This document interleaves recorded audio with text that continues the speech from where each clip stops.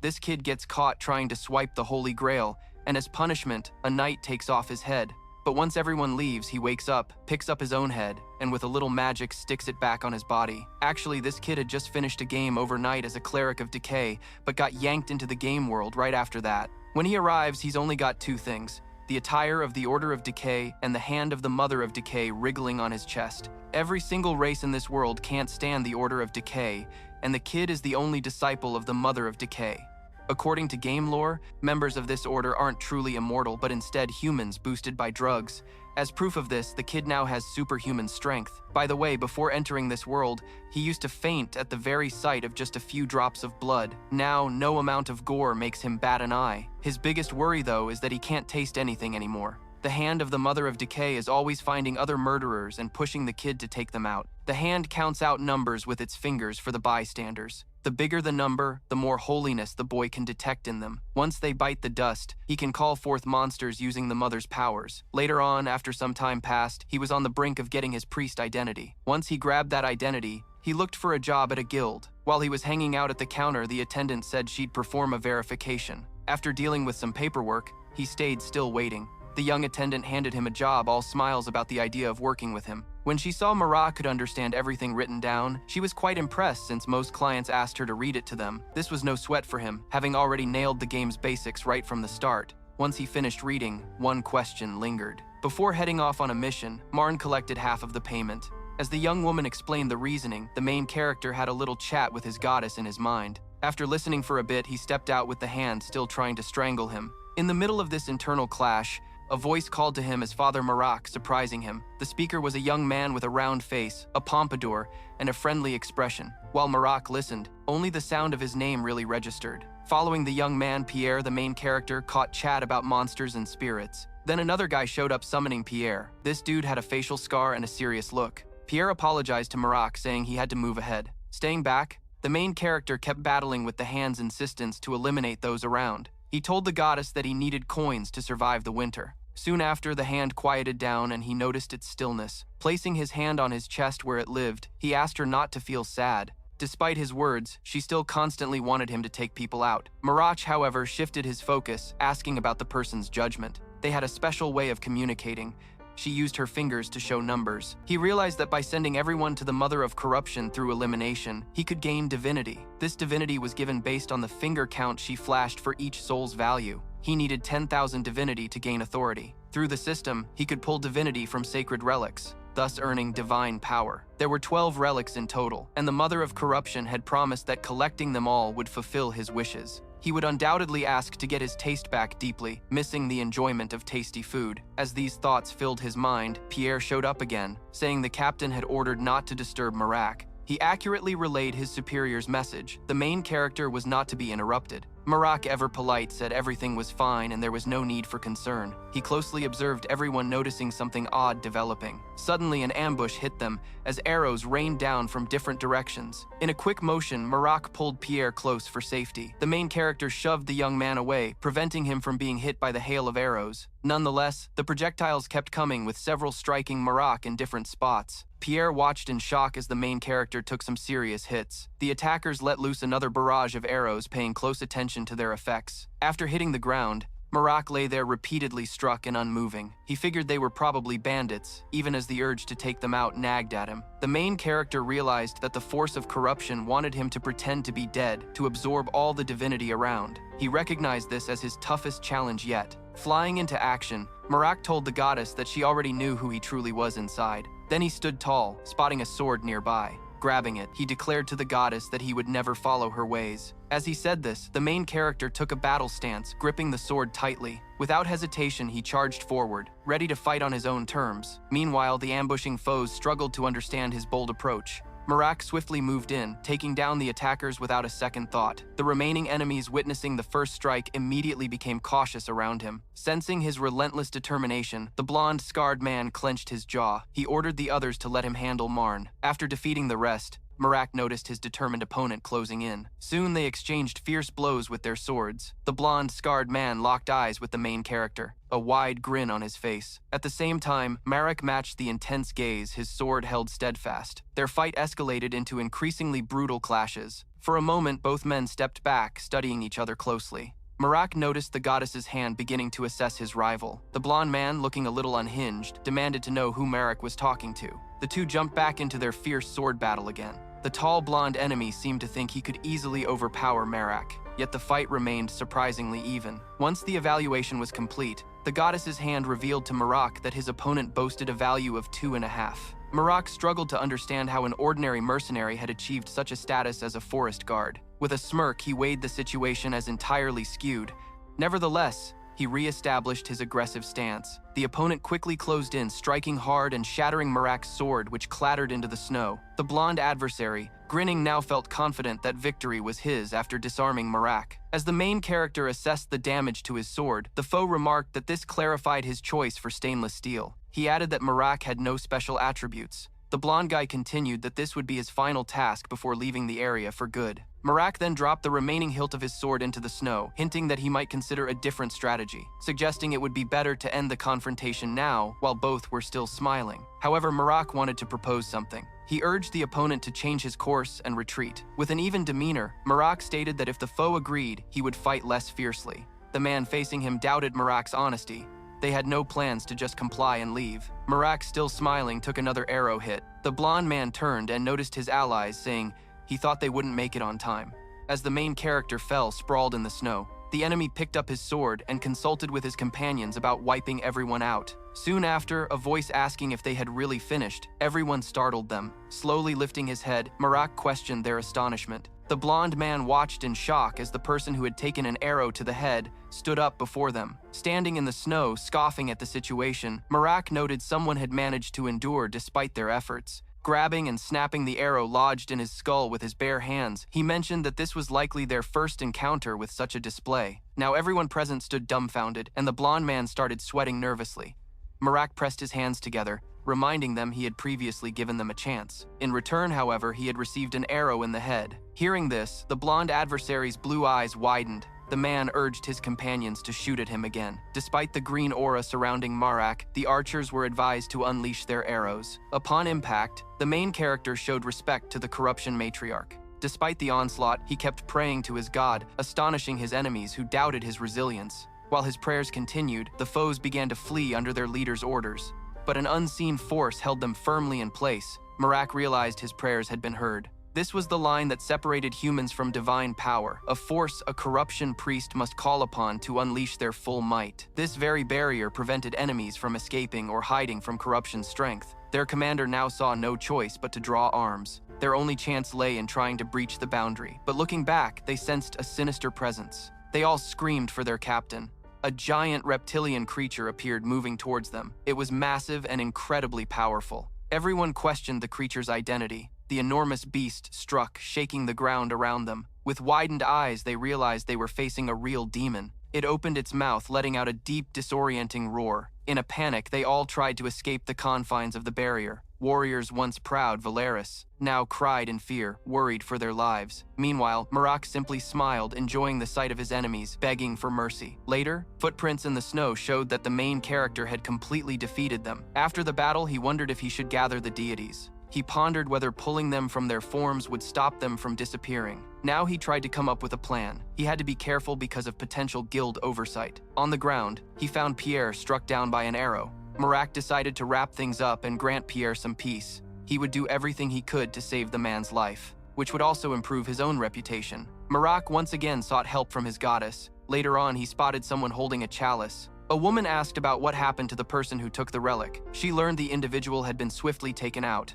After discovering the head had been sliced off, she wanted to know where the remains were. As Marak turned away, a young man called out to him. Spotting the chalice, he warned about its potential return. Then Marak thought about going on a pilgrimage. The servant found this decision quite sudden. He asked how it related to the prophecy. The blue-haired main character confirmed it did, coming straight from the prophecy. Furthermore, someone needed him to find out something. While trudging through the snow with Pierre, it was recounted that a decade ago, all religious orders received a prophecy. the impending end would don life's shell and descend upon the world. Noticing Marak approaching with Pierre, the guards moved forward to meet him. Marak was surprised when a voice called out to him, acknowledging his recent return. As the guards carried Pierre inside, a red-haired young lady announced her prior permission to enter. During their chat, she told Marak she never would have guessed his strength based on his appearance. He felt a bit flustered hearing this, but only paid attention when she remarked about his sack's contents. She claimed it caused all the troubles. She thought it would be better for him to turn it over to the guild instead of carrying it around. As they walked through the city, the young woman asked if he had a place to stay. She offered her home if he didn't have accommodations. The main character simply watched her, a light blush creeping onto his cheeks as his furious deity wished her ill, though his goddess opposed it. The main character finally accepted the pretty redhead's invitation, now resting with the goddess's hand upon his chest, gazing up at the sky with a cheerful expression. He thought he had just accepted a lovely lady's offer. However, a noise from the door caught his attention, pulling his gaze toward it. It was the redhead standing in the doorway greeting Marak. With the door slightly open, she mentioned her plan to let him rest. Marak put on his slippers and heard the girl mention an urgent matter needing his attention. As he confronted the girl who was still by the entrance, he asked what the issue was. When she revealed that the Lord had requested his presence, a look of shock crossed his face. With the young woman still at the door, Marak asked if she knew why. As she began to explain, a distant, perfectly kept mansion came into view. Inside, a person took a sip of tea while a butler announced the MC's arrival. The floor just waved off the butler, who bowed respectfully and stepped back. Lord Giz, distinguished by his black hair and beard, gazed at Marak with a peculiar look. The MC picked up on the Lord's probing question regarding witnessing his brother's last moments. Then when tea was offered to Marak, he replied with a wicked grin. He reminisced about the first encounter with the mother of corruption and the Lord. She had marked him with an X. Thus he recognized the man as non-human and vowed to confront him. The demon's eyes widened when he realized the MC was completely aware of who he was. This marking with an X was their way of communicating. It denoted a non-human being. The region was home to many demons secretly living among humans. While demons were stronger than other creatures, some chose to lay low on their own. To fit into that world, they had to band together with other beings, which is why they often linked with humans. On the flip side, the gods despised demons because of their dealings with those they followed. So the gods declared that both demons and their followers would be identified as demons. These beings were seen as evil, sparking the demon hunt led by Marak. Closing his eyes, the MC contemplated this, since demon contractors were a tough crowd that most people avoided. He remembered why he had picked that class in the first place. In the Lord's office, a hush fell over them until the Lord, looking lively, expressed his astonishment. Remembering his brother, the Lord said that the deceased was the reason for the MC's current presence. Holding a teacup, the Lord praised Marak's knack for spotting his disguise. The demon, wearing an evil grin and fingers intertwined, conceded to being clever. Still, the MC closed his eyes and revealed that he was a priest of the mother of corruption. This revelation sparked the demon's interest, as he had assumed the deity had no followers. Eagerly, he invited the guests to take a seat since they were the only ones in the room. He announced his intent to be honest and revealed that the invitation was no random chance. While the man spoke, Marak noted that he remained composed in his seat. The noble inquired about the mercenary captain. He wanted the exact details surrounding his end. Marak listened intently, as the Lord promised rewards for his efforts. The player found this agreeable, offering a slight smile. As the Lord spoke, Marak viewed it as an unfortunate affair. Gald lamented that tasks were few that winter. The noble had attempted to set up a shady deal. The young man's untimely death during the operation was unexpected. The Lord then remarked that life from his point of view was quite troublesome. He said this while staring out the window. After Marak left the noble's company, he walked away with a small pouch of gold coins. Marak understood the Lord had offered the money without any ulterior motives. The gold merely served as a way to learn the truth. As he exited the castle, the MC asserted he wasn't a greedy priest. Yet feeling the mother's anger, he took her hand, gently caressed it, and wished she wouldn't be upset. The hand seemed to invite more conversation, which made him bring it to his lips and cough. Marn mentioned something that could withstand rust and last longer than gold. With a smile and rosy cheeks, he declared his loyalty to the goddess. The hand appeared moved and began to shake. Then Marak placed her hand over his heart and declared that she would always be of utmost importance to him. During his stroll, he reassured her that there was no need for worry. Later, he walked back into the inn, and the red-haired girl lit up at his return. She pointed to the side, asking him to greet the priests of the teaching sects. With a cheerful demeanor, he contemplated the sect's presence there. However, his gaze drifted toward that section, and an uneasy feeling washed over him. One sect member mirrored his look. Marak recognized them immediately. The mother had given him a heads up. One of them was holding a holy artifact, and Marak scrutinized the trio facing him. An individual walking by commented that this outcome was the result of a life committed to justice. Marak simply watched as the person walked on, expressing surprise when running into a preservation priest. He introduced himself as the balance on the retribution scale and went by the name Orvis. This guy had a sharp gaze, shining armor, and wielded a one-of-a-kind weapon. He mentioned that the larger man with white hair was named Corneus, and the young lady was called Patina. Each greeted Marak by placing their hands over their hearts. Marak returned the greeting in a similar way, expressing his delight in meeting them. The redhead talked about a blonde lady browsing books in the library. Marak felt a bit more at ease, realizing that other folks and priests were also present. He thought that if not right away, he would soon have several chances to snag the relic for himself. However, a tricky situation popped up whenever he absorbed a relic's divine essence. Something always went wrong. He wondered if he was truly a corruption priest or just a corruption villain. The priests said their goodbyes, mentioning they needed to head out to meet the Lord. Orvis told Marak that their next meeting would involve a serious discussion. After they left, Marak noticed that they all carried matching weapons and were making their way to greet the Lord. The redhead informed Marak that their guild usually provided priests with accommodations at a fair price. Sweating, he asked if she expected him to pay for his stay at the inn. With a grin, she asked if he thought she would let him stay just for her own benefit. Sure, that was what he thought. Still, he denied it, a slight blush creeping into his cheeks. The redhead continued sharing her reasons for helping him. Always, she added, waving her hand. She wanted him to help prevent food from spoiling. Getting closer, she asked if he could give a preservation blessing to the food. A deeper blush arose as he stepped back from the girl, questioning her for speaking so quietly. After catching Marak off guard, the girl flashed a wide smile. Right after she inquired about his apparent boredom, a person walked in and guessed that the two had a friendly connection considering their banter. Marak asked why the man hadn't joined the others. The newcomer was Corneus, the white-haired cleric. He explained that his lack of options came from people being themselves. He recounted that he had asked the group from outside to show respect on his behalf. Furthermore, the red-headed person felt that Lord Tretton wouldn't care about such things. At her remark, the two watched her clarify that despite the Lord's chilly demeanor, his performance was superb. She also mentioned her knack for separating professional and personal matters. She advised them both to keep quiet due to the Lord's many followers. The white-haired cleric sought more info about the Lord because he seemed intrigued. The girls smiled while chatting about the Lord, and Marak simply observed what was happening. Eventually, he asked a question, wanting the girl to share something. With a smile, he asked the other priest about why he chose not to visit the Lord. That priest, smiling widely, replied that they were currently following a prophecy.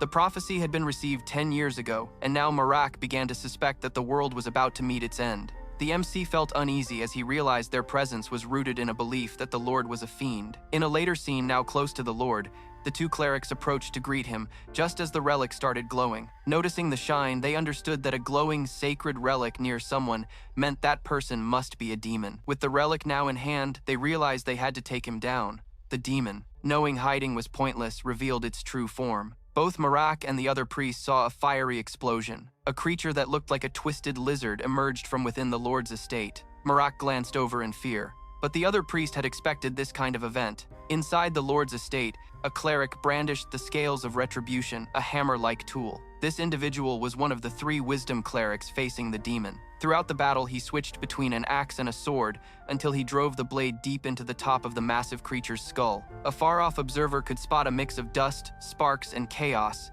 as the priest stood up to the demon. The cleric with Marak explained that the sky was glowing because Orvis was swinging the hammer of punishment. The priest mentioned that Orvis was probably fighting a demon and pointing in the direction expressed his wish to support him. However, Marak headed the opposite way and told the priest to keep going, saying he would catch up shortly. Marak made his way back to the inn, calling for the redhead. Aaron, shocked to see him, rushed over to ask what was happening. As the MC entered, wearing a peculiar expression, his only question was about its location. Hugging the girl, Marak asked about Pierre's treatment facility. Aaron, a bit confused by the question, just watched as the MC jumped from that spot to a safer place. He dodged the falling debris and chaos, showing a real sense of urgency. The young woman born from Marak looked around at the surrounding mess. People were crying out for help. In the distance, a giant reptile. The demon's current form was visible with the MC perched on its back wielding his hammer. The redhead screamed in terror, trying to alert the MC about the creature. The massive reptile was also muscular and untamed. Martin told her to ignore the beast and just point out where Pierre was. Sensing the young man's concern, she pointed in that direction. The MC decided to protect him, staring ahead while mentally repeating Pierre's name. Once inside the area, he found Pierre lying on a mattress. Almost everything around them was in ruins, yet the young man remained calm, unconscious. The MC looked at him, realizing he couldn't let him die, especially since he had just managed to rescue him. Although Pierre was strong, Marak had no trouble hoisting him onto his shoulder.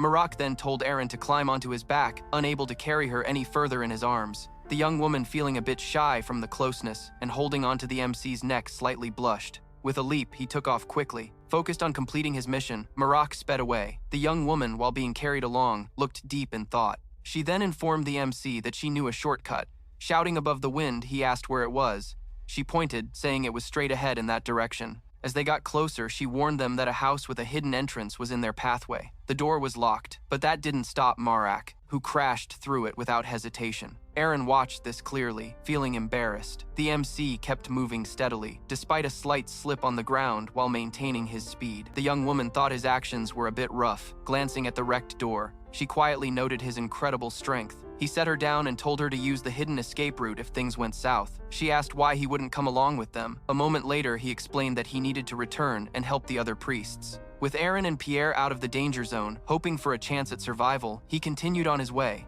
Aaron simply watched as he moved away, pondering his immense power. After a long sprint, Marak reached a spot, his expression turning serious. He arrived too late. He found a badly injured priest lying on the ground. This discovery hit him hard. He approached the stout man with white hair and a horn on his head. The individual was Corneus. Even in his weakened state, Corneus recognized Marak's approach. Marak looked at him sadly, understanding the severity of the injuries. He knew his efforts would be in vain. He talked to the man as he still drew breath, aware of his impending end. The large man mentioned that his ally Patina had died. Marak glanced away and saw the young woman's body violently thrown against a wall. He asked Corneus if there was another way to defeat the demon. Corneus revealed the existence of another weapon, the white sword. The priest Orvis had it and had stabbed it into the demon's skull. He told Marak that he could defeat the demon by seizing the sword and driving it straight into the creature's brain. After sharing this information, his gaze drifted away and his hand fell to the ground, stirring up a little bit of dust. Marak hung out next to the figure for a while. He then called upon his deity, the Mother of Corruption, expressing his wish to retrieve something from the fellow. At the same time, Orvis was locked in a fierce battle with the demon. Using the Hammer of Retribution, Marak tried to push the sword deeper. However, his relentless attempts only fueled the creature's anger. The being flailed, thrashing its tail and limbs wildly in every direction. In the distance, the MC dashed with all his might. Believing this was his one shot, he took the plunge, successfully stabbing another sword near the creature's tail. Ahead, he spotted Marak clutching the sword he needed. At that moment, the MC noticed the reptile's strange behavior. This troubled Marak, who feared what might happen next. The reptile firmly planted its feet on the ground. As its jaws opened wide, Marak recognized the maneuver as the death spin. The blow sent him flying a great distance, resulting in a hard landing. With his strength almost gone, Marak updated the Mother of Corruption on his status. Lying flat with seriously injured legs, he admitted she was right. Difficulties, he said, led to wisdom. A small smile formed on his face. Despite the pain, he felt he had achieved his goal. Glancing to the side, he spotted the relic nearby, letting out a sigh of relief. Clutching the relic, he considered the situation a thrilling twist. Holding the sword close to his chest, he told the Goddess of Corruption that he would present the sacred item to her. Then he sought a new source of power. In that moment, an unusual hand suddenly stretched out from his pocket. While offering the relic to the goddess, the MC requested she free another seal. He believed that every sacred relic possessed enough divinity to grant a new power. This particular relic contained 123 units of divinity. This brought him joy as a vibrant green energy now surrounded him. The seal was begging to be released, so he asked the goddess about the power he had received. She simply stepped off his chest and started to run, pressing her fingers firmly into the ground. As she went, Marak said that her support even from afar would bring him happiness. He admitted to feeling excitement watching her grow. Still, Marak recognized their delicate situation, deciding to switch up his laid-back attitude. Changing his tone, he summoned the Mother of Corruption, and the goddess answered his call. Floating before her, he declared his plan to offer an additional 10,000 units of divinity for a new power. Once the deal was done, he felt a lot happier. Marak appreciated the newfound strength, a magical construct formed beneath him. This was the script of corruption. This power produced straightforward yet powerful effects, causing Marak to wear a curious expression. With the script activated, dark green mystical patterns spread across his body, enhancing his physical abilities. He told the goddess that the power was quite satisfying. Marak thought it might be helpful given their current situation. Standing tall, he dusted off his clothes and announced that his legs had healed. His gaze shifted sideways and something caught his attention. It was the body of the priest, Orvis, now lying on the ground, seemingly lifeless. Marak realized he had been projected by the reptile during their clash. Their fall must have happened at the same time. Sorrowfully, he wished for his peaceful rest. Still, he decided to draw the divinity from the body, and as he approached the figure, he performed the necessary gesture. Green energy began to flow. Meanwhile, the enormous reptile remained furious with intensely glowing red eyes. It caused havoc with its tail and heavy movements, keeping Marak on high alert. Something about the whole situation felt deeply unsettling. Marak closely watched the beast, trying to understand its behavior. He was aware that the people who had delivered the sacred leaf to the demon were clerics of the knowledge sect. Even with all the clerics gone, the demon still seemed agitated. During his pondering, he completed the divinity absorption. He had gathered another 1,000 units. Is greater than is greater than. Is greater than is greater than. He stood still, facing the creature head on. He realized that demons didn't behave like ordinary animals. In the meantime, a divine hand slowly emerged from his pocket. He warned it that things were about to get more intense and urged it to get ready. The shiny green tattoos spread further across his body, clearly visible on his face and arms. Soon after, Marak's face reflected in the reptile's enormous reddish eye. Marak charged ahead swiftly, launching himself toward one of the creature's front legs. The beast tried another tail swipe at him, causing chaos all around. This infuriated the MC, making veins stand out on his face and neck. He looked for something specific and found it. The white sword was partially lodged in the reptile's skull. He quickly rushed towards it. Marak noticed the reptile tilting again, preparing to strike once more. He decided he wouldn't let this attack hit him. Even with its gaping, roaring mouth, the MC held his ground, his hand gripping the sword's hilt. He figured the same move wouldn't catch him off guard again. He aimed to use the creature's own speed against it. The chaos continued.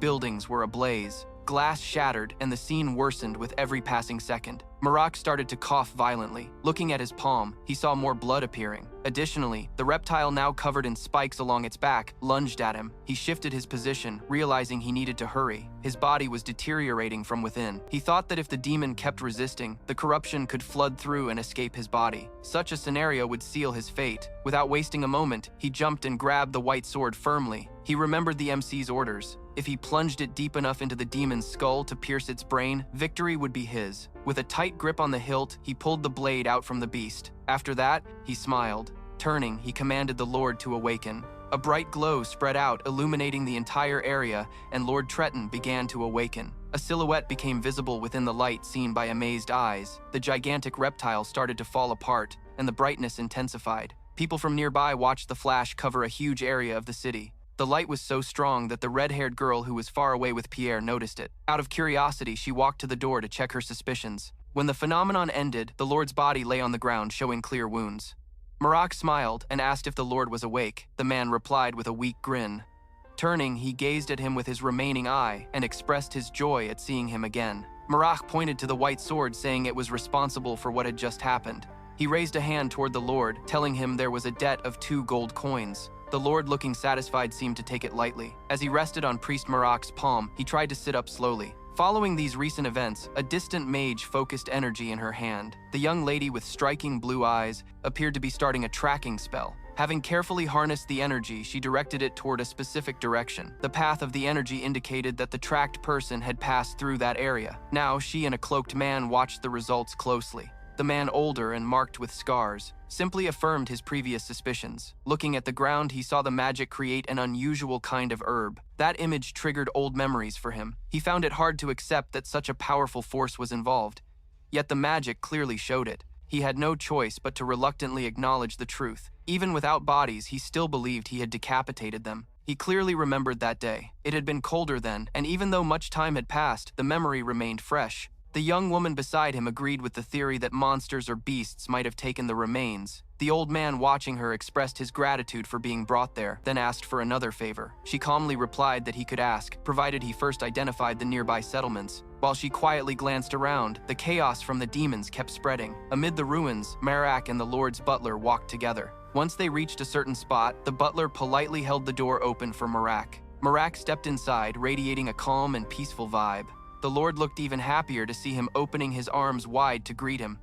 With a gentle smile and his eyes shut, the MC heard the Lord say that he seemed more handsome every single time they met. However, the Lord admitted he couldn't fully express his deep gratitude. With a subtle smirk, Marak acknowledged that the demon was still alive and remembered that the demon had claimed all races deserved to exist, and he seemed to agree. After the confrontation with the gigantic reptile whispers, began to label Marak as a demon slayer. Even if the title didn't quite fit the appellation, people started calling him that. Aaron the Inarl also jumped on the bandwagon, quickly growing fond of the nickname. At this point, his presence sparked chatter among folks who referred to him as the famous demon slayer. Others murmured that he had faced off against 7 brigands all by himself. Some even suggested that defeating a demon must have been a piece of cake for a guy like him. This made him steer clear of certain places. Talking to the Lord, Marak pointed out how odd his wooden prosthetic was. They moved so naturally, although the Lord mentioned he only showed this side in front of Marak. For everyone else, he pretended to have a limp, saying he couldn't control them at all. A reddish spark in his eyes accompanied his explanation of the price for their smooth movement. Curious, the MC asked what that cost was. The man smiled while sipping his tea, and replied that his lovely hair would eventually fall out. He joked that he'd probably end up looking like a tree stripped of all its leaves. He teased that Marak might not even recognize his hair if they met again in a few months. Marak pretended to wipe away tears, saying he felt so sad just thinking about it, and suggested changing the subject. The Lord, staring into his teacup, asked if he had a moment to spare. He mentioned a job with a client who specifically asked for Marak. He noted that the buzz around demon slayers had brought quite a bit of attention to Marak. Upon learning the job involved sacred relics from the old empire, the MC perked up. The pay included 5 gold coins and an upfront fee. If he did a fantastic job, he might get one of the dug-up relics. These relics could range from chalices to various stones and artifacts. The MC recalled what the mother of corruption had said about relics. With a small grin, Marak figured it was best to check things out himself. He let the Lord know he was in for the task. Marak remembered that a former empire had ended the reign of unpredictable sorcerers. That empire had united the continent and created technologies that are still useful today. Many of the high-tier artifacts we see now are actually relics from that ancient empire. Joining his contractors, Marak extended his greetings. A man introduced himself as Carmen Valtes, stating he was in charge of the assignment. Recognizing the name, Carmen explained that his father was Anthony Valtes. To clear up any confusion, he added that he was the illegitimate son. Marak, smiling, joked that the Black Wolf was always a stand-up guy. However, having an illegitimate child was quite surprising, especially after his wife passed away. Marak wanted to know more, but felt it was too direct to ask. Spotting more people in the vicinity, Marak requested introductions. Carmen pointed to the hooded sorceress and revealed her name was Tunisia. Then he gestured towards the muscular man, introducing him as Sukis from the Unicorn tribe. The big guy with huge hands happily expressed his pleasure in meeting the demon slayer. The MC, smiling, requested they simply call him Marak. Sukis replied that there was no shame in that at all. Carmen, waving his hands, broadly announced that with introductions wrapped up, they could carry on with their discussion. After 2 days, they gathered around a campfire. Carmen asked Marak if he had no plans to take a break. The MC replied he had gotten plenty of rest. Trying to spark a chat, Carmen waved her arms with excitement as she announced that with the introductions out of the way, they could get on with their discussion. After 2 days, they gathered around a cozy campfire. Carmen asked Marak if he wasn't planning to take a break. The MC replied that he felt well rested, trying to keep the conversation flowing. The young guy wondered if he'd found his true love. Marak, with slightly flushed cheeks, answered that it felt like fresh snow blanketing a field. When asked about his ideal type, Marak couldn't help but think of the goddess of corruption. With his eyes shut tight, Marak mentioned he preferred having a permanent partner. The goddess, usually quite expressive, was surprisingly quiet this time. Carmen noted that such a special person would need to have a gigantic heart. The goddess seemed to rise up, clearly enjoying the direction of their chat. Soon, with arms lifted and a grin on his face, the young man boldly stated that a heart that huge would definitely have enough room to hold him. With a big smile, he said he liked women who had plenty of space around their hearts. Marak added that having a clear vision for the future was fine, but warned against saying such things in front of ladies. Carmen confirmed he only talked like that because of their long friendship. At that moment, Marak's smile was genuine. He felt the same way. Their chat carried on well into the night, with the goddess watching, looking a bit annoyed. With his eyes closed, Marak recalled the goddess's ongoing advice to be selective with his friends. Still seeing Carmen, he thought of him as a good guy. As they walked through the snow, the mage stopped and announced they had arrived at their destination. She raised her hood slightly, stating it was now her turn to act. Holding the key, she shared her plan to unlock the ruins' entrance. Getting into the ancient empire's ruins was a breeze. First, they had to find the key and follow its engraved coordinates. Plus, they needed to translate the old writing carved on the key. For the key to fit in place, it needed to be turned either clockwise or counterclockwise. The mage took this action herself. Once she placed the key in its correct slot,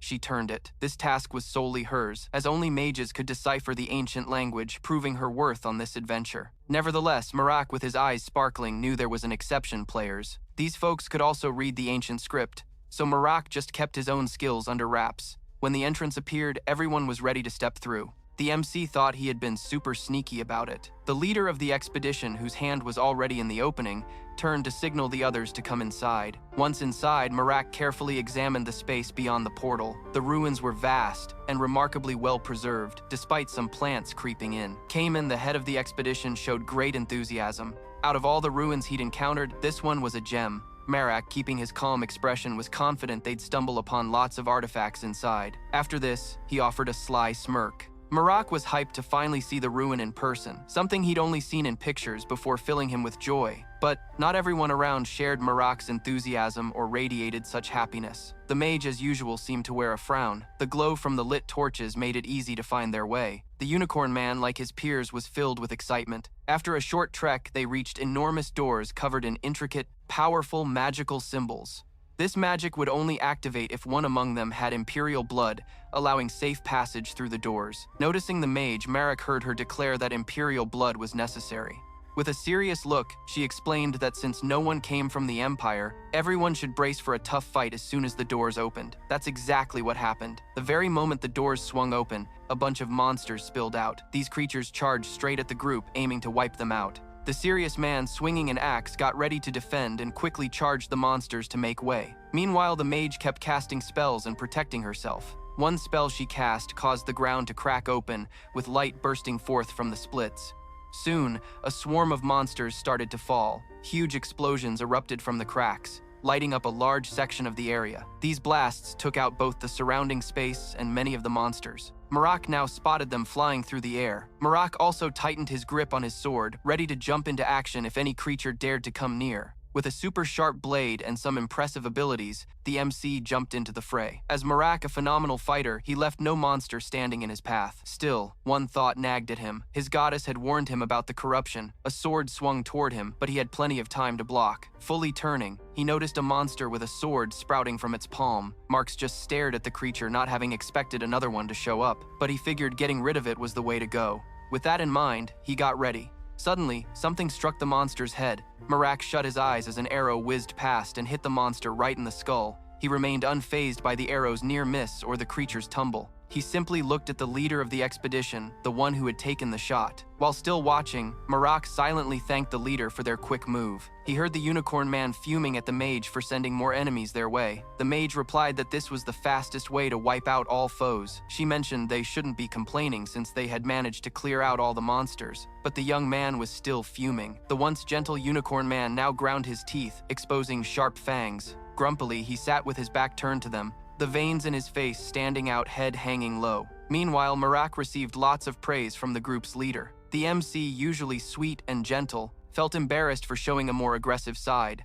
Soon after, Marak returned the compliment to Carmen, pointing out the young man's amazing skill with a bow. Carmen admitted he had practiced a lot to get better. However, not everyone was happy or chatting. The mage asked about their plans to move forward. She said she was ready to continue exploring, yet both the group leader and Marak stared at her. She stood still, staff in hand, asserting she still had plenty of mana left. The young unicorn man wasn't keen on hearing the girl's voice fuming away. His anger reached a peak, calling the mage a magic mutterer and declaring she was just impatient. Hearing this, she shot back that everyone could use more rest and figured others felt the same. She went on to tease Sukas, saying she honestly thought he just craved attention. Still, the expedition leader had the final word, siding with Sukas, the unicorn man. Despite the mage's annoyance, Carmen declared the discussion over, saying they would take a break and he didn't want to talk anymore. Grinning, Marn thought all mages were a bit full of themselves. In that world, becoming a mage was a piece of cake. It happened at birth for those blessed with natural abilities. Though there were slight differences, individuals born with mana would show it at a certain age,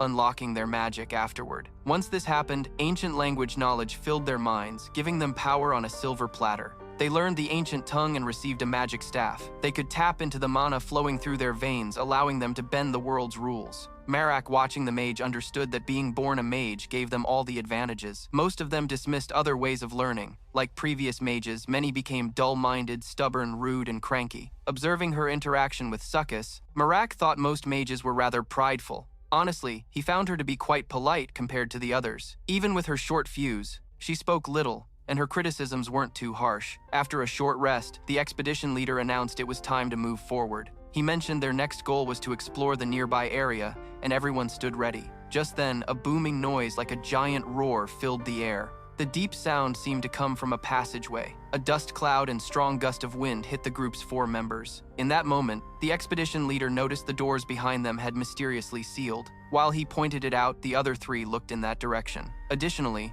a massive creature dropped from the ceiling. The enormous being was silver-skinned, with a glowing object on its head, emitting a blue glow. This cranial orb seemed to be the crucial heart keeping the whole creature alive. Gazing at it, Marak couldn't help but smile, feeling a rush of excitement. He found its existence absolutely mind-blowing. He had thought the enemies inside the ruins were too weak, but when he came face to face with the silver beast, he realized it was the true threat. Succus stared at the massive beast up ahead, trying to maintain his balance. But the sweat on his forehead gave away his fear. Ready for battle, the unicorn man was taken aback when the mage ordered a swift retreat. The woman stepped forward, channeling her magical energy into her staff with calm and graceful movements. Chanting an ancient spell, she aimed her magic at the fierce silver monster looming over the group. The mage had a clear goal: bring the chamber's roof crashing down on the creature, burying it under debris and finishing the fight for good. But, to their shock, the giant beast stood tall and unharmed.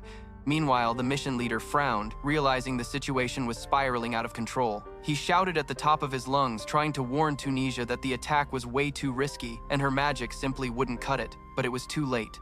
A brilliant blue light blazed on the monster's forehead, signaling the unleashing of a devastating force. In an instant, the creature activated its power, reducing all incoming stones to dust and tiny splinters. Seeing the sheer magnitude of this strength, the 3 frontline members froze in fear. Shortly after, glowing rock fragments started to rain down from the ceiling, putting Tunisia in danger. Watching the despair on her friends' faces, she looked up, realizing her fate was sealed. The creature was charging forward, preparing to deliver a fatal blow. When its fist struck the mage, she vanished without a trace. Even the unicorn man, who usually wasn't sympathetic toward Tunisia, was overwhelmed with deep sorrow. The enormity of this loss rendered Suki's completely paralyzed, making him an open target. Marak, witnessing everything unfold, desperately urged Suki's to dodge or get out of the monster's path. Sadly, the young man neither heeded the warnings nor reacted fast enough. The creature's blow landed directly, and a massive explosion lit up the area. As a result, the unicorn man was hit head-on, unable to escape or shield himself. The silver giant, its core shining blue, then turned its attention toward the last 2 survivors of the expedition. With a look that clearly stated its aim, Marach faced the expedition leader and asked if he really wanted to survive. After receiving a yes, Marak clenched his fist, giving the man a chance to take back his words. The leader looked puzzled by the MC's behavior, completely unaware of what was about to happen until he suddenly lost consciousness. Marak caught his unconscious ally but kept his eyes on the beast.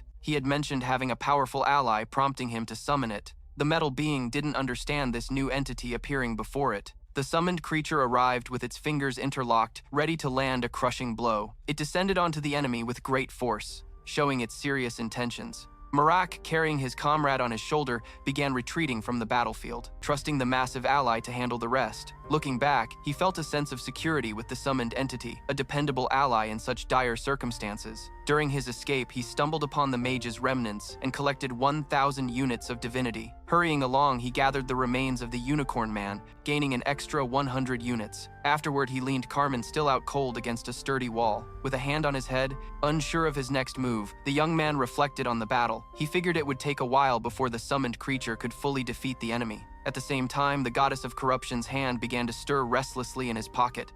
With a serious expression, Marach noted that things were unfolding just as he had foreseen. Activating his vibrant green tattoos, he decided to shake off all doubts. He then raced back toward the fight, ready to lend a hand. Marach's eyes were locked onto the blue core inside the metal creature's head. His ultimate goal, that jewel, shimmered with an otherworldly brilliance as the monster clash continued. The main character realized that gem was the only standout feature of that metallic creature. He figured that breaking it would be the key to stopping the menace. He then climbed onto the back of the allied beast, launching himself into the sky, aiming for that glowing core. As he got closer, he noticed the jewel mirrored his every move. Without hesitation, he struck powerfully. shattering the core into numerous pieces. His eyes still glowed green as he fell back to the ground, already battered from the fight. With the core destroyed, the metal monster lay still for a moment before collapsing. The beast, sent by the goddess of corruption, lifted its head and howled like it was celebrating a victory. Marx quietly expressed his gratitude to the creature for its help.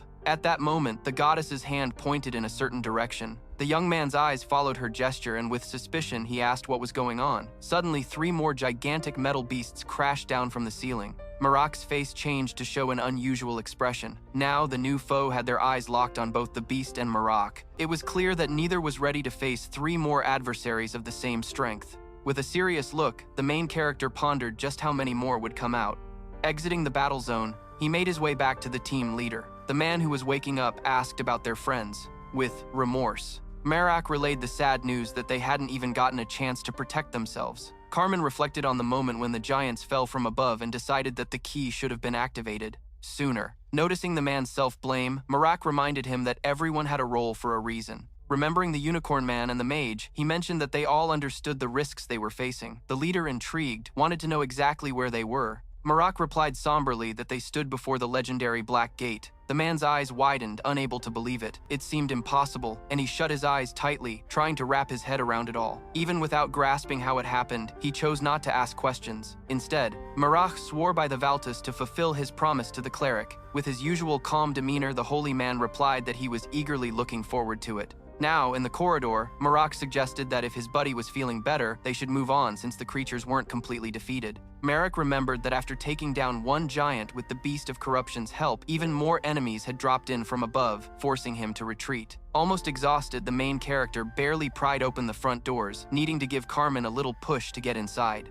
Before proceeding, Marak told the Beast of Corruption to return quickly, knowing she would be back soon. While moving forward, Marak carefully studied the stones of the pathways, examining the ground's composition. He looked up, amazed at what appeared to be incredible archaeological finds. Before a new portal, Marnak declared they had finally reached the end of the ruins. The cleric facing Marak said the main character could explore the site as he pleased. After cautiously opening the portal and stepping inside, they spotted 2 relics displayed on a glowing pedestal. From a distance, the young man realized that the stories he had read were true. Turning to Marak, the young man told the cleric that even though he didn't feel entitled to ask, he still wanted to request a favor. He inquired, a bit uncertain if he could keep the necklace, promising plenty of compensation. Keeping his trademark smile, the cleric questioned what exactly the necklace was. Carmen explained that it was known as the Lineage Pathfinder, stating that with just 1 drop of blood, it could use the wearer's blood as a guide pointing toward others of the same lineage. Marak briefly closed his eyes, understanding the boy's desires. With a satisfied look, the expedition leader noted that, although it was quite clear, the boy was searching for his mother. Marak listened quietly as the young man spoke of his search for an unknown mother. The boy then looked at the cleric, waiting for assurance that he could keep the amulet. The cleric agreed, and in return asked if he could keep the blade. Leaving the sacred site, they started a fire and sat nearby, both steering clear of hefty metal blocks, reflecting on their recent struggles. As Carmen put on the necklace, he commented that, without the cleric's help, he and Marak would definitely be lost. While Carmen discreetly watched Marak, the cleric seemed deep in thought. Holding the necklace, Carmen asked the MC if he could bless it. Marak, with a gentle smile, agreed to bless it. He lightly touched the boy's finger, making a tiny puncture. The boy closed his eyes, and soon after, a drop of blood appeared. He expressed his gratitude as Marak assured him that the goddess of preservation would protect him. The boy then dripped the drop into the amulet, letting it become the heart of the piece. Marak watched closely as the drop landed on the center of the amulet. Once it activated, a current of magic seemed to flow through the artifact. Valtus looked pleased. Watching the plate, he noticed that the necklace had transformed into a compass, its needle pointing straight to his mother's location. He felt a surge of hope for her safety. Marak expressed his joy that the necklace was working as it should. Carmen Valtus credited its success to the MC, mentioning he wasn't sure how to repay such a favor. Looking into Marak's eyes, he seemed eager to ask for another favor. Valtus's statement caught Marak's attention, making him quietly observe his friend waiting for the next request. Valtus revealed that as they were heading west, he hoped Marak would join them in the search for his mother. He believed a trip to the capital would allow him to repay Marak properly for helping them on their journey. Marak listened intently as the young man promised he would cover the costs of the trip, and then beamed. Deep down, the MC wanted to agree, but knew he couldn't stay with anyone for too long. Noting the young man's hopeful face, he sensed an expectation for an answer. However, sitting by the fire, Marak remained silent, causing Valtus to feel a bit uneasy. Marak offered a slight smile. He felt comfortable enough to speak to his friend without being insincere. He then stood up, took the young man's hand and said that if it was all right, he would help find his mother.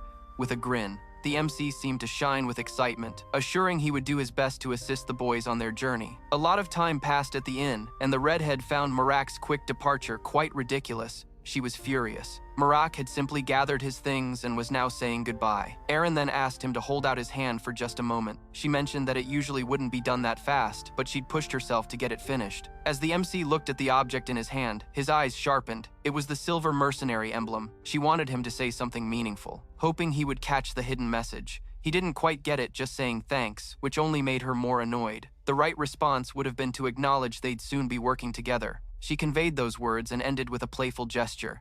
Marak understood. He closed his eyes and gently bowed his head, not used to revisiting places. As he lived a nomadic life, he avoided retracing his steps, believing it might limit his freedom. Aaron told Marak that his current way of life would stop him from finding a soulmate. She then said it was her duty to speak her mind.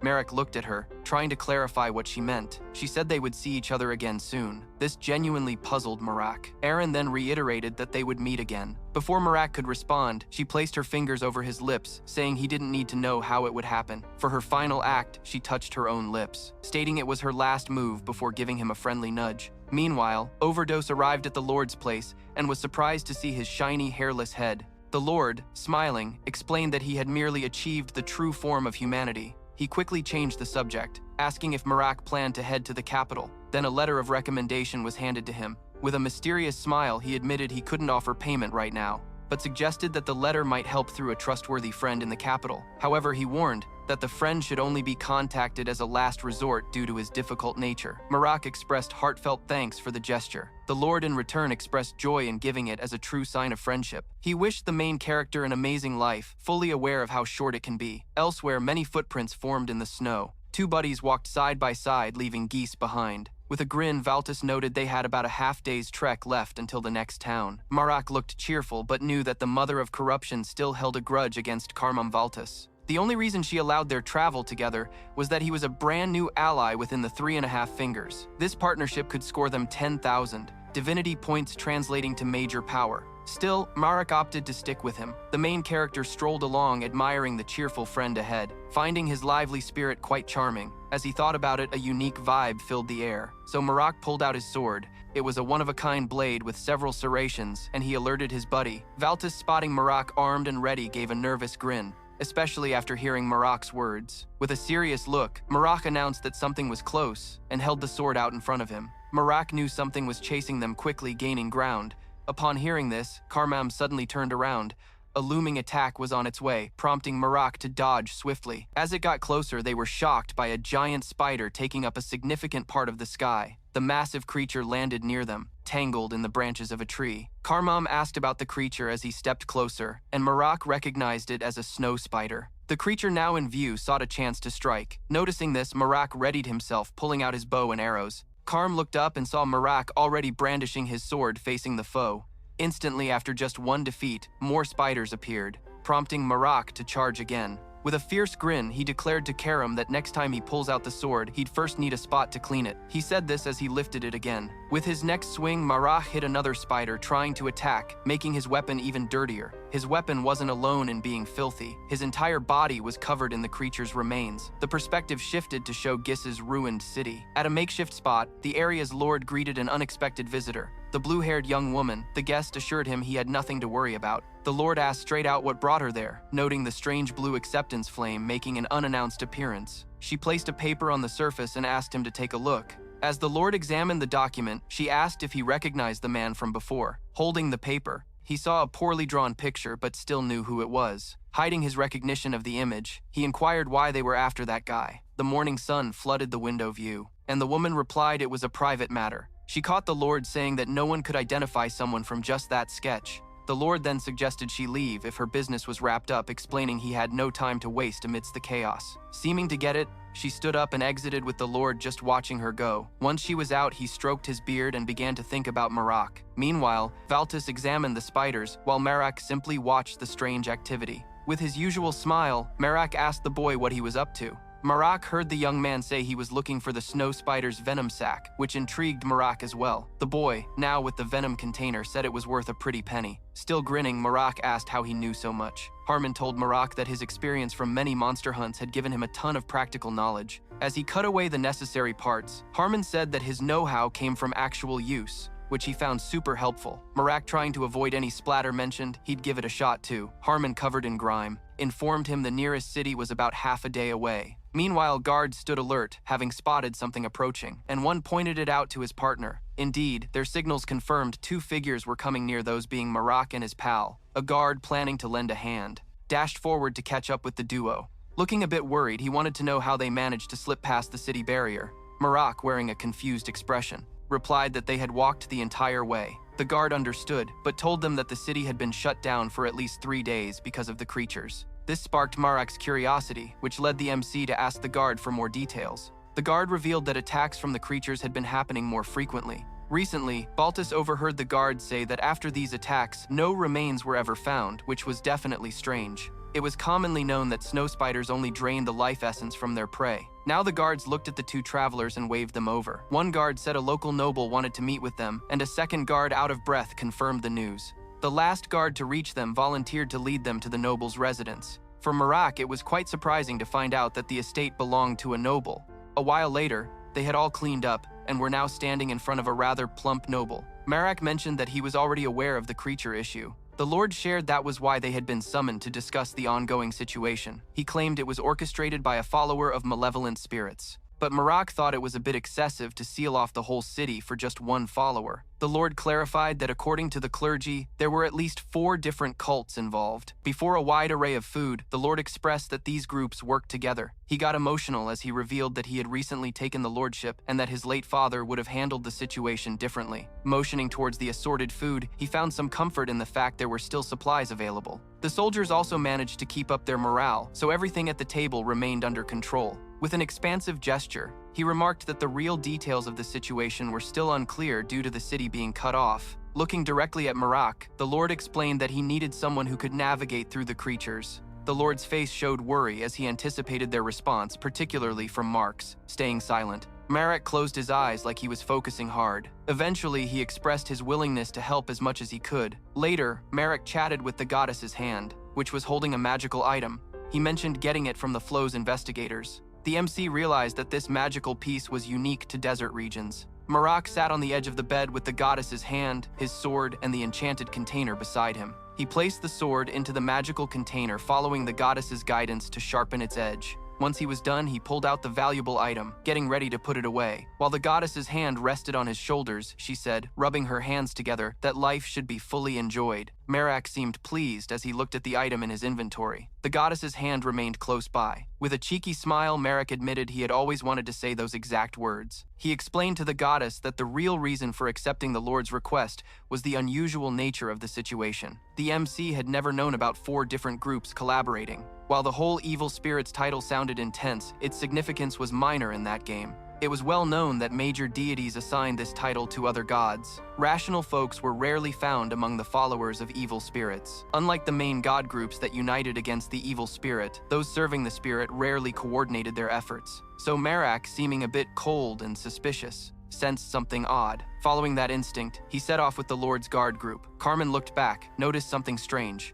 and began to feel anxious. Looking up, her mouth dropped open in shock at the sight of multiple gigantic spiders. Marak, however, just looked calm. Seeing the moment as perfect, Baltus was taken aback when Marak announced he would step forward to draw their attention. Despite his friends warning him about the extreme danger of facing them alone, Marak cautioned that at their current speed, they'd get caught quickly. Baltus didn't fully grasp what he meant, but his eyes were wide open. Letting go of the reins, Marak directed Carmen to hold tight and come back with help. As others rushed ahead, Marak, releasing his reins, was now on its way down. Noticing Marak lagging behind, his buddy shouted out. Marak, feeling pretty proud, let the goddess's hand know that his words had made quite an impact. Then a monumental blast sent snow and ice flying in all directions. Hearing it, Baltus tightened his reins and squeezed his eyes shut, filled with sorrow. The explosion caused other riders to look back. They spotted gigantic creatures that looked like twisted wolves. A swarm of snow spiders also appeared, along with snakes and centipedes. But among all these creatures, Marak stood out as the fiercest.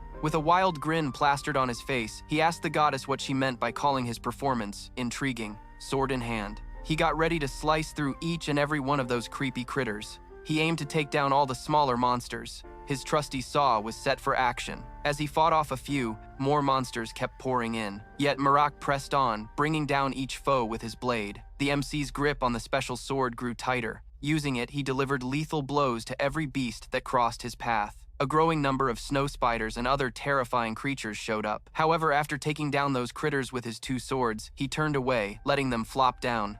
With a satisfied look, he mused that days like this would call for him to carry a bathtub. He thought about mentioning it later. For now, he faced a peculiar scene. As he moved forward, he pondered the unbelievable treatment he was getting. The spot had old wheels and barrels scattered about.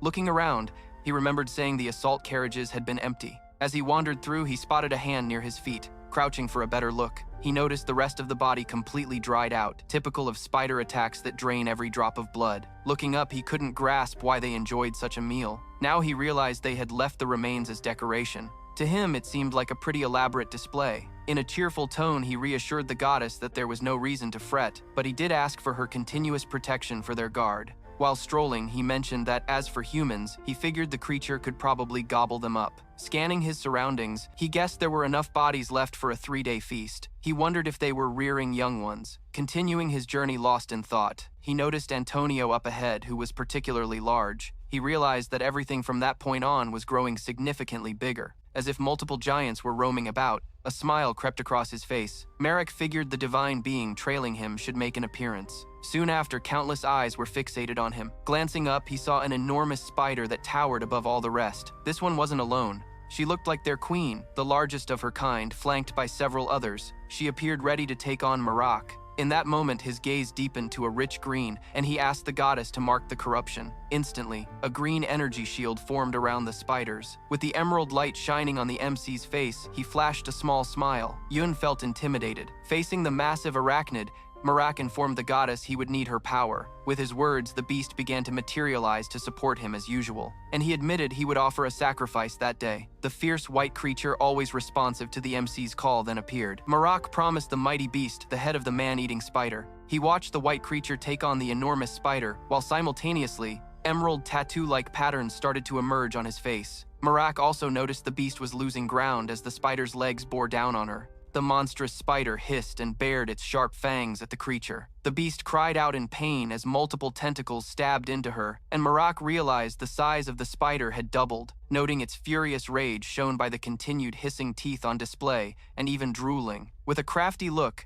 Marak began plotting how to help the giant, so he started swinging his unique swords, slicing off the tentacles and halting their onslaught on the giant. He aimed to free the giant for extra help. The MC felt a surge of energy within the spider's figure, and he continued his strikes, being careful not to harm any of the arachnid's parts. His eyes glowed a vibrant green. Marn speculated that a weak spot had to be hiding somewhere. From below the arachnid, he saw that the weak point was now visible. He decided to strike close to it, almost slicing the spider in half. Despite the liquid splattering on his face, he felt pleased to have figured things out. He readied himself for the next strike, sensing the divine presence spread across the creature's body. Marak jumped at the spider once more, intending to cut only its legs, preserving the divinity. While the beast kept struggling, Marak told it to move on, firmly holding something. He announced his plan to help and asked the powerful creature to pin down the spider. As a result, the white beast opened its jaws wide and let out a fierce growl. She grabbed the spider's legs, holding it still just as Marak had requested.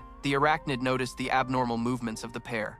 As the giant beast restrained the arachnid, Marek came from a perfect angle to hit the exact spot. Marek concluded that despite its differences, it was still an arachnid, so he would only cut its thoracic skeletal part. The MC struck the weak area, slicing through the slenderest skeletal section and leaving the rest untouched. As he did this, his eyes sparkled with a deep green and a hint of malice. With a powerful strike, he got the reaction he hoped for. As it was being cut, the spider looked at him in confusion. Marak had to deliver several blows since the section was unusually thick and hard to cut through. While the beast held firm, he kept attacking the same spot. Eventually, the result he had been waiting for appeared. That piece shattered. Marak had successfully cut the arachnid the right way. The MC leaned back at the bright flash that erupted from the impact as the segments split apart. The roaring white beast, summoned by the mother of corruption, let out a fierce growl, revealing all its fangs. Meanwhile, Marak, having struck the perfect spot, landed on the ground. He was a bit startled, having dropped directly under the massive beast, which roared and seemed to hold on to some lingering anger. Marak remembered he had let the beast down earlier, so he offered an apology for his earlier retreat. The wild beast roared with an open mouth and raised limbs. Taking a quick glance, Marak assessed that the beast was still not calm enough. She was still restless. Equally troubled was the divine being forced to leave the spider's body. She emerged from the damaged arachnid's mouth, only noticing Marak's legs. Happy to be free, Marak waved and acknowledged that he was quite an odd fellow. The entity was pretty unique, featuring red eyes and several dark markings where eyebrows would normally be. She emerged from the spider's mouth as if tossed out, appearing frustrated by her foiled plans. She spotted Marak, who smiled and asked her why she was circling that city. The wild woman questioned why she would share information unwillingly. As remains of the giant spider and others scattered across the ground, Marak casually poked his sword. From his higher vantage point, he told her that it would be smart to explain the city's siege. Her ongoing silence led him to push the blade deeper into her arm. The divine entity drooled yet kept her grin, implying that pain wouldn't force her to talk. She claimed that even in death, she wouldn't reveal a secret that was not wanted. Marak grinned, saying he had already figured that out, and the look of panic in her eyes showed the outcome was near. With no other option, Marak cut the deity's head from its body. After that strike, his sword glimmered amidst the wreckage. Claiming the deity provided an extra 1,000 in his rewards, he pondered how many more of such beings he needed to defeat before the spirit worshippers would spill the beans. A smirk crossed his face as he decided his current job was done. With a mischievous green grin, he affirmed he could take on as many as needed. Once Marek wrapped things up with the deity, he turned back, seeing the blaze beneath his expression turned serious. He just couldn't understand how the city got attacked and burned so fast. Inside the gates, while the Lord was crying, onlookers couldn't help but notice his hefty build, joking that even with his title he looked quite swine-like. Then a chat about reincarnation broke out, and the guy with the light hair asked how the unstable dark-haired woman was doing. Another blonde woman with curly hair said they weren't ready yet. She guessed they lost some agents because someone was staring at the young, dark-haired lady while she talked. She raised her hand, expressing total outrage, and insisted her choices were unintentional. She mentioned 2 sturdy monks and a teacher who just wouldn't leave her alone. Those 3 were now discussing their next moves near the fire and the Lord's body. They also talked about the archer who got away and saw how quickly Carmen rode off on horseback. The curly-haired, green-eyed woman who had an eye patch watched the spider member vanish. They were clueless about the destruction she left behind. The fair-haired man thought the situation was way too over the top, and that fighting among themselves was pointless since they needed to go after Carmen. Letting the young man escape was a huge risk after all those years of crafting the perfect plan. The dark-haired woman was furious, her veins bulging as she yelled. Noticing her distress, the fair-haired woman saw that the light-haired guy wasn't paying enough attention to her. She realized that the man and the other dark-haired woman were getting closer. Ignoring everything else, she made it clear she wanted to check out what was happening outside. Seeing the chaos with Parma, the fair-haired man asked her to calm down, when he said he would punish Ila, the spider-woman, for the whole mess. Parma, smirking with her hand on her hip, said she would keep quiet for now if that happened. But then, her eyes widened as she witnessed what unfolded right in front of her. The fair-haired woman's head was separated from her body. It was Marak. Marak appeared brandishing his unusual sword, already chopping people down. The poor guy looked terrified when he spotted the sword's double serrated blades. Not long after, Marak split the blue-eyed blonde man in half. This was a real division. At the same time, Parma, the young dark-haired lady with violet eyes, was holding her jaw in fear. Marak's face looked utterly horrifying, like something decayed. He thought taking out the 3rd group member without any hesitation could be a bit unfair. So with his expression changing to a wide grin, he remarked that these folks had the ability to control divine beings. The woman, feeling terrified and wide-eyed, was scared for her life, but offered to spill all the dirt. This even shocked Marak because he didn't need to twist her arm to make her talk. She shared everything willingly. Once she finished, her eyes remained wide and sweating a ton, scared she wouldn't be let go. Marak, now calm with a slight smile, surrounded by a green glow, kept staring at the young woman, saying she served the dark forces. After smiling again, he asked why they were surrounding the city. Having heard the story, he found it to be more fascinating than he first thought. She pointed at a gigantic head that looked like a moving ball of flesh, clarifying that this accounted for their long wait.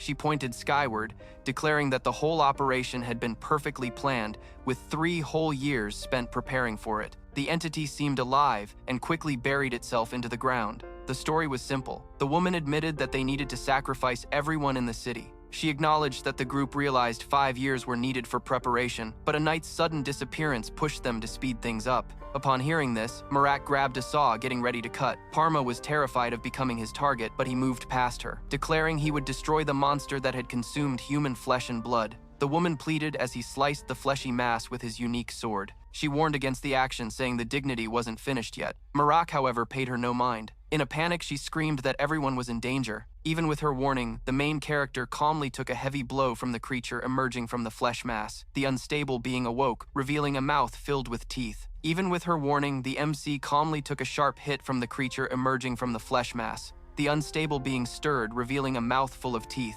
and rose up from the strange blob. It let out a cry of pain. A massive eye then appeared, swallowing most of its form, and a god emerged from the meaty mass. Roaring in fury, Marak simply lifted his hand to swat the tentacle that had been flung at him. Once he sliced it off with his blade, a wicked grin spread across his face. He tossed the tentacle to the ground and stomped on it, declaring he'd gift that chunk of flesh to his deity. Meanwhile, Parma screamed, trying to wrap her head around Marak's actions. She quickly expressed her worries about what could happen if he kept provoking the entity. However, with a roll of her eyes, she admitted this vengeance was brought on by the MC. After he took care of the entity, Parma received an extra 1,000 divinity points. Her total divinity now reached 8,592. Just like the Dark Spirit followers, he had also drawn out the Lord's divine essence. With him still lying on the ground gathering, his divinity was a breeze. He knew he needed 10,000 units for a new authority. At the same time, the massive beast drooled as it eyed Marak. The MC thought that trying to cut the flesh blob with his weapon would allow the creature to regenerate. On the flip side, sticking around for a drawn-out battle would lead to his downfall. He realized the odd entity didn't have a weak spot. Unlike the Spider Queen, as he contemplated, the tentacled beast with a giant eye fully emerged from the meat mass. Realizing there was no other option, he gripped his blade tightly. He got ready to dash. Then he bolted forward, moving at lightning speed, leaving the monster puzzled. As the MC retreated, the enormous red eye widened, and the creature screamed that it was in pain. Marak just sauntered over to the fallen people to collect their divine essences. Each person represented one divinity since they held no power or significant status. He moved past them gathering points, yet the total still fell short. As the monster chased after him, Marak couldn't help but smile. He spoke to his goddess, who was already in the loop. She told him that he needed to gain a new authority before facing the beast. The monster kept charging at him, its gigantic eye glowing as it let out a wide-mouthed roar. It locked its gaze on Marak, who appeared monochrome in its eyes. The creature was close now. When it paused to roar, the ground shook violently. Eventually, Marak found himself forced to stop and cover his ears as the monster's roar was deafening. The huge menace swung its limbs towards the MC. He glanced behind him while reaching for his blade at the same time. The monster's limbs crashed into the ground, shattering much of the earth and nearby surroundings. However, they landed close to Marak, who flinched and called out to his goddess. As the gigantic beast wailed in torment, a gaping void opened up above. Through the enormous gap, the monster saw shrinking in its view the goddess's creature coming down. The white giant clasped its hands to deliver a devastating blow. This was the signature move from the white giant sent by the goddess descending upon the monster from above. A massive explosion of green particles was visible from afar. Gritting his teeth, Marak realized that just one hit wouldn't be enough, but it only seemed to enrage the monster even more. The creature now bared its fangs at the great white giant. Still, it also plunged its limbs into the giant's body.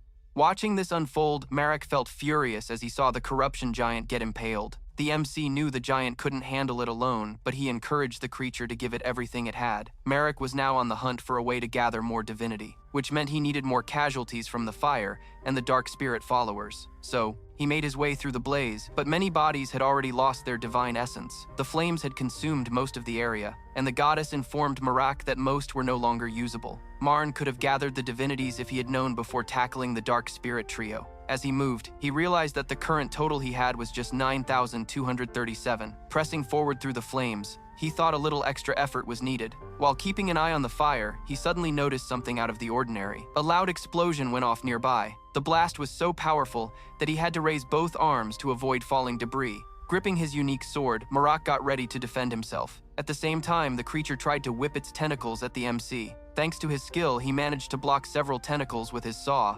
Marak decided it was better to retreat and gather more allies rather than dive into a battle that looked doomed. The sticky creature yelled the only word it seemed to understand, crying out in pain. It flew above Marak, preparing to launch a surprise attack. Its strike failed as the MC simply dodged. The well-adapted monster snarled its teeth in anger and hatred. Meanwhile, Marak, with his sharp green eyes and ready saw, focused intently on the creature. The tentacled being now had feet that looked almost human. Its overall appearance also strongly resembled that of a human. The tentacles had vanished. Marak now faced the creature directly and noted a remarkable transformation since its encounter with the giant. The one-eyed monster, teeth gritted, reached out its hand toward the MC.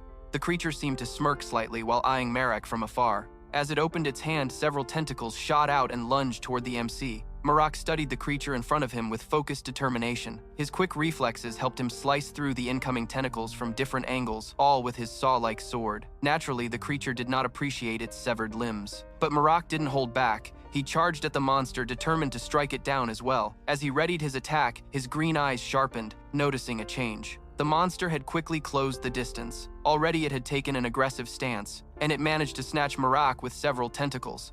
The creature seemed to tighten its grip on Marak, then began to run, seemingly planning to slam him into the ground. Upside down, Marak watched the ground racing towards him before he was flung powerfully into the soil. Upon impact, he broke through the surface. Laying on the ground with his arms stretched out, he looked up at the sky. With a cheeky grin, Marak told his goddess that he was doing fine, and truly felt quite fortunate. Marak then asked the goddess if she remembered what the worshippers had said earlier. He nudged her memory, pointing out that they called the enormous fallen figure a lord. Leaning his sword against the ground for support, he stood back up. Staying upright seemed to take a bit of effort from him. As he rose, the enemy's foot became visible. But it was more than just a sight. It was already making a new attack. Far off, Marak spotted a glow coming from the creature he was chasing. Knowing his time was running out and still smiling, Marak asked the goddess to gather all available deities. After he said this, green flames enveloped the area.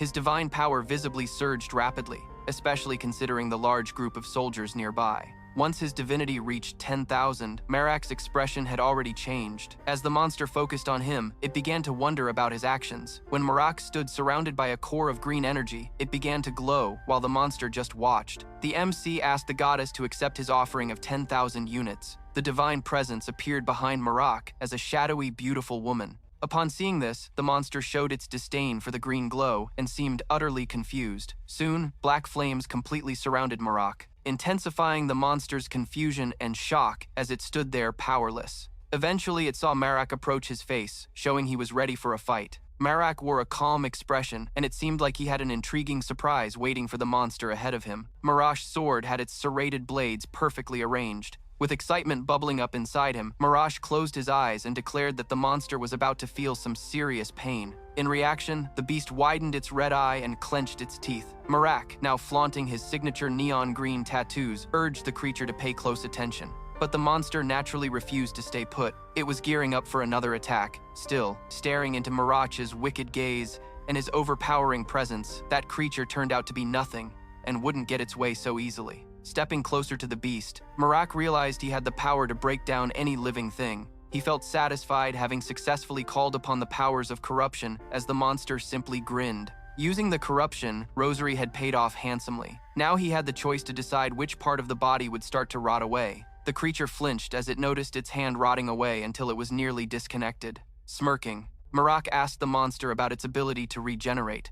The creature, wide-eyed, struggled to tell if it was decaying or growing back. But Marak didn't waste any time. With his blade in hand, he was ready to slash the monster. The weakened creature, its red eye locked on him, begged Marak to stop. Sadly, for its time was up. Marak's sword had already sliced through what was left of its form, cutting off the monster's remains. Marak let his goddess know about his victory. Proud Marak now held a sphere of pink energy, which the goddess's hand also grasped. This shining orb was a relic that the main character had chosen to present to the goddess. After she accepted the gift, Marak asked her to break another seal. When the offering was accepted, a bright green light burst forth that surrounded Marak. Daylight returned and Marak held onto the sphere tightly. His vibrant green eye scanned the landscape before him. That part of the city was still standing, and he noticed someone approaching.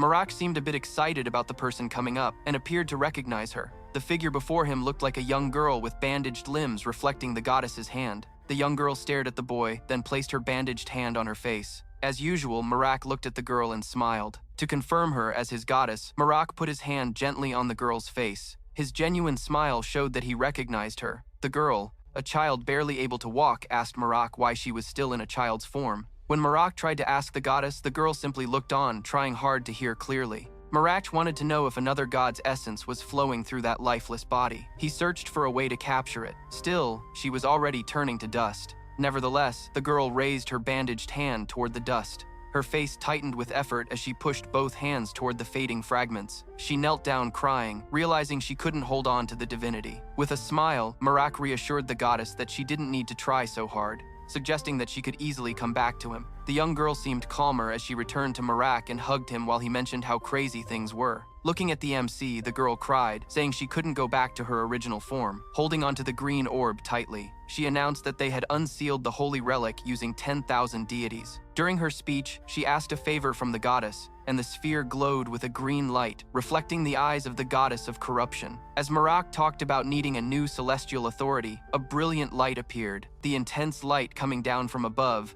formed the core of a colossal energy mass. That energy surrounded Marak in a sparkling orb. With captivated eyes, Marak asked the goddess what this new authority was. The goddess in her petite form balled her hands, her cheeks glowing, and confirmed that he was free to use it. While accompanying the little goddess, Marak told her the power felt extremely strong. With a grin, Marak thought that the new corruption curse was a power dangerously close to being demonic. Without control, all life within a small city would gradually wither away. For Marak, targeting villains or the deceased would be acceptable, but punishing the innocent felt wrong. As the relic lay shattered on the ground, the next question popped up. Why had the holy artifact been trapped within an incarnation? Marn took a close look at the young woman, wondering if it was just by chance. Considering the relic's remaining pieces, he wondered if the goddess was being taken advantage of. If so, and they had crafted the incarnation with the goddess's powers, it would spell big trouble. Staring at the young goddess, he found himself contemplating his predicament, feeling quite uneasy. After enduring a number of divinity-fueled attacks, he now felt a wave of dizziness wash over him as he faced the goddess. Before long, Marak collapsed unconscious on the ground. The young goddess, with her deep brown eyes and raven black hair, shed tears, her gaze reflecting Marak's green eyes. Her tears trickled onto his face while he lay there. She mourned, realizing he had hit the limit of his endurance. But at that moment, her eyes sparkled with newfound energy and widened. She saw Carmen standing before her, grinning and declaring that Marak had finally regained consciousness. As he became aware, Marak suddenly clutched his chest, his expression revealing a forgotten thought. Suddenly, Marak sat up straight and asked Carmen where his things were. The young man urged Marak to calm down and promised to give a full explanation. Yet in his distress, Marak shouted, insisting he needed his belongings right away. But sensing the goddess's essence nearby, Marak began to calm down. Carmen seemed to understand that the contents of the cloth were incredibly important to both him and Marak. He then offered Marak the goddess's wrapped hand, giving the MC the chance to hold it. Much calmer now, Marak mentioned he thought he had lost it, to which Carmen replied that he felt it held special meaning. So Marak kept it, even though others claimed it was worthless for carrying. He held onto the goddess's hand tightly. Marak, beaming like he just received a brand new toy, pressed the goddess's hand against his chest. Noticing Marak's joy, Carmen placed a reassuring hand on his head, brushing it off as unimportant. He remembered that without Marak's brave act, particularly his leap from a horse in Kelton at a crucial moment, things could have turned out much worse. Marak was now eager to find out exactly where they were. However, Carmen clarified that they were still in the same city, and 10 days had passed as the rebuilding was underway. Despite the widespread destruction, locals from nearby areas were lending a hand in the recovery efforts. When Marak asked about survivors, Carmen confirmed that Marak was the only one alive. A beautiful panorama now surrounded the ruined city. Not far away, a man was staggering with a dagger wound to his leg. He seemed desperate to escape his pursuers. Struggling with his injury, he could no longer walk and crumpled down into the snow. White, booted feet approached the man. He, along with many others, had been captured and enslaved. His captor was a tall, young woman with striking blue hair. As she looked at him, her vivid blue hair and eyes stood out. He screamed, begging her not to hurt him. With the dagger still embedded in his leg, he was in tremendous pain. The woman coldly stated that he would lose his ability to walk. The man promised he could still keep up his old speed even with the injury. Crying, he begged that he would never try to escape again. Still, the woman showed no signs of remorse. Drawing her weapon, she swiftly severed his head from his shoulders. Following that act, she closed her eyes and summoned a sacred flame. She instructed the flame to stay lit while the body lay on the ground. After her invocation, a blue fire surrounded the man's body. She wanted the man's wrongdoings to burn away with his body and head. The other captives, facing a similar fate, wept in expectation of what was coming. Speaking with a harsh tone, the woman commanded everyone to keep moving without pause. Now faint and exhausted footprints were visible in the snow. The group was tired but forced to keep going. To refuse meant facing a weapon leading to the same grim fate as their fellow captives. The snow-covered mountains bore witness to the tracks of these prisoners. A local guard, shocked by the sight of bandits, asked if their captor was handing them over. One bandit with a nasty bruise, swelling around one eye, claimed they were all members of the Snow Bears. They all dropped to their knees in unison, begging. They pleaded with the guard to lock them up, wishing for immediate incarceration far away from that woman. The blue-haired woman remarked that if this was their wish, the guard should comply. However, the guard informed them that Lord Kelton, who had placed a bounty on those men, had passed away. Trusting a follower of the evil spirit, she figured she'd get the bounty in about a day. While admiring the mountains, the woman asked about the fate of the worshipper. The popular tale was that Marak had wiped them out 10 days ago. The woman already knew of the demon-slaying priest from Giz, so she wanted to confirm with the guard that they were talking about the same Marak. Meanwhile, Marak was enjoying a nice meal with Carmen, who wouldn't stop recounting the MC's brave deeds. The blue-haired woman grilled the guard about Marak still being in Kelton. A few friends already tipsy set off for another tavern. Inside one tavern, a light-haired lad, rosy-cheeked from drink, answered a question about Marak. Holding his big beer mug, he strained to hear the question clearly. The blue-haired woman wanted to find out if Marak was still in that town and where he was. However, everyone around was quite drunk. She caught wind that Marak was the chosen one, battling evil spirits. Asking about him in that place wouldn't satisfy her curiosity. At the same time, two buddies rode off on horseback. Marak and Carmen galloped swiftly across the snow. While still on horseback, Marak reflected on a moment when the Lord wanted to share something. He recalled confronting the Lord, who mentioned a blue-haired priestess from the Sacred Flame sect. She had come looking for him, but the Lord revealed he refused to share any details. Marn asked if she truly thought he was alive, and the Lord expressed uncertainty about that. Yet he mentioned that when she heard about the search for him, her eyes showed no signs of giving up. At that moment, Marak even gritted his teeth, knowing trouble was brewing. Now, sprinting through the snow, he told the goddess he was already aware of the situation. He and his buddy were leaving Kelton. The woman's white shoes wandered through the towns, always on the lookout for Marak. Marak knew the goddess had measured the blue-haired woman to 4.5 fingers. On his horse, he thanked his buddy for deciding to leave the city without delay. Carmen insisted there was no need for worry. He preferred to slip away when the chance arose rather than attract attention. His friend's words brought a big smile to Marak's face. 2 weeks had passed, and the two moved steadily through the snow. Marak's smile was still clearly visible on his face. Carmen commented that he could be mistaken, but thought he saw a carriage that belonged to the Uramel family. Spotting the carriage and people up ahead, Marak asked if the Uriel family referred to the notable southern lord, and Carmen confirmed it was indeed that individual. The carriage bore the emblem of the white camellia flower. It truly was the Uramel family's vehicle. Marak asked Carmen if it was wise to greet them since their paths were coinciding. Carmen thought it was unwise since the Lord's flag wasn't flying. They might just be family. The carriage continued to draw near Marak and Carmen. They didn't even look that way, passing by as if they were strangers. However, something caught Marak's eye. He sensed a hidden presence. Carmen noticed the change in his friend's expression. Immediately, he laid eyes on him. Then Marak warned Carmen that someone was restrained inside the carriage. Upon closer look, Carmen noticed that all the guards surrounding the carriage had their weapons ready. The mercenaries told the boys they would let them go if they pretended they hadn't seen anything. Shortly after, one mercenary flashed a wide, nasty grin and called for his entire group. The men figured it would be an easy task to overpower the two, given their numbers. Just as he shouted to eliminate them entirely, a massive explosion went off. A head flew off, landing quite a distance away. The head wasn't just sliced off by a sword. An arrow was lodged in it as well. Witnessing their comrade's end, the mercenaries broke into a cold sweat. One of them, nursing a head injury, demanded to know why they dared to attack. Marak, still gripping his sword, revealed he already knew they were kidnappers. With a sharp look, he warned his buddy that only 8 remained. This news sent a chill down the mercenaries' spines. The person wielding a sword against another one told his crew not to worry about the 2 weaklings. Everyone was urged to speed things up since time was running out. The bald guy barking orders was so furious that the veins on his forehead were bulging. An arrow struck him right in the head. The young friend of the main character, the archer, was the skilled one behind this shot. He appeared pleased with his precise aim. Carm, keeping an eye on the surroundings, noted that the carriage had fallen apart and Marak was next to a woman who looked really sick. When Carm asked if he knew who she was, the perspiring Marak said he was in no condition to reply. He also mentioned to his buddy that he wasn't sure if the girl had been drugged, but she was still out of it. Despite the many mercenaries sprawled on the ground, Marak noticed that the girl's eyes were a lovely honey color. The girl asked Marak to stop patting her back, explaining that it only made her nausea worse. Carm's eyes widened, and a slight blush crept onto his cheeks as he looked at the young woman. The beautiful young woman with long white hair, showing gratitude for her rescue, revealed that she was Kalto's oldest daughter. She introduced herself as Dakia, and indeed she had those stunning golden eyes. Karmam realized that if she was truly Dakia, the charming young master's daughter, she was likely a mage. Marek, learning that the young lady was a noble mage, didn't seem too thrilled, eyeing the girl with white hair and golden eyes. He expected her to be really rude. On the other hand, Karm figured they could tackle the noble and mage thing later. The young man who liked women with generous hearts was chatting with Marak.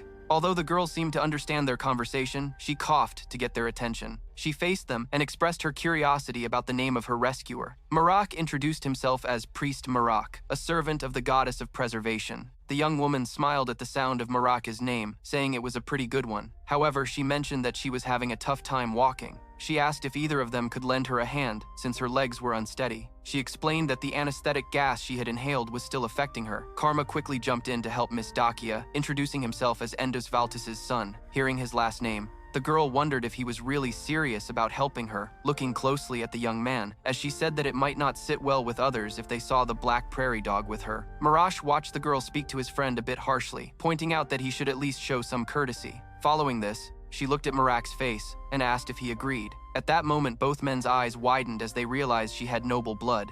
Besides her magical traits, they noticed how she tried to read their thoughts. Gaining confidence, Karme questioned the young lady about why she found herself in such an embarrassing situation. She explained that even though she didn't have concrete proof of who was behind it, she had a gut feeling about who it was. This left Marak doubtful about her claim. The girl with white hair and golden eyes stated that her brother clearly staged the abduction. It was a calculated move by Durso Aramal, and upon hearing that name, Marak, studying the young woman closely, found her story plausible. As she spoke, he thought about how mages were often not welcomed in noble households. Now, with a more serious tone, Marak resolved that sorcerers weren't easily accepted in such environments. The image of the white-haired young woman popped into his mind. Ostracized by the nobility simply for being a mage. Each time she walked through a hallway, she'd hear sneering whispers directed at her for using magic. The gentle girl faced constant dismissal despite coming from a noble lineage. No mages or sorcerers were held in high regard, with many claiming they struggled to learn proper manners. Beyond this clear prejudice, an old superstition also followed magic users. So,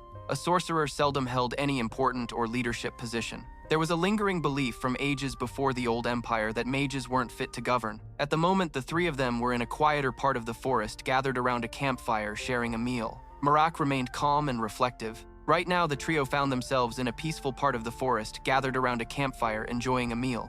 Marak remained calm and thoughtful, considering that if she wanted to secure an impressive role as a sorceress, she would need to face her brother. The young woman seemed at ease with the two men, even offering a slight smile during their conversation. Yet the moment she began sharing her personal story, her demeanor shifted, leaving Marak feeling noticeably uncomfortable. She carried on with her tale, aware that both men were focused on her words. Karm hoped she'd keep going with her story, and even tried to guess what she would say next. Marak, noticing the young woman's annoyance, assured her that he and his friend were listening. Still, she shot Marnak a cold look. To lighten the mood, the MC commented that her focus on the story made her burn the meat on the skewer. Upon checking, the meat was a bit charred. So, he offered her his skewer with juicy, delicious meat, which brought an unexpected smile to her face. Handing over the skewer, Marak joked that she could lighten her mood by cooking less in the future. Grinning, he said that cooking meat just right was actually quite easy. It only took less chatting. The young woman didn't appreciate Marak's pointed comments. The fire crackled, and the moon hung high in the sky. Then the young woman suggested they talk, saying she had a proposal and wanted to hear their thoughts. Marak, just by watching her, already guessed what she was about to say, confirming his hunch when she spoke. Her request was for both of them to join her at her place. She promised a reward of gold equal to each of their individual weights. Her expression turned serious as she mentioned this, signaling that it was a matter of importance. Marak couldn't hide his excitement at the thought of gold or a hefty payout. His eyes were already gleaming. A silly grin spread across his face, unable to contain his fascination with the shiny metal. However, the initial sponsor for that adventure was Carmen, who seemed restless as he examined his compass. Noticing his friend's concern about how long the escort might take, the MC thought about turning down the offer. He also recalled when Carmen had given back the goddess's hand, rescuing it from destruction. If it were solely Marak's choice, he would have turned down the gold and chased after Carmen to the end of his journey. But it seemed the goddess had other plans. Sensing her wish, Marn gestured. comparing himself to gold weighed on a scale. As Carmen raised his hand into a fist, he looked ready to make a decision. The young woman of the night, sensing this, became eager, understanding that they would be getting everything they needed. Carmen, determined to uphold his family's honor, took on the role of protecting the young woman. After a long trek through the snow, moving forward with determination, the group pushed ahead. Marak eventually spotted the next city in the distance, which filled the young woman with joy. She gleefully dashed ahead, eager for her return home and a relaxing hot bath. However, before anything else, they stopped at a tavern, wanting to freshen up and grab some ale. With a grin, Carmen approached Marak and the young woman, saying he had booked 3 rooms on the 3rd floor. Marak's plan was simple. They would all freshen up and then gather for a meal together. The tavern, though small, looked clean and welcoming. The food arrived quickly and everyone dined, happily satisfying their hungry appetites. During the meal, Marak noticed something that troubled him. He felt restless as a female server at a nearby table faced harassment. A man with light hair, a mohawk, and a big beard, arms crossed, swaggered towards the table with a threatening glare. He warned the other men to stop bothering her, but one guy just shrugged it off. While the soup was still steaming, the man asked when he had supposedly harassed the lady. Carmen, chewing slowly, commented to Marak that things were getting tense and suggested stepping in. Yet someone else jumped in without hesitation. A powerful punch connected with the man's face. The wild card was the white-haired young woman, clearly incensed by the situation. One single hit sent him flying back a good ways, leaving all the onlookers stunned. From the back, Marak observed the scene with a pleased expression. As another guy tried to be cheeky, a hand grabbed his head with a firm grip. His face was slammed down onto the tabletop. It was Marak, not willing to put up with any disrespect around him. After the bang, he lifted the guy's head, checking if the lesson was learned. Seeing that the guy got the message, he let go of him with a smirk.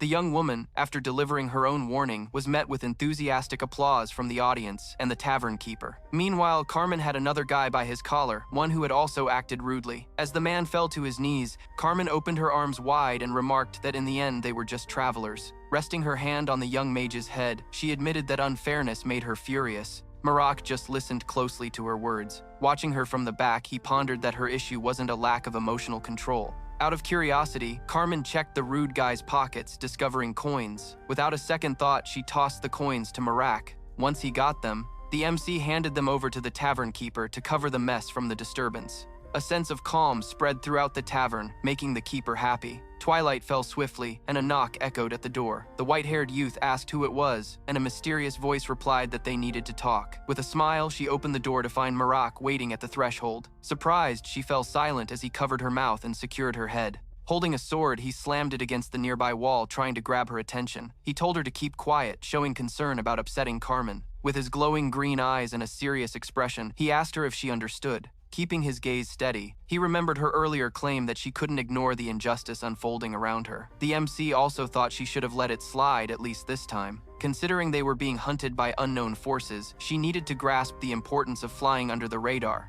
Doing the same thing again would put them all at risk. With her head still pressed against the wall, Marak warned her that repeating this behavior would lead to immediate physical consequences. Fixing her with a fierce look, he cut off any response and asked if she understood, instructing her to nod slowly if she got it. The girl, her eyes wide with fear and her brow raised, nodded in agreement.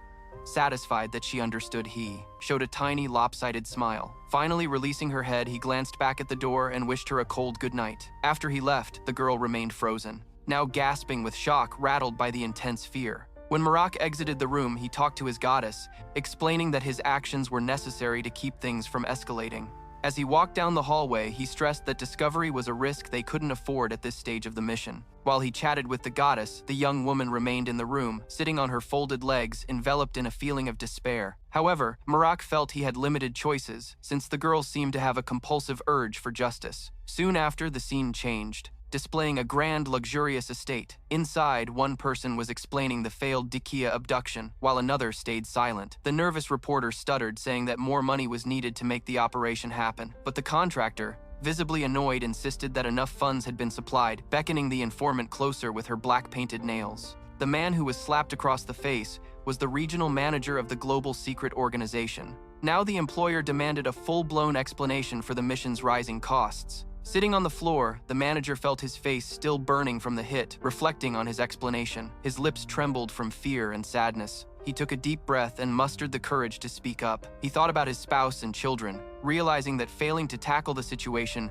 would put both his life and family in danger. so he bowed his head to the floor, showing complete submission and despair. He then explained that the whole mess started because a cleric intervened, committed to preserving sacred honor. He mentioned that the cleric involved was known as the Demon Slayer. When the aristocrat heard this, he became even more furious, baring his teeth in a fit of rage. The manager, seeing the man's intense anger, decided to reveal that this cleric was far from ordinary. He explained that this cleric had defeated a demon that transformed into a giant beast. He also shared that the cleric had just accomplished amazing feats in Kelton, where he took down a creature created by the cultists. He emphasized that the cleric faced everything all on his own, earning the title of the main foe to dark spirits. The one with pointed ears and golden eyes began to concentrate more intensely after hearing of such feats. The manager then added that the cleric was also accompanied by Valtus's eldest son. At that moment, the one with golden eyes asked whether Decia was in their custody.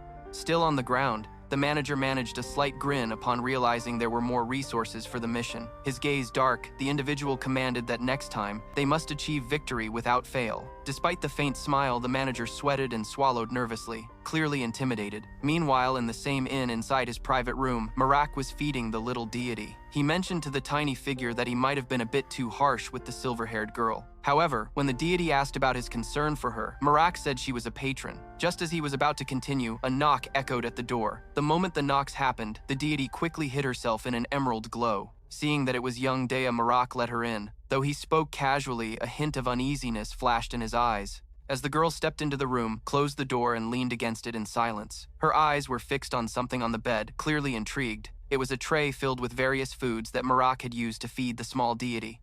Noticing her intense focus, Marak picked up the tray from the bed and invited her to sit down. They both settled on the edge of the bed and shared a moment of quiet. Eventually, the girl broke the silence, asking if the harshness of the scolding was because she was a spellcaster. As she asked, Marak stayed silent, sitting beside her. He seemed to ponder her words, and after a brief moment, Marak confirmed that yes, that was indeed the reason. The girl sighed and said she had sensed it in his gaze. Marak didn't quite understand her meaning regarding the look. She went on to explain that she recognized such expressions from those who were hurt by magic users. Yet this time, she admitted, the look showed real enmity. She recalled him pinning her against the wall and silencing her. Still, her eyes sparkling, she touched her face and expressed her approval of his words, especially his promise that they would be allies now, making Marak grin a bit. She further commented that those who looked at her that way usually intended to harm her. Then she declared that if she witnessed any more unfairness, she wouldn't be able to hold back, but promised to be cautious for now. Rising from the bed, she said her only intention was to share that message. Marak stayed quiet as she prepared to leave. Already at the door, she caught his request for her to look back. She paused, watching him approach his head, scratching, as he admitted to being too harsh. His face now brightened by a sincere smile, Marak accepted his rudeness. Hearing this, the young woman beamed with a wide grin. She told him he was finally seeing her for who she really was, which made her happy. Marak, with his eyes closed, attempted to keep a serious look despite smiling, asking if she was genuine. Feeling excited, she asked if they had made up and suggested putting any bad feelings behind them. Chuckling, Marak replied that from his view, everything was good, and he held no grudges against anyone. She gave a small smile, winked at him, and with a blush on her cheeks expressed her eagerness to start the adventure. Once she left, she flashed a gentle smile, winked at him, and with a hint of blush expressed her eagerness to hit the road. Once she left, Marak got back to nurturing the goddess and realized that in the end, sorcerers were just people too.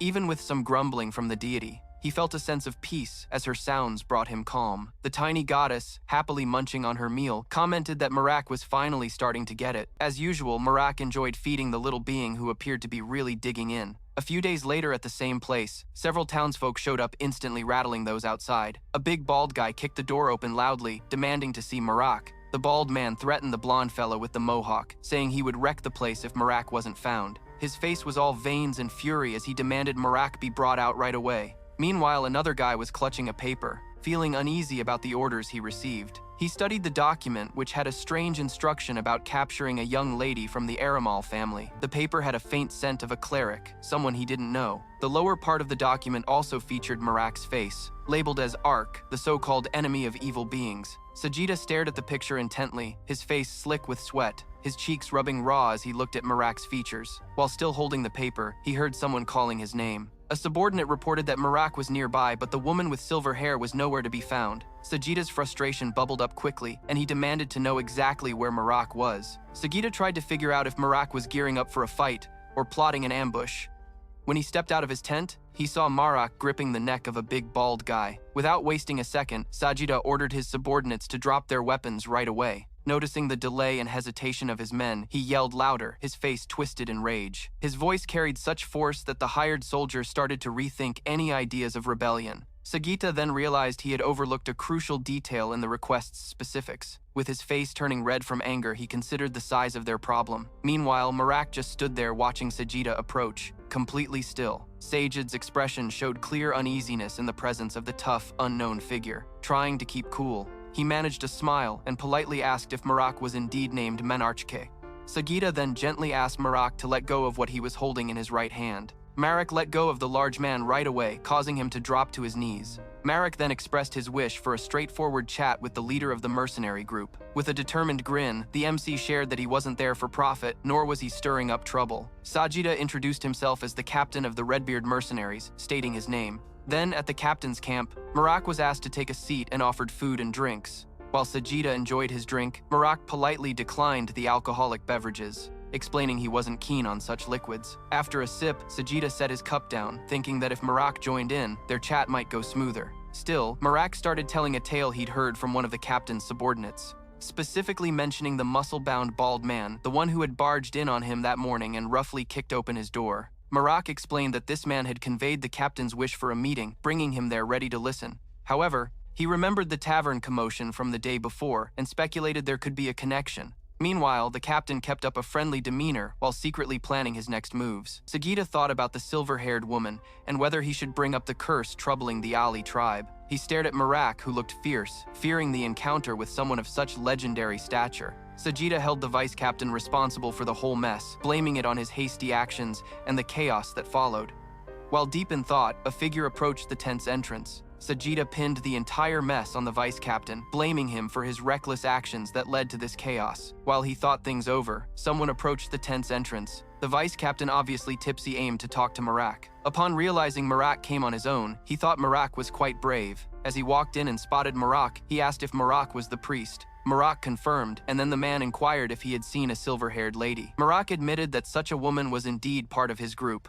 The vice captain ordered Marak to hand over the woman, which made the captain's eyes widen in disbelief. The vice captain raised his hand towards Marak and started to speak only to go silent, as his hand was chopped off in a single strike. Onlookers watched in shock as the hand flew off from the vice captain and landed some distance away, while the vice captain howled in pain and despair. Marak coolly mentioned he had stumbled upon something unusual and found it amusing. He looked around, realizing he couldn't recall giving anyone here his name, yet everyone seemed to know it as if they were all pals. Standing tall, with an intimidating glare and gripping his unique serrated blade, he demanded to know who was in charge. The shocked captain stared at the MC. Grasping that the question needed an answer, a scream announced the vice captain's missing arm. Several mercenaries barged into the tent, alarmed by the sudden turn of events. They thought Marak had failed to recognize the seriousness of the situation. They noticed that he had also taken out another man. They declared he needed to be stopped. Instead of attacking him, the mercenaries hesitated, intimidated by Marak's chilling calmness. He maintained an unreadable expression even as chaos erupted around him.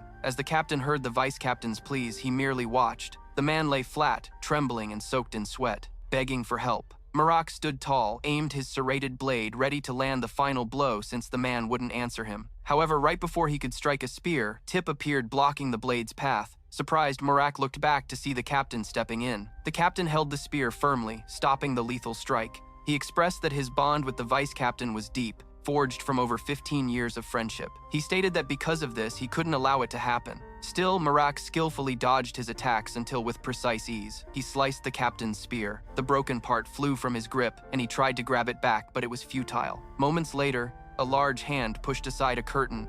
The man grabbed the fabric, intending to shield himself from Marak's strikes. But Marak merely watched as the captain threw the curtain over himself and made a run for it. As he effortlessly ripped through the fabric, Marak saw the captain hurriedly escaping, leaving the vice captain behind. While fleeing, the captain shouted for his men to retreat as quickly as they could. The mercenaries stood bewildered, watching their leader abandon the scene. For many, it was already too late to react. Numerous heads had rolled. With wide eyes, they faced the consequences of standing still too long. Those who realized the danger took off in a panic, looking to save themselves. Among the fleeing crowd, some managed to dodge Marak's blade. The captain, knowing getting away wouldn't be easy, stopped and grabbed another spear. He readied himself defensively. Realizing he had no choice but to come clean, he stayed alert as he noticed Marak getting ready for another confrontation. Although at a fair distance, he watched as Marash slowly emerged from the tent. The MC silently communicated with his goddess. Aware that he needed to catch the true mastermind behind the tracking, his body began to glow with a green light, while his eyes sparkled with fierce brightness. Sage was engaged in a fierce battle, already showing the danger he represented. But when he threw his spear at Marak pushed a comrade forward, letting the ally take the hit instead. Without wasting any time, Marak positioned his sword accurately in front of the enemy. The foe quickly realized things were about to get way more complex, especially seeing that Marak was dead serious and effortlessly sliced through the man. He now chased after the captain, clearly intending to fail him once again. Realizing escaping without a fight was impossible, the captain grabbed a fresh spear. Steadily, he stood his ground. He realized he needed to dodge the incoming attacks. Thankfully, he managed to stop Marak's sword from piercing his skin just in time. It was a close call, and the second strike nearly struck him, leaving him somewhat shaken. While tightly holding onto the spear, he called out for his team to rush to the vice-captain's tent. The battle was intense, and even amid the chaos, the captain hoped someone would check on his friend. For now, he could still steer clear of Marak's immediate strikes. Watching Marak, he noticed his eyes had turned completely green like the most vivid leaf. Every time he caught a glimpse of Marak's face, he felt that a deadly blow would eventually find its mark. Then Marak stood right in front of him, fists ready, showcasing that fierce green glare. This time the captain couldn't just fend off the blow and felt a strong impact. From the hit, a brilliant flash and a cloud of dust erupted, blurring the scene around them. As Marak landed his punch, his face held a mysterious look. Even amidst the chaos, he wore a true smile. Marak felt pleased.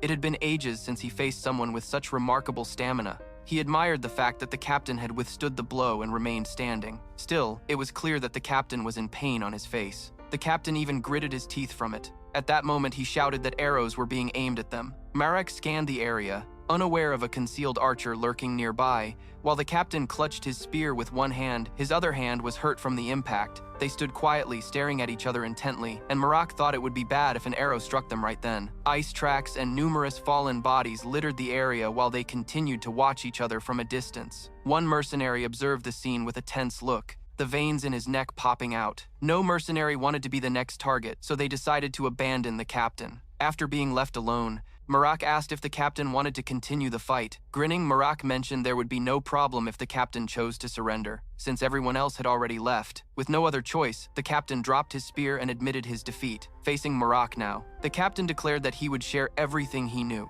They started setting up cross-shaped stakes while chatting. During their talk, the captain noticed the scattered crosses and answered Marak's questions. Marak wanted to know if the captain harbored any resentment against him. The captain, looking at Marak, realized that expressing hatred could escalate things. Marak then clarified that he wouldn't forgive anyone who truly resented him. Sajida smiled and agreed that Marak's statement was spot on. Noticing the many crosses, the captain decided to be straightforward, saying he would be honest. He remarked that mercenary jobs sometimes required taking lives or being taken. He found it strange to live in the barracks and work with mercenaries who had recently killed his friends. He made it clear that he had never chased anyone with an axe, so he neither hated nor liked Marak. He remembered the mercenaries' code, confirming that their group had been financially struggling for a long time. At that moment, Marak asked what the captain planned to do next. The captain replied with a tired smile, admitting he was unsure. 15 years had gone by since he last experienced solitude. It made him feel a bit disoriented, but he knew he needed to reflect and likely return to mercenary work. Marak listened with a content smile, evidently deep in thought about something important. He shared his suggestion, urging the man to choose a good employer this time. After that, the captain turned back to Marak, who stated that finding a well-paying job would be best. This made the captain widen his eyes and stare at the horizon, clearly lost in contemplation. After some time, they headed back to the inn, where the silver-haired girl looked noticeably annoyed. Even though the three of them sat at the table with food, there was a tense silence. Then Marn asked if she was staring because of his dirty clothes. She angrily replied that he was completely clean. Yet Mar could sense an edge in her voice. Feeling unsettled, Taya pressed for answers about why he had slipped away without saying a word to anyone. She recalled their talk from the night before while lounging on his bed. She thought they had grown closer. With her chin resting on her hand, she wondered if she had misread any part of their chat. She also remembered him pinning her against the wall, quieting her, and warning her against rushing into things. Sitting at the table, still feeling riled up, she remarked, he left without saying goodbye. Taking on a royal air, Marak decided to ask a question. She looked at him intently as he inquired whether she had ever confronted anyone before. Bowing her head in thought, she replied that she had never taken a life.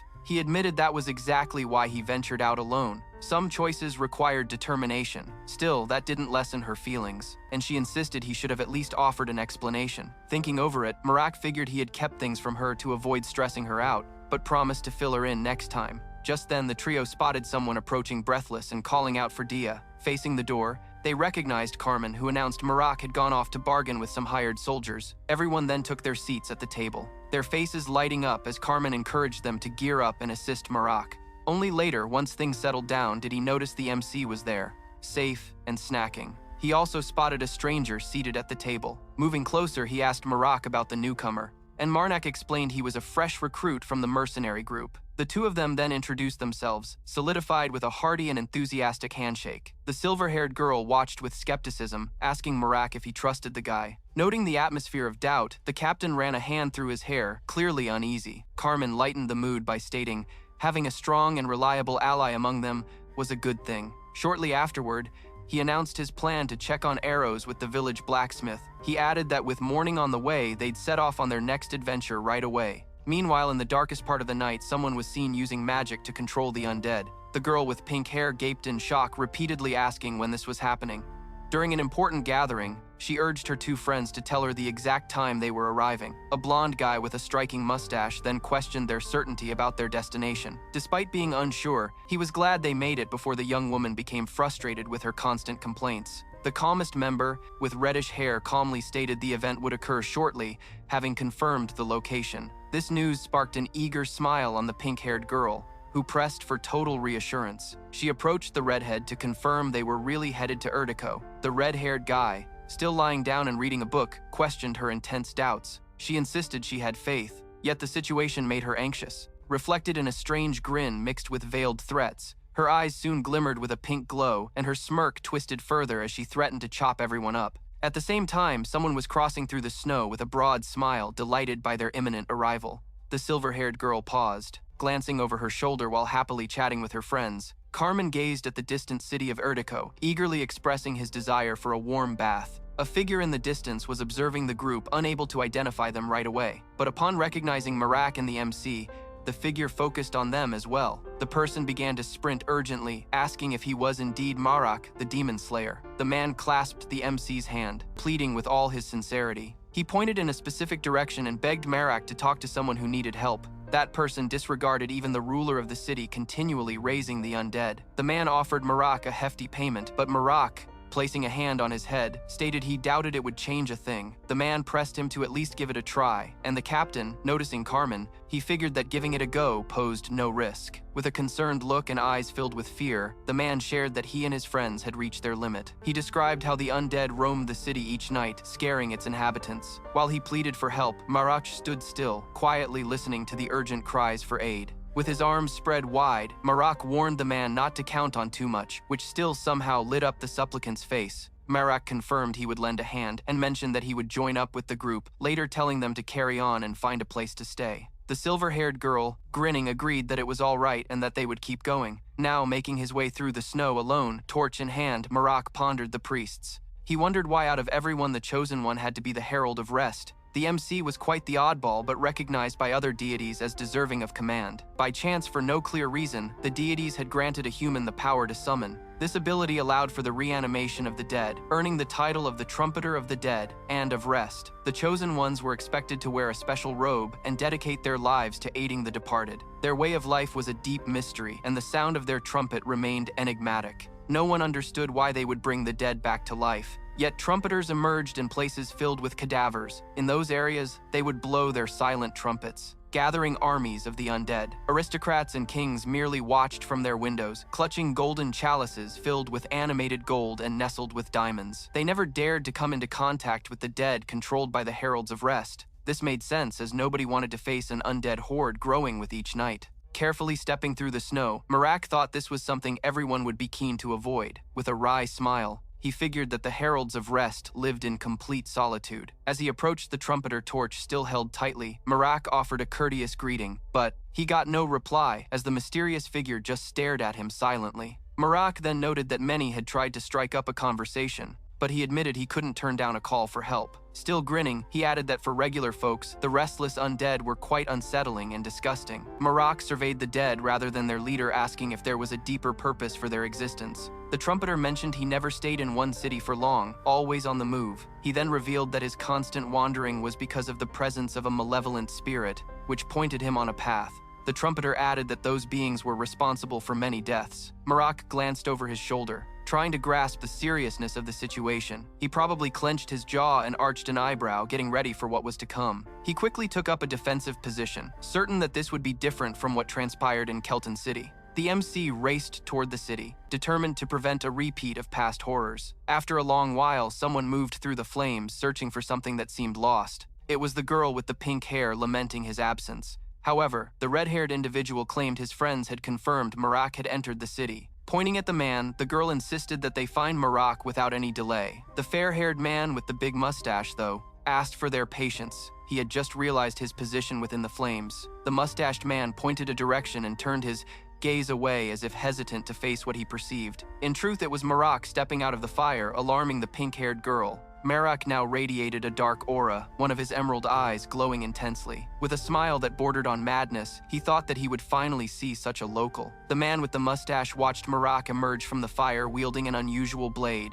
The weapon was nestled within the flames. It was Marak's familiar ceremonial saw. Marak strode through the blaze as if his serrated weapon could slice through the fire itself. Seeing the excitement in the pink-haired girl, Marn decided he needed to keep his cool. Flashing a wicked grin, he reassured himself that there was no reason to worry about that. He focused intently on the mustached fellow and spoke to the goddess, declaring his goal to take on that cursed sorcerer. That guy was responsible for his downfall right at the beginning of his journey. He was the one who mercilessly wiped out both his savior and Marak without a hint of remorse. He remembered the moment he woke up to the sight of snowflakes falling down. The main character thought back on lifting his hand and realizing he had always held on to unnecessary worries. He also recalled seeing someone trudging through the snow, checking out his spot. It was a young person who seemed to have stumbled upon something surprising in the flurry of falling snow. So the man decided to get closer and find out if the fallen individual was still alive. Marak lay on the ground, arms spread wide, engulfed by the endless might of the blizzard. The guy tried to make sense of things as the storm grew fiercer.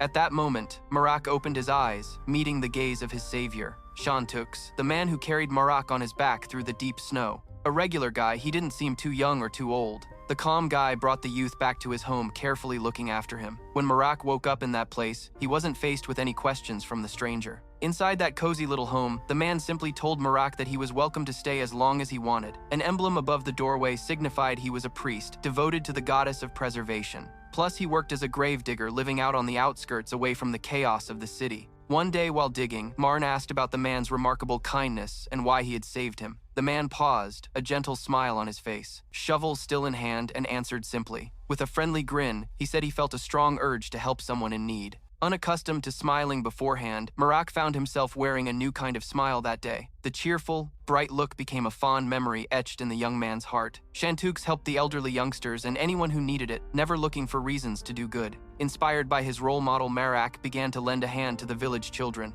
He recalled a peaceful year spent alongside the kind-hearted main character. But things changed that next winter when he decided to follow in his savior's footsteps. In the snow, he discovered an unconscious man, and just like Shantux, hoisted him on his shoulders toward his home. However, deep regret set in as he realized he shouldn't have helped the mage. Once nursed back to health, the man quickly regained his strength and revealed his true colors. With a disgusting grin on his face, he confessed his allegiance to the evil spirit. Using dark magic, he tore Marak's body apart, treating it like a toy. He kept on smiling, reveling in his cruelty.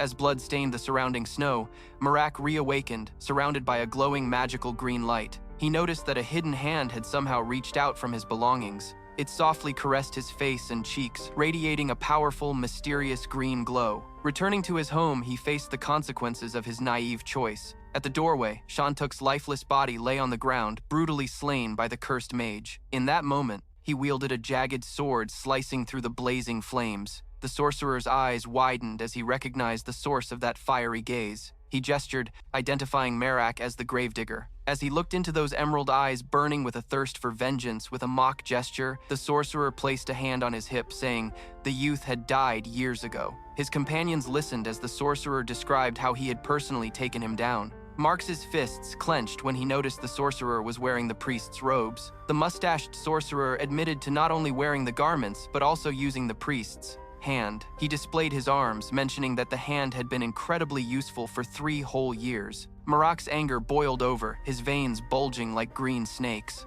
The girl with pink hair and violet eyes said she knew a lot about him, her face eager. She shared her excitement for their meeting, yet he paid her no mind. The main character simply swung his blade past her as he forged ahead, his sights set on the greater objective ahead. As he hurled the sword at the sorcerer, the latter conjured a magical shield for protection. Hidden behind the barrier, the sorcerer remarked that Marak looked nothing like the stories had suggested. He laughed derisively as the MC growled, demanding he be quiet.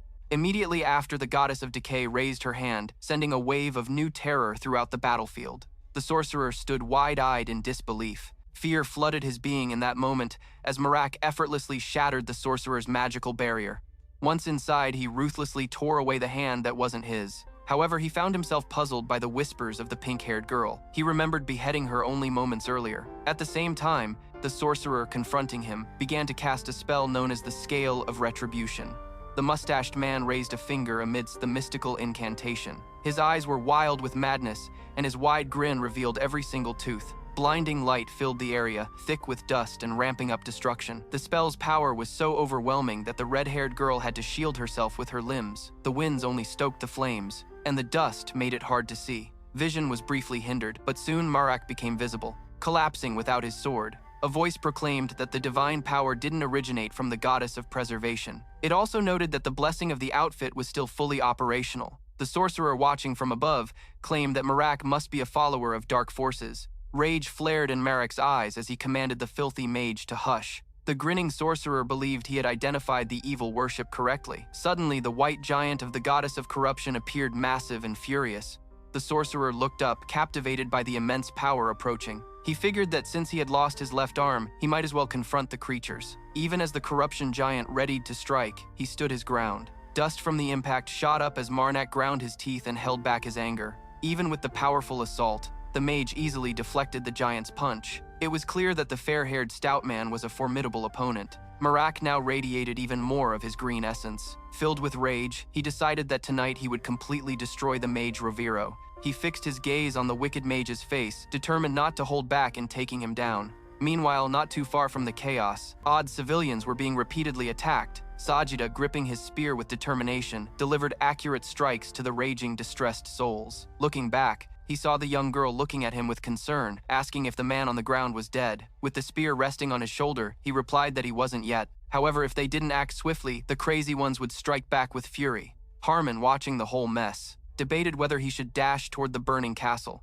Yet the silver-haired girl seemed troubled for the MC, worried he was still caught in the chaos. The former mercenary captain, however, recognized that someone as strong as Marak wouldn't go down easily. Bodies lay twisted across the ground amid the eerie flames devouring the landscape. People were scattered everywhere as the Lord's castle was consumed by uncontrollable fiery rage. The entrance of the castle was completely engulfed in flames, creating an infernal sight. At the same time, the three friends attempted to quickly decide what to do. In the midst of that madness, Carmen already suspected that the widespread chaos might not be directly caused by the local lord. Dakia, the proud lady, gracefully turned her face toward the voice, calling for her attention. Sagita firmly warned that failing to swiftly take down the crazed individuals could lead to real trouble. Even through fire and smoke, the crazed people began to swarm, forcing Sajida to thrust his spear into one of their chests. The young woman, witnessing this with a sad expression, realized that despite her reluctance, she needed to act without delay. The man pointing his spear toward the turmoil explained that eliminating these people was essential.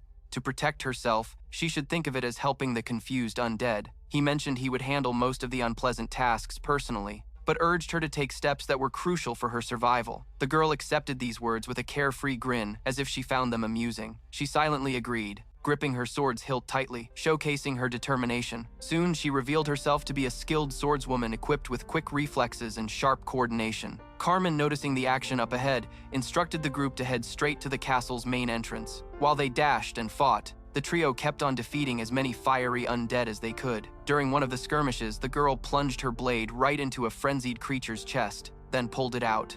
The ex-mercenary captain heard a noise that made him pause. A familiar voice caught his attention. Turning toward the sound, he saw a massive creature surrounded by a glowing violet aura. Fixing his gaze, he recognized it was an enormous being, and next to it, Marak all covered in dirt and ashes. The pink-haired girl watching the scene nearby thought it was incredibly impressive. She saw the exact moment the mage stopped the giant creature of corruption's attack with just his palm. As the girl felt excitement, the red-haired individual behind her expressed a wish to settle things through conversation. Speaking to Marak, he made it clear he didn't want to miss this chance. Having waited a long time for Morn's revelation, he sternly informed the white giant of corruption that their planned offensive was about to begin. Following the order, the giant tightened its fists, preparing to deliver a fierce blow to the mage, letting out a booming roar. It announced the start of their toughest battle yet. The mage, in response, was already gathering his shining energy wrapped in a dazzling glow. The giant's attack was so powerful that it shattered the mage's magical barrier with alarming ease. In that moment, Marak gripped his saw tightly, ready to strike back for everything he had endured. Showing intense fury and a slightly crazy grin, he charged at his foe. On the other hand, the mage displayed an identical thirst for destruction, as if he aimed to eliminate Marak for a second time. As time went on, the force of their blows intensified, making the battle increasingly brutal. The mage, even amidst laughter, found the flurry of attacks tiresome and boldly decided to try a new strategy. Marak, watching the entire scene unfold, was impressed by the mage's audacity to openly mock, dodging and blocking attacks with ease. The mage kept up his teasing, suggesting his opponent should just chill out. Just before he could launch another taunt, he was suddenly pierced by a spear. The whole thing happened in the blink of an eye. The mage had no time to defend against the crushing blow. It all unfolded right before Marak's eyes, which now showed a calm, greenish shade. The weapon, having struck the mage, retained its force, accurately carving a path through the air. Marash, seeing the red-cloaked mage fall, turned his gaze to where the throw came from. The MC recognized the power and precision of the throw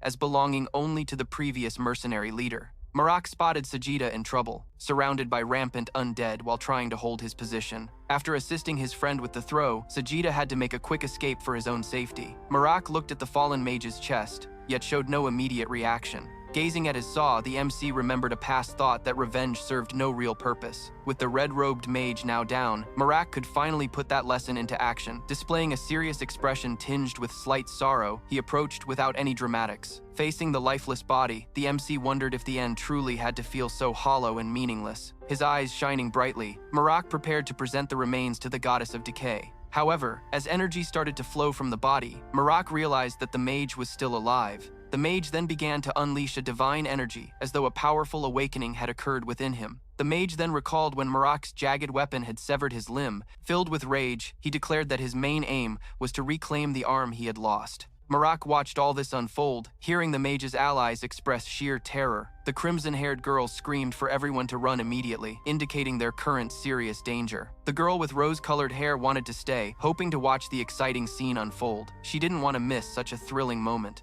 Even though she protested, her friend yanked her away, shouting that this was incredibly reckless. As the girl with rose hair complained, the other one pulled her along, urging her to hush so they wouldn't attract attention. Marak, hearing the shouts, also caught the two mention that the mage in his current state could no longer recognize anyone. Upon hearing this, Marak asked the giant with white corruption to throw him far away. The giant then grabbed the MC in its huge grip and tossed him powerfully before disappearing. At the same time, the two young women were running away. The girl with rose hair begged to be let go, eager to see the fight. The girl with crimson hair yelled even louder, insisting that the noise would draw too much attention. However, it was already too late to save it. A strong impact manifested before them, where Marak stood ready.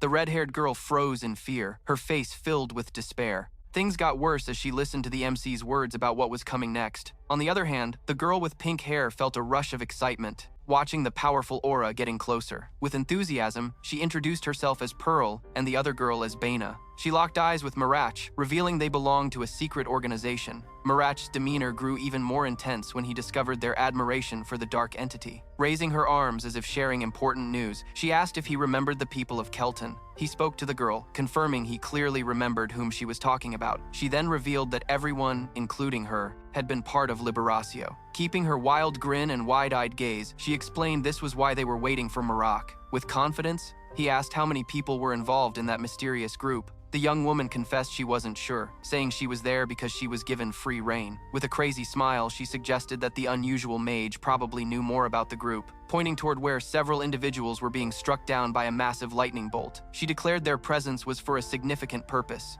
As the lightning surged, it appeared the mage was gathering arcane energy with a sinister goal. Marak decided to ignore the mage for the moment, focusing instead on understanding Liberacio's motives. At that moment, the red-haired girl decided to jump in, offering to explain thoroughly. With her eyes closed and a hand gesture, she declared their goal was super simple. Suddenly, she flashed a slightly unhinged smile and affirmed they wanted to create a new reality. She described it as a world without gods where no one would ever be oppressed again. Marak simply shut his eyes, taking on a serious, angry look. Then he turned to the girl, asking if that was the reason she had raised the city. He questioned whether this was truly their way of starting a world free from oppression. Stretching out her arms, she denied wanting such an outcome, blaming all problems on the mage. To Marak, who was watching her closely, she mentioned they still needed to gather some items. When she heard he had something the group wanted, he instantly became interested. Then she returned to her unusual smile and intense gaze, expressing her wish for his relic. She pointed to the artifact taken from the incarnation's form, which he had retrieved from Kelton. Marak now gripped the hilt of his jagged weapon tightly as his suspicions were proving to be true. Thinking about the goddess, Marach speculated the group was seeking a sacred relic that held her power. He informed them that the artifact was broken, making their goal impossible to achieve. The girls thought he was making it up.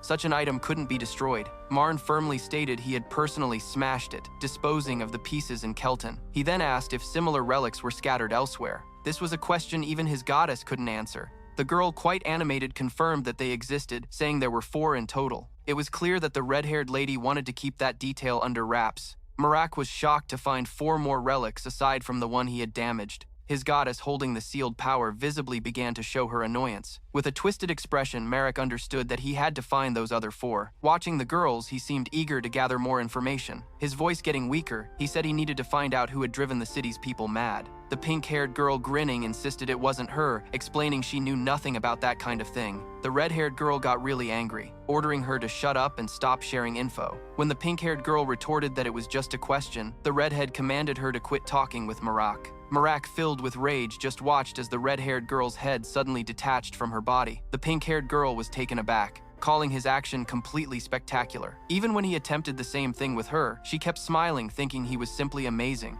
Marak had also dealt with the pink-haired girl, realizing that this action didn't serve much purpose. Afterward, he told the goddess he had done it for her and in her honor. By sacrificing Bina's young body, he earned 3,000 divinity points. Looking at young Pearly, he noticed her body acting strangely. Even headless, the young woman seemed to remain completely alive. Scanning the city, he believed that with the source of the chaos gone, things would get better. Placing a hand on his chest, he yearned for peace, but the goddess quickly warned him. Just then, Marak heard a call from afar. Turning around, he spotted his friends, who relayed that the frantic crowd had suddenly collapsed. They asked if Marak was involved, and he smiled, admitting his part in it. Upon hearing this, Sagita asked if his spear had played a role in the battle. The main character said it was incredibly useful beyond words. While he spoke, he thought it was lucky that no one had noticed anything off. His concern was for the corruption giant that had secretly helped him. Marak then suggested they keep moving, as a much bigger threat was on the rise. Carmen, full of energy, eagerly asked what it was. However, he didn't have time for a reply, as a deafening noise filled the air. Looking to the side, they saw the appearance of a gigantic creature made of scraps and lots of eyes. The being was exceptionally bizarre, not just having many eyes, but also a ton of mouths scattered about its body. The monster seemed to be devouring bodies in its path. The horrifying creature struck such fear that even the usually cheerful Carmen looked frightened, his face twisted in an odd way. When he asked Marak if the construct was made from human remains, the main character confirmed it. Staring at the abomination, he said this was exactly the topic he had just discussed. He found the mage's pursuit completely disgusting and nonsensical at best. The mage remained despicable even in death. Having built up such a collection of bodies, he had now transformed into a thoroughly loathsome entity. Remembering the mage's previous look, Marek thought this grotesque creation fit his past influence perfectly. Turning to the white-haired young woman, he acknowledged her grief for having to take lives. He promised her that he would provide comfort once everything was done. Upon hearing this, she gave a big smile, buoyed by the promise. With a hand on her chest, she asked how he intended to soothe her, and he, walking away, said he would think about it later. After a few steps, he looked back, stating that first saving the people and buying more time was crucial. Carmen, taken aback, asked if help would come if they managed to buy enough time, to which Marak confidently assured him, expressing complete certainty about it. While he spoke, Sagita noticed something racing toward them from a specific direction. Realizing this, the main character's attention was drawn as well, and he turned to look. The surgeon asked if this was the group they had been waiting for, and if they had finally arrived. The trumpeter with a horn called forth his undead armies to the battlefield. He signaled them all with a sound that only they could hear and understand. It seemed he ordered them all to attack the colossal monster right away. The undead's eyes now sparkled with a striking blue glow. A few of them sank their teeth into the monster's flesh with fierce bites. Their numbers were enormous, and they aimed to gnaw and tear at the monster, causing it minor discomfort. The nasty creature began to howl furiously as 4 onlookers took in the scene. Young Dia wondered why the undead were acting so strangely. Pointing at the trumpeter, she asked if he was a friend or just another problem. Marak replied that he seemed like a friend since the man was still coming closer. Speaking to the group, the trumpeter said he needed a very agile person among them to help. As he said this, he held on to his spear, keeping it close. The quick thinker would need to grab it and stab it right into the monster's twisted core. After the trumpeter explained, Marak's attention was locked on the object in his hands, curious about the spear. Taking the spear from the trumpeter, Marak asked if there was a sword available instead. The question threw the trumpeter off, leaving him silent for a bit. He then opened his hand, and a sword appeared floating right in front of him. Strange, Marak noted as the entity handed him the sword while still holding the spear. Excitedly, Marak asked if the same trick could bring forth 2 extra swords and maybe some arrows.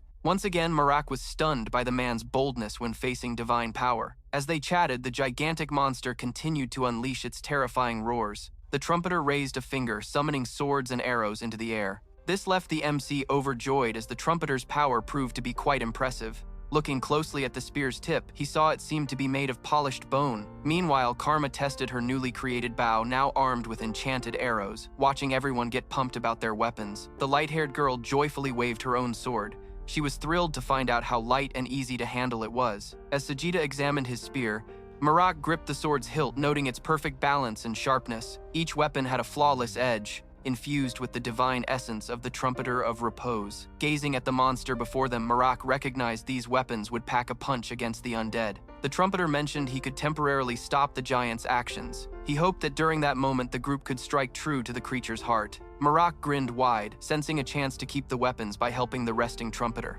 In a flash, he grabbed his horn and began to play the holy tune, meant to stop the colossal foe. Meanwhile, the quartet of fighters got ready to jump into action. When the sound echoed across the field, the beast shook violently. The sonic waves also stirred the reanimated swarm, making them even more aggressive. Before long, everyone watched as the creature began to melt away in a disgusting way. The maiden caught Mark's attention by pointing out the giant's strange transformation. She saw all the merged forms were oozing out of the being. Marek simply watched, intrigued, pondering what would happen next. He witnessed the beast dissolving right before his eyes, yet it remained huge and threatening, despite shedding its clinging cadavers. It still seemed strong enough to fight. Marak thought quick action was crucial before the creature could reabsorb and solidify its forms. The Trumpeter clarified that this entity was even more dreadful than the malevolent spirit cultists, and their previous encounters had only dealt with the creature's outer shell. He told Marak that the weapons he created had the power to target the adversary's true core. Then, he urged everyone to rush with all their might toward the behemoth.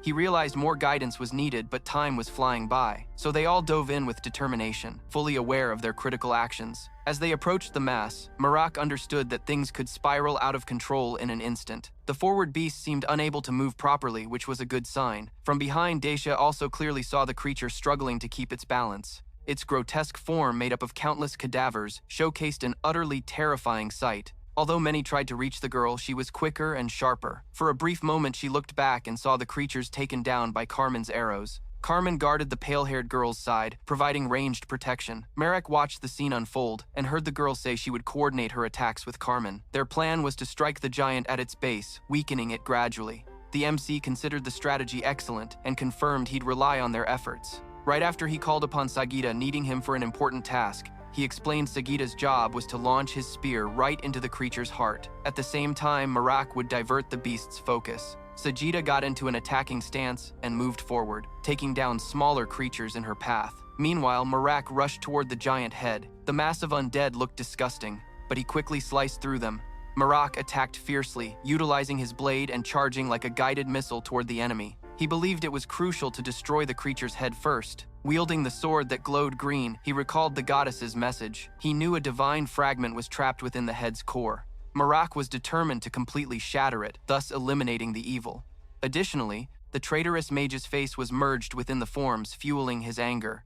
Marak locked onto those vile eyes and with a resolute expression decided to end the torment. Disturbing memories of the mage surged back, intensifying his fury. Simultaneously, Sajida quietly approached the giant's vital organ. Marak positioned himself before the mage's head, aiming to chop it into numerous pieces. As expected, he sliced the creature's head into many sections. Spotting a lingering piece, he resolved to completely obliterate it. He lifted his hand to its fullest extent and swung the sword down fiercely onto the final fragment. Marak destroyed the last bits of the mustachioed mage, putting an end to the most disturbing chapter of his past. This act left him deeply shaken, but also uniquely satisfied. The wretch's head was finally obliterated, and with a slight grin, he felt an internal peace. Meanwhile, Sajida had already taken her position in front of the main organ, ready for the right moment. At that exact moment, she drove her spear straight into the beast's heart. The colossal creature writhed in excruciating pain until it began to fade away, in front of all onlookers. The smaller beasts also disappeared near the silver-haired girl, leaving her confused. Initially, she couldn't comprehend the sudden vanishing of her foes. When she turned, she saw the giant monster's condition, now just a foul puddle of remains. The trumpeter watched from afar, expressing admiration and respect. He walked through the dark mire in his boots, securely holding the purified core. Eventually, Marak felt a sense of peace after achieving the long-awaited vengeance. His master Salvador could now find rest, with the traitor completely eliminated. The approaching figure was the silver-haired girl. She studied him closely, asking if he had any injuries. Marak, noting Sajida's absence, voiced his concern and questioned where she might be. Soon Sajida appeared, holding the spear and exclaiming about its incredible power. With the four now reunited, they turned and noticed the trumpeter. The mysterious figure gestured them towards something specific. He focused on Marak, stating the call was just for him. Consequently, Marak stood up to join him, eager to discover his purpose. As they walked, he noted the trumpeter's back, pondering why the conversation was exclusively directed at him. The MC wondered if the trumpeter had seen him take the spear, or maybe recognized him as a follower of the dark entity. At a certain point, the trumpeter halted suddenly, and the goddess warned Marak to prepare. He then assumed a defensive stance, hand gripping the sword's hilt tightly. Moments later, the trumpeter alerted them to an approaching presence. Marak sensed an overwhelming oppressive energy as well. He quickly shut his eyes, trying to figure out what it was. That's when he saw a colorful aura coming closer to him. Despite its bright glow, the vibe felt overwhelming with an essence beyond human understanding. As the trumpeter serenaded, Marak understood the being approaching him was divine. Looking closer, he noticed the trumpeter, despite being a bit strange, kept a calm expression. The masked figure remained silent for a while, just observing Marak. When he motioned toward Marak, the MC stayed alert, ready. The trumpeter began to speak about the capital and then suddenly bowed down, as though directed by an unseen force. Marn saw the trumpeter's essence fade away. He now fixed his eyes on the mask, briefly used by the deity for its appearance. As the mask disappeared, he realized that uncovering that being's identity was no longer possible. But this didn't bother him. In fact, he didn't want to know anymore. With that thought in mind, he offered a small smile. As things shifted, the trumpeter stood up, saying they could now leave, moving a bit away from their previous spot, and walked side by side. Marak expressed his desire to count on the trumpeter's help to cleanse Irtico. However, the masked figure stated that helping the living was not his job. His attitude felt cold and detached, showing no intent to lend a hand. Yet Marak noticed he had already begun purifying a large portion of the area. Marak then asked the trumpeter to find any possible survivors. If he found anyone, they should be taken to safe locations. Upon hearing this, the trumpeter switched instruments.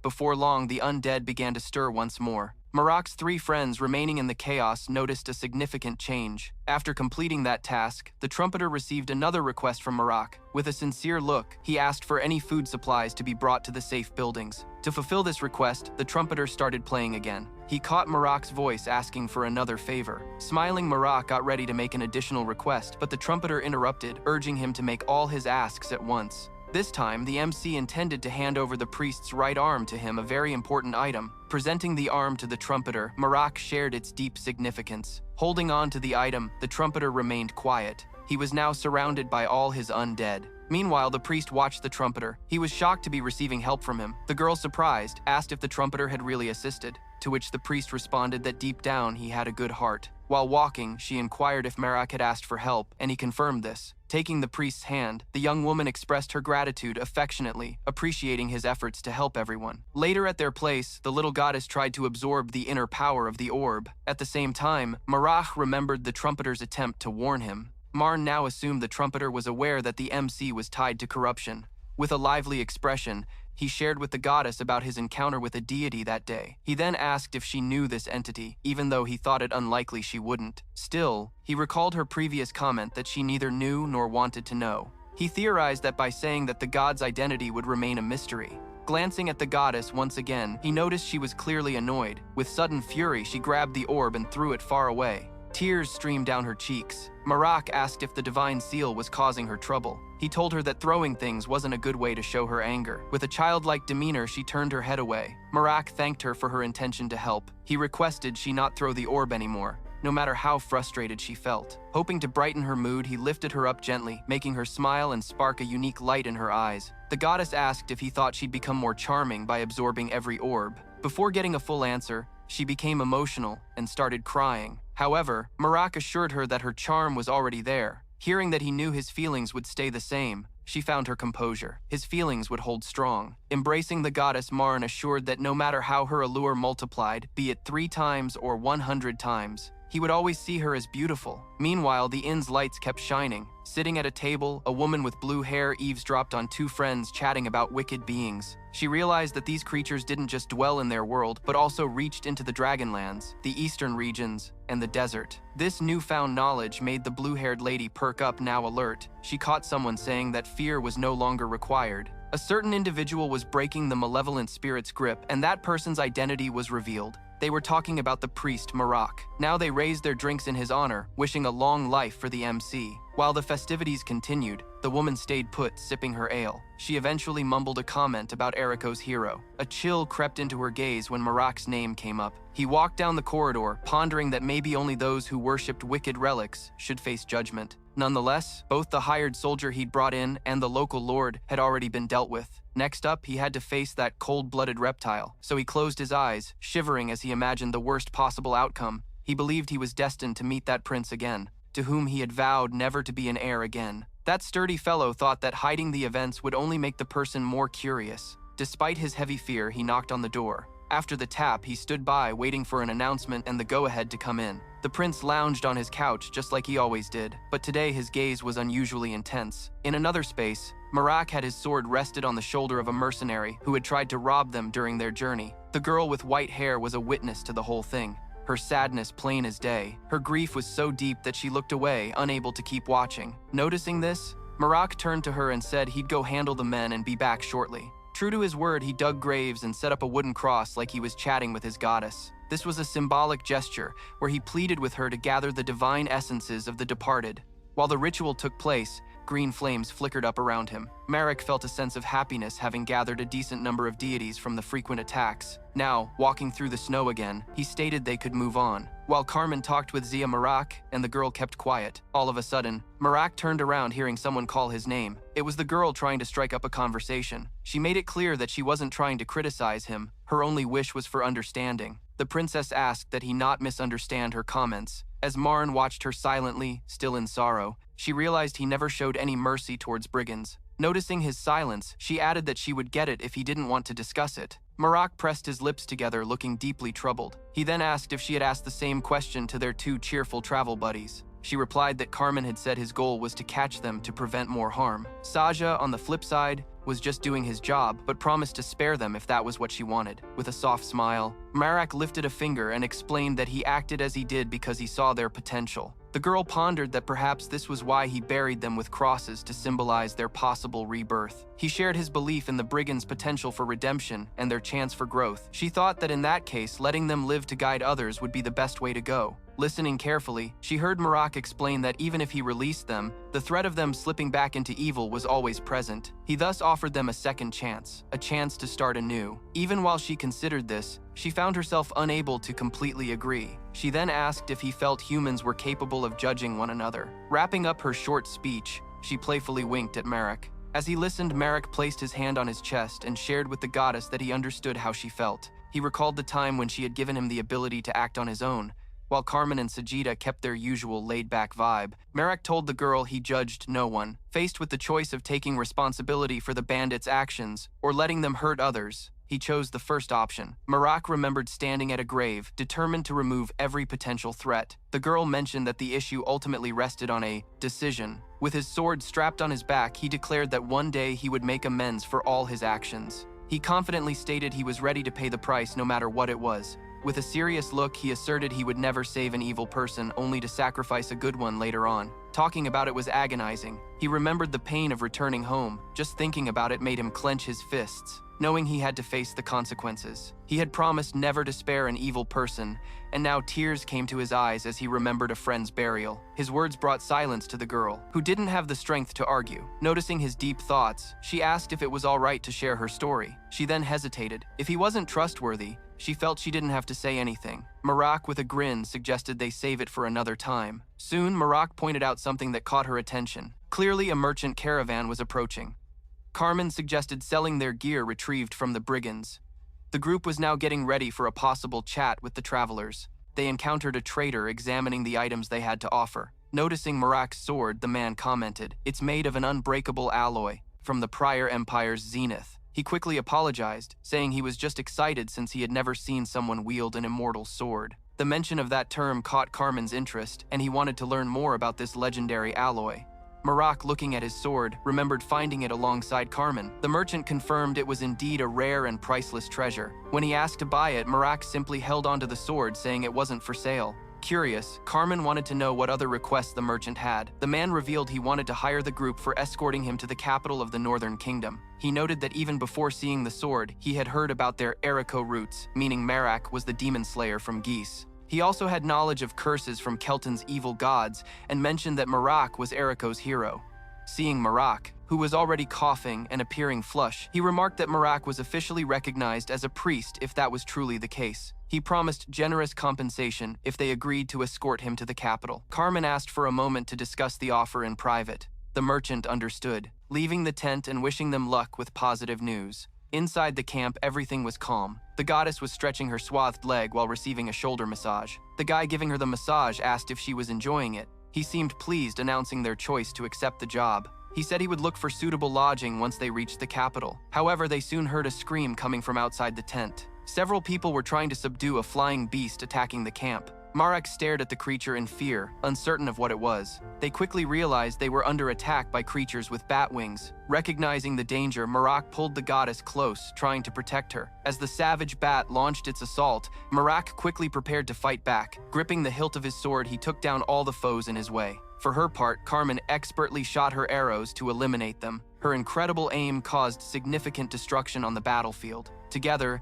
they continued to clear the swarming area. At one point, Marak's eyes shimmered, a deep emerald seemingly under the influence of some shadowy power. Harnessing that strength, he pierced one of the fierce bats with remarkable precision. Throughout the battle, the white-haired girl, a skilled sorceress, also contributed with her magic. Focusing intently, she conjured fireballs and threw them at the enemies. In front of her, a knight was attacked by a huge bat. Before she stepped in, Marak flung one of his swords at the beast. This gave the guy a chance to escape just before the creature came crashing down. The girl turned with a smile, happy to see Marak. He then told her that wild magic from allies was a bigger danger than their enemy. Offended, she quickly shot back that her skills were nothing to scoff at. She confidently claimed she could aim well enough to hit something as big as a bat. Marak replied that there was no guarantee against a mistake that could endanger a friend.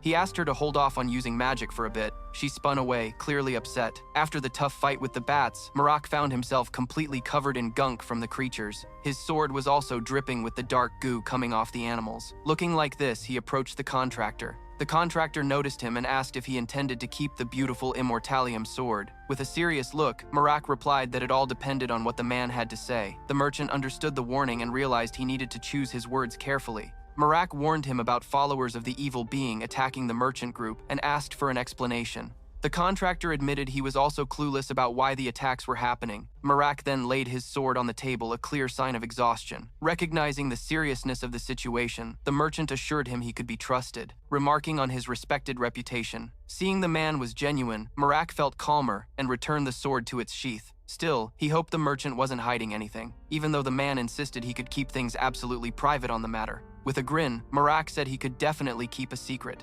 After all, he was in the middle of being hired for something. At that point, the man asked a servant to fetch the item. After a bit of a wait, the servant came back with the box, placing it on the table near the contractor. The merchant explained that the attacks from the followers began right after this item was delivered. The box needed to be transported to the capital. That was the job. Marak guessed the group probably suffered a lot from ambushes along the way. When he asked why the man insisted on such a dangerous task, the merchant revealed he was promised an immortal as payment. Curious, Marak asked about what that was, but the merchant was unsure of its purpose. As the merchant opened the box, a seemingly ordinary necklace came into view, but the moment Marak's eyes landed on it, he recognized what it was. It was a sacred artifact filled with the divine essence of his personal deity. With a hand on his chest, he could feel its power radiating as a green glow. Then he understood why the worshippers were after it, confused. He still had no idea how the item ended up in the merchant's hands, or how the enemy learned about it. The merchant asked Marak why the evil being craved the necklace so intensely. However, Marak bowed his head and admitted he was just as clueless. So they moved on to other topics. Given the seriousness of the situation, Marak declared that the reward for the mission should be doubled since the merchant had concealed a holy item. The merchant turned pale at this pronouncement. Eventually he agreed, though begrudgingly. He urgently needed to keep his group safe. As night fell, shelters were set up and watchmen kept a lookout nearby. Afterward, the four friends gathered secretly, inspecting the guards' gear and discussing what was going on. Carmen expressed great satisfaction with Marak's decision to ask for double the compensation. With a chuckle, he responded that he was just wanting what they deserved. The young woman, for her part, was just happy everyone was safe. They wrapped up their chat with a friendly high five. Each of them then went to their own shelter. At the same time, the goddess's hand somewhat slipped through Marak's clothing, softly asking if she wanted to steal the sacred artifact, warning that getting caught would spell disaster. Still, she suggested it might be the perfect crime as long as no one was watching. Thinking back to the merchant's attitude, Marn carefully considered his next move. While comforting the goddess, his hand placed over his heart, he shared his plan. The idea was to let the wicked spirits snatch the item and then grab it back during the chaos. Their mission was to capture the divine essence and then restore the necklace afterward. The goddess's hand even throbbed with excitement, deeming the plan clever. He sensed the goddess might be worried that the traitors were hiding something bigger. Just then, he noticed signs of an attack about to unfold. With a deep sigh, he lamented the timing. Right after his bath, he was almost ready to spring into action, determined to finish it fast, when Marak signaled the others about the monsters attacking. Soon after, a gigantic beast appeared, throwing guards like they were nothing. Curiously, Marash wanted to figure out what kind of creature it was. When he got closer, he noticed it looked a lot like a massive goat, a detail he brushed off as unimportant. Ever determined, he made up his mind to take it apart anyway. With a fierce look on his face, the MC raised both hands, gripping his special sword. He unleashed a green glow towards the creature, which simply responded with a terrifying roar. As he tried to slice the beast, it pushed him back with its powerful horns. Marak raised his eyebrows, amazed at the foe's strength. He aimed for another strike, but the goat just kept deflecting his blows. Spotting a chance, he decided to chop off the creature's horns. Their presence caught his attention. After he severed them, the creature crumpled down. Even though he had just washed up, Marak found himself dirty again. Yet something unusual in the forest caught his eye. A bright light shone through the trees, revealing a strange figure with big eyes and a wicked smile. Marak's green eyes widened as he tried to figure out who it was. It was the girl with pink hair, her tongue now playfully sticking out while being held by the neck. Upon seeing her, Marak immediately recognized her. His green gaze locked onto her. The girl casually tossed her hair and flashed a teasing smile. The guys around them blushed and started chanting, even as the MC held her neck tightly. While keeping a firm grip,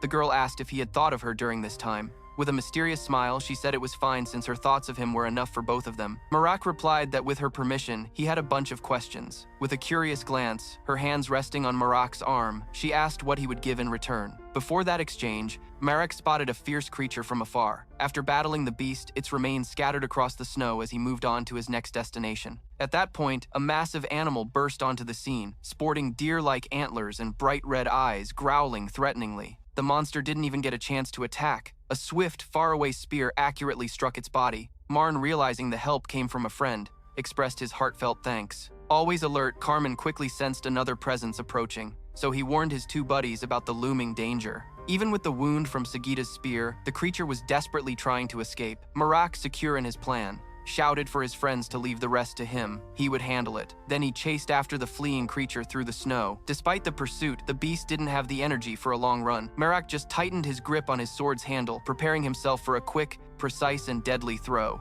This time he made sure to completely neutralize the beast.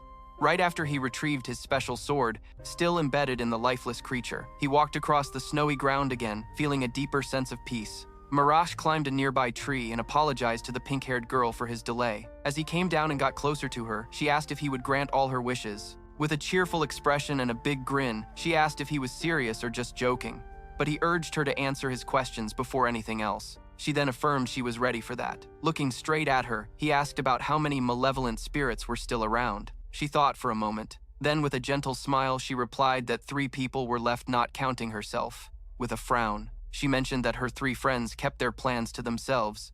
As the priestess expressed her frustrations, Marek realized that he wouldn't spill his secrets to her if she was part of his group. Trying to lift her spirits, she figured their actions came from a place of cruelty. When asked about the caravan's attack goal, she explained they wanted to take a golden necklace from the merchant lord. With an inquisitive smile, he asked how they knew about the necklace. She admitted she wasn't sure. She simply pointed out that the necklace's giver to the merchant was from the Liberatio group, which struck Marn as confusing considering the group's attack on the merchant. The MC then realized there was likely some sort of internal conflict within Liberatio itself. She described it as a type of mental struggle, actions of competing factions. Marek, looking a bit lighter, asked what exactly caused their split. The girl replied that she knew but had forgotten the specifics. Gazing out at the lush landscape, Marek thought it was strange she had forgotten such an important detail since she was part of the group. With a playful smile, she declared her neutrality, ready to take on any task for some resources or cash. The MC wanted to find out what kind of materials she used, and she clarified they were for her dolls, as if it was super obvious. Clapping her hands together dramatically, she asked if Marek understood her craft. She also mentioned she was a priestess devoted to the quivering strand.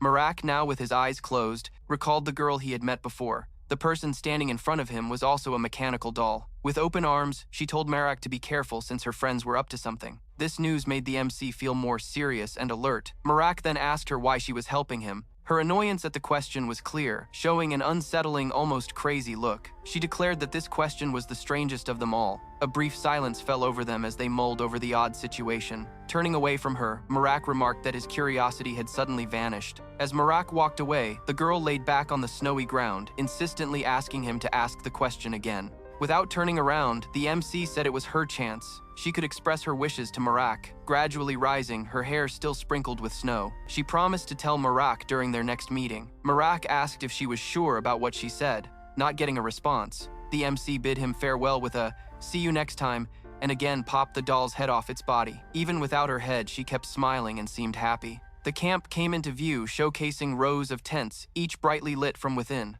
Marek was weaving through the tents when he heard his name called out. It was the white-haired girl, clearly worried about Marek. The MC suggested she stay in her tent and rest as followers might show up any moment. She smiled and replied she had been resting but got worried when she noticed the MC was missing. When she asked where he had been, Marek smiled and shared he had gone after a carpello. He explained he had sensed a worshipper nearby and decided to check it out. The girl became quite anxious. However, he tricked her by saying the worshipper had already left. She stepped closer and remarked that it was too bad. Right after, she pulled out a white cloth and gently wiped his face. He pulled back, mentioning she might lose the cloth if she kept using it like that. But she kept going cheerfully, saying that she had brought that cloth specifically for this. Holding his hand, she urged him to come, not to dodge her again. Then she carefully cleaned his face again. Happy with her work, she said he could handle the rest on his own. She placed the white cloth in his hand. As she headed toward her tent, she wished him good night. Marek, feeling a bit flustered, entered his tent. Unexpectedly, a green glow appeared. The goddess holding a white cloth was visibly shaking with rage.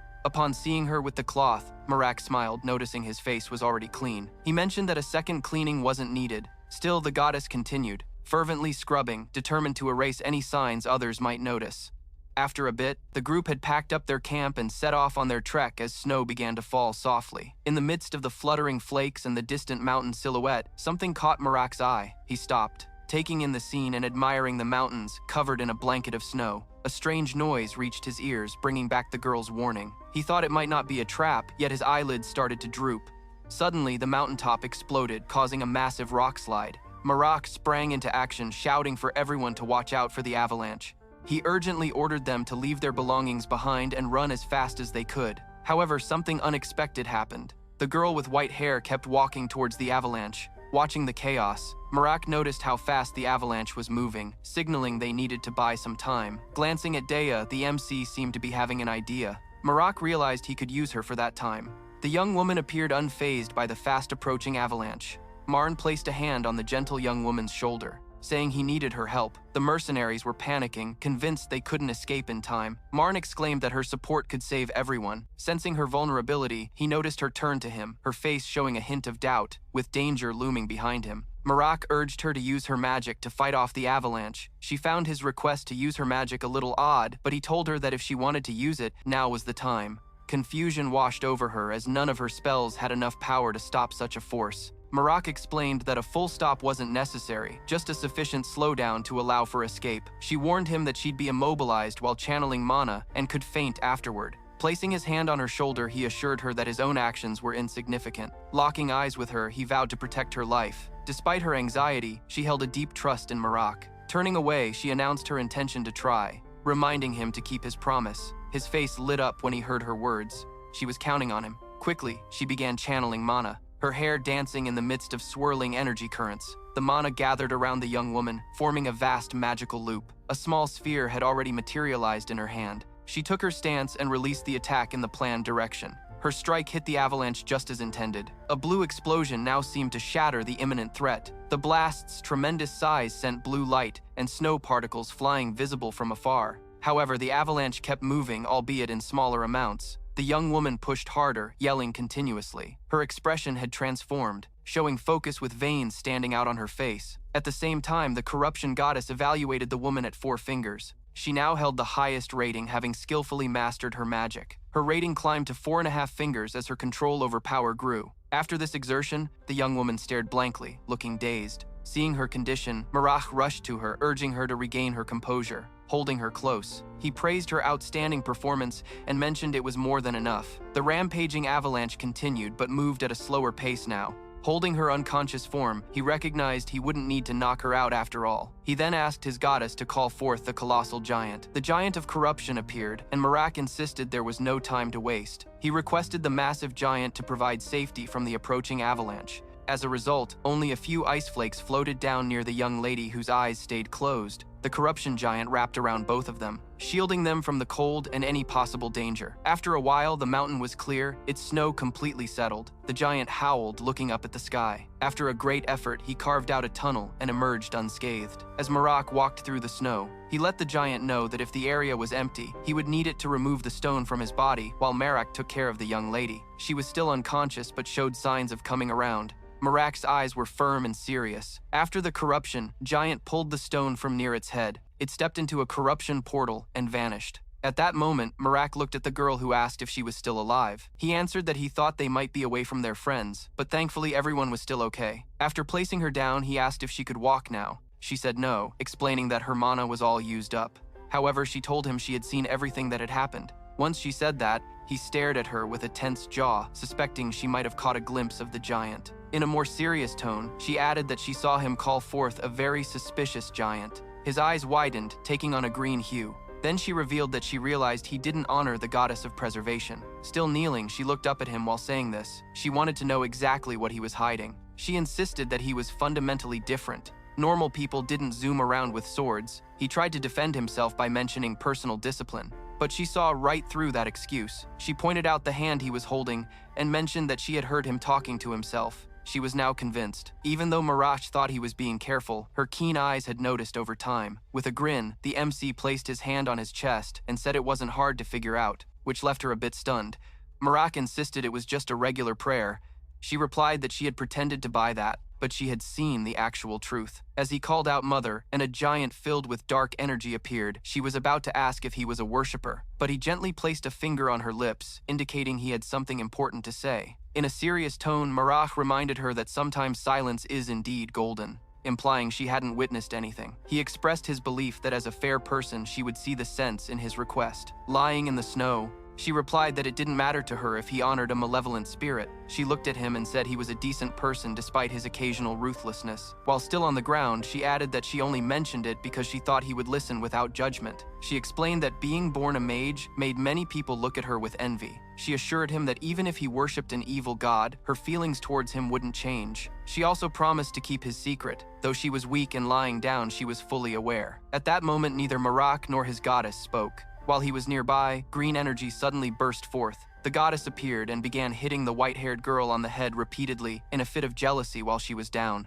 Looking at the girl, she asked where she had come from and told the priest to make her stop. Marak took the goddess's hand and asked her to calm down, saying he believed the young woman was being honest. He told the goddess he understood her concern, but he wanted to give the girl a chance. The white-haired girl looked at Marak and told the goddess that as a mage, she would swear a binding oath. The goddess made it clear she would always be watching her. When the girl asked Marak what that meant, he explained that the deity would be keeping an eye on her behavior. Helping her to her feet, Marak instructed her to swear using the ancient language. The girl started to recite the oath as he requested. As she spoke, her mana swirled around her, sealing the agreement. This put Marak at ease since he knew she couldn't reveal it even if she wanted to. The girl then looked at him, asking if he hadn't thought she might have lied during the oath. However, he revealed he understood the ancient language himself, which intrigued her and made her even more curious. Marak looked at her, asking what she wanted to know about him. Blushing and clasping her hands, she wanted to find out his taste in women. The girl's outrageous question was evident. Sensing the goddess, who was still in her childlike state and waved her hand dismissively, she quickly put some distance between them.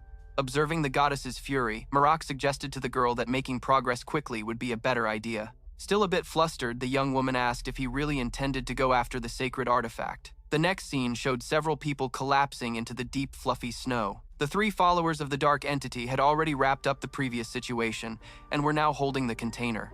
A closer look showed that the artifact inside was perfectly intact. While they thought Marak had frozen in the cold, he and the girl took a different route calmly. One worshipper, a young woman with short blue hair and matching eyes, expressed a strong need to get moving. The man beside her, with long dark hair and almond-shaped eyes, sensed danger was approaching. Not long after, they all stood on the snow, spotting a figure chasing after them. The approaching person was seething with anger, accusing the followers of breaking apart the merchant group. That individual, a guardian assigned to protect the artifact, shouted in fury, questioning their nerve in taking something that didn't belong to them. The blue-haired devotee began gathering magical energy in her palm, ready to launch an attack. Right after she unleashed her spell at the man, ice spires suddenly erupted from the ground. Yet the man remained standing, his form barely scratched. Just a few minor dents marked his metallic surface. Once his outer shell shattered, he revealed himself as a fierce android, surrounded by a dark aura. Androids were known for having bodies made entirely of metal. They were notorious for their fixation on rare minerals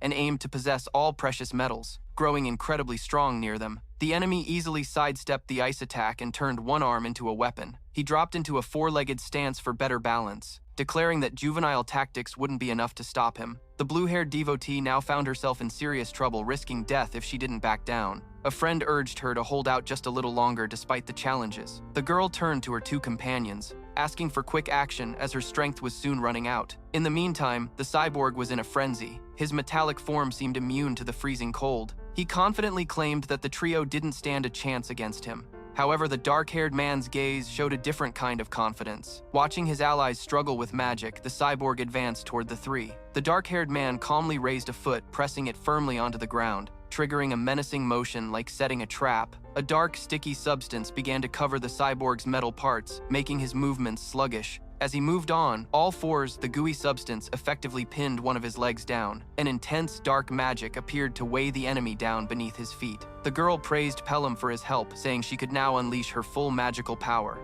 The mage, with a quirky grin and eyes filled with excitement, summoned her melting ice.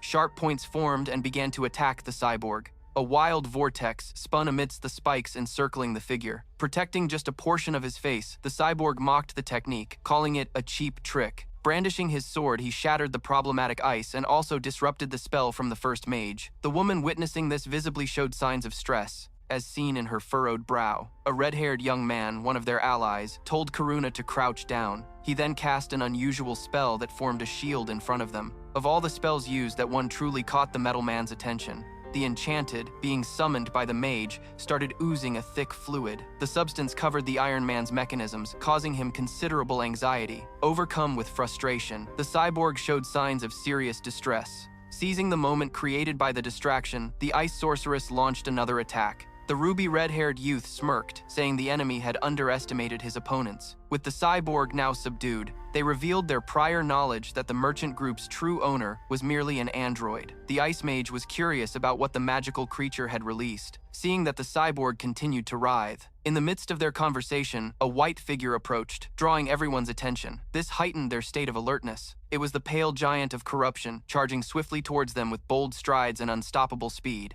The ice sorceress asked what their plan was against this looming threat. The insect youth admitted he couldn't stop it, saying his creatures were useless against such a force. The blue-haired woman wondered where the pink-haired girl was. Nevertheless, they decided to face the entity anyway, even in her absence. Once more, the sorceress summoned the power of melted ice, creating sharp spikes to try and block its path.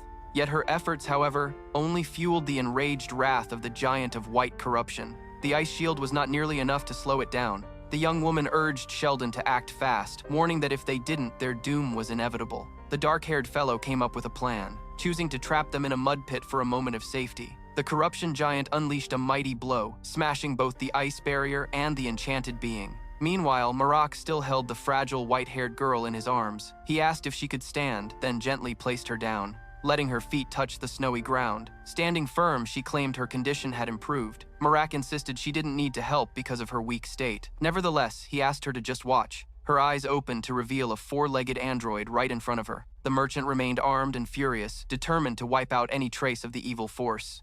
Though he bore some injuries, he fought fiercely. He surged ahead, obliterating the massive bats summoned by the sorcerer. Marak told the girl he wanted to help, but the man seemed to be handling things well on his own. From a distance, Marak noticed the cyborg was struggling outnumbered and starting to falter. But something caught Marak's eye. His green gaze sparkled like emeralds. He watched the giant of corruption and noticed something strange about its fighting style. Its movements and attack patterns seemed odd. Suddenly, it grabbed something and hurled it powerfully into the distance. The object crashed into the snow, creating a white, icy mist. It landed near Marak, who approached to get a better look. Getting closer, he recognized it as a bat covered in snow, already lifeless. At that moment, the goddess's hand appeared before him. She appeared to send a direct message, indicating a pressing need to intervene. The sight of the creature made the white-haired girl feel queasy. For Marak, however, it was just another disgusting beast. Opening the bat's body, he discovered the sacred artifact hidden inside. In the distance, the giant of corruption gestured, holding up a gem while showing a hint of pink. Then the main character realized the reason for its strange behavior. This was the goddess's influence, bringing a subtle smile to his face. Suddenly, a powerful glow encircled Marak. He got ready to amplify one of his lasting powers. Choosing a power to enhance, he drew from his gathered divine energy, which totaled 13,000 units. He wanted the giant of corruption to be boosted too. As a result, a brilliant orb enveloped it entirely. The gift extended beyond just Marak. The corruption giant also received a significant power upgrade. The brilliant light radiating from the gigantic creature blinded the bats, each of which was easily wiped out. They flew like glowing arrows shooting from around the giant of destruction. From afar, Marn watched with a deep smile, his eyes taking in a truly spectacular sight. He regarded the giant of corruption now even stronger with immense pride. Amidst the chaos, massive bats attacked fiercely. They tried to overwhelm and crush the enemy with sheer numbers, but met with surprising resistance.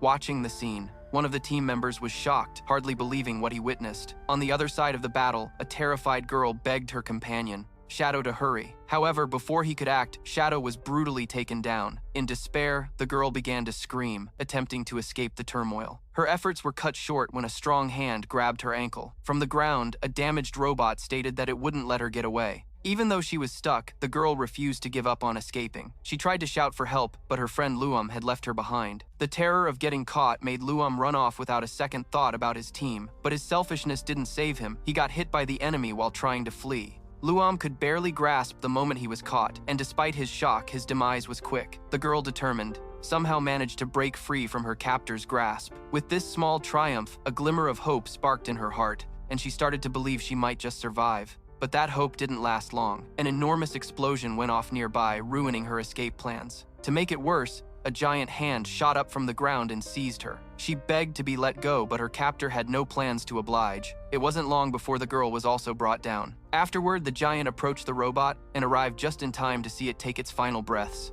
still tethered. Then the giant unleashed a summoning power. In that moment, Marak, the hero, appeared on the scene. He felt a surge of divinity and noticed that his hard work was finally paying off. Now present, Marak informed the giant that the harvest would be his task. He explained to the mother of corruption that the giant would handle the harvest in her place. He also commented that the mother seemed to be getting more eloquent lately and wondered if she was getting smarter as the seal lifted. Noticing the mother's annoyance, Marach simply found her adorable and said she was quite precious, promising to avenge her. Then his buddy Dakia showed up and asked if that girl, rather than being a goddess, might actually be a lost daughter of Marak. Instantly, the mother fumed at the comment, but the hero tried to calm things down. Dakia then revealed she had a favor to ask, asking if she could also hug the girl because she found her super cute. Marak noticed the girl's shyness and suggested his friend try winning her over with a treat next time. Dakia agreed, saying that one day she'd definitely pinch the girl's cheeks. After that, Marak asked the mother if she had anything she wanted to say. The girl thought it over, but the only thing that popped into her head was about killing. From her reaction, Marak figured it out. However, he was taken aback by a shout from the girl who finally referred to herself. Hearing her speak filled Marak with joy, and the girl looked pleased too. Far away, a noble elf was angrily scolding his servant. He had just learned that the men he sent on a mission perished in an avalanche. The elf said he couldn't find words to express how he felt. The servant, on the other hand, thought it wasn't his fault. After all, he couldn't have controlled an avalanche. He mused that he'd lost a lot of hair that morning from stress. Then the elf asked if it was true that Dakia had left the Eastern Branch region.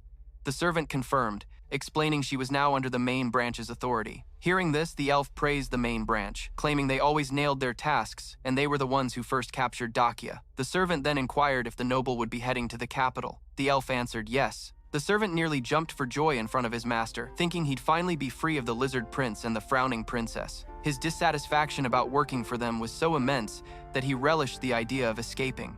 Unfortunately, his joy didn't last, for his master said he'd be joining him on the trip, needing someone to guide him there. The elf also mentioned that the servant would get special treatment and told him to get ready for the journey, dressing warmly. The servant insisted he was the leader of the Eastern Branch and couldn't leave his post, but the elf shot back that the servant's failures hadn't been reported to the higher-ups and asked what would happen if the capital found out about his mistakes. Hearing that threat, the servant looked defeated. The elf suggested he think of it as a little vacation. In that moment, all the servant could think about was his family. Even with little to do, his only wish was to get back home. Meanwhile, our hero kept trekking down the road. His chatty little robot shared a tale about a mighty warrior wrapped in sparkling armor. Marak noticed that the robot had already spun that tale the day before and remembered that the tiny creature called the scene absolutely breathtaking. The robot wrapped up the story, saying that the heavenly gods had come to his aid, even though the fierce warrior looked really irate. Dakia remarked that for someone hailing from the heavens, that giant had an unexpectedly sinister look. The hero thought the warrior's anger wasn't a big deal for the robot. After all, he was on the brink of demise when he was discovered. Shortly after, the robot got a heads up that it was nearly time for its questioning. Asking the hero for a moment, it explained that it needed to be away for a bit. Plus, it thanked Marak for aiding them in reaching the capital, promising a little reward once they got there. As they continued their trek towards the capital, one of the allies suddenly remembered that he had something essential to inform them. He explained that entering the city could get a bit chaotic, but reassured them there was nothing to fret about. However, it wasn't long before a guard recognized Carmen Valtis. Right away, the guards closed in to apprehend him. Carmen assured them that he could handle the situation by himself and would return in a jiffy. Even though he asked the group not to worry, everyone ended up doing just the opposite. Meanwhile, a different scene was playing out far away. A grand golden dragon showed up. It landed smoothly on the snow-covered ground. Then, to the shock of onlookers, it morphed into a humanoid shape.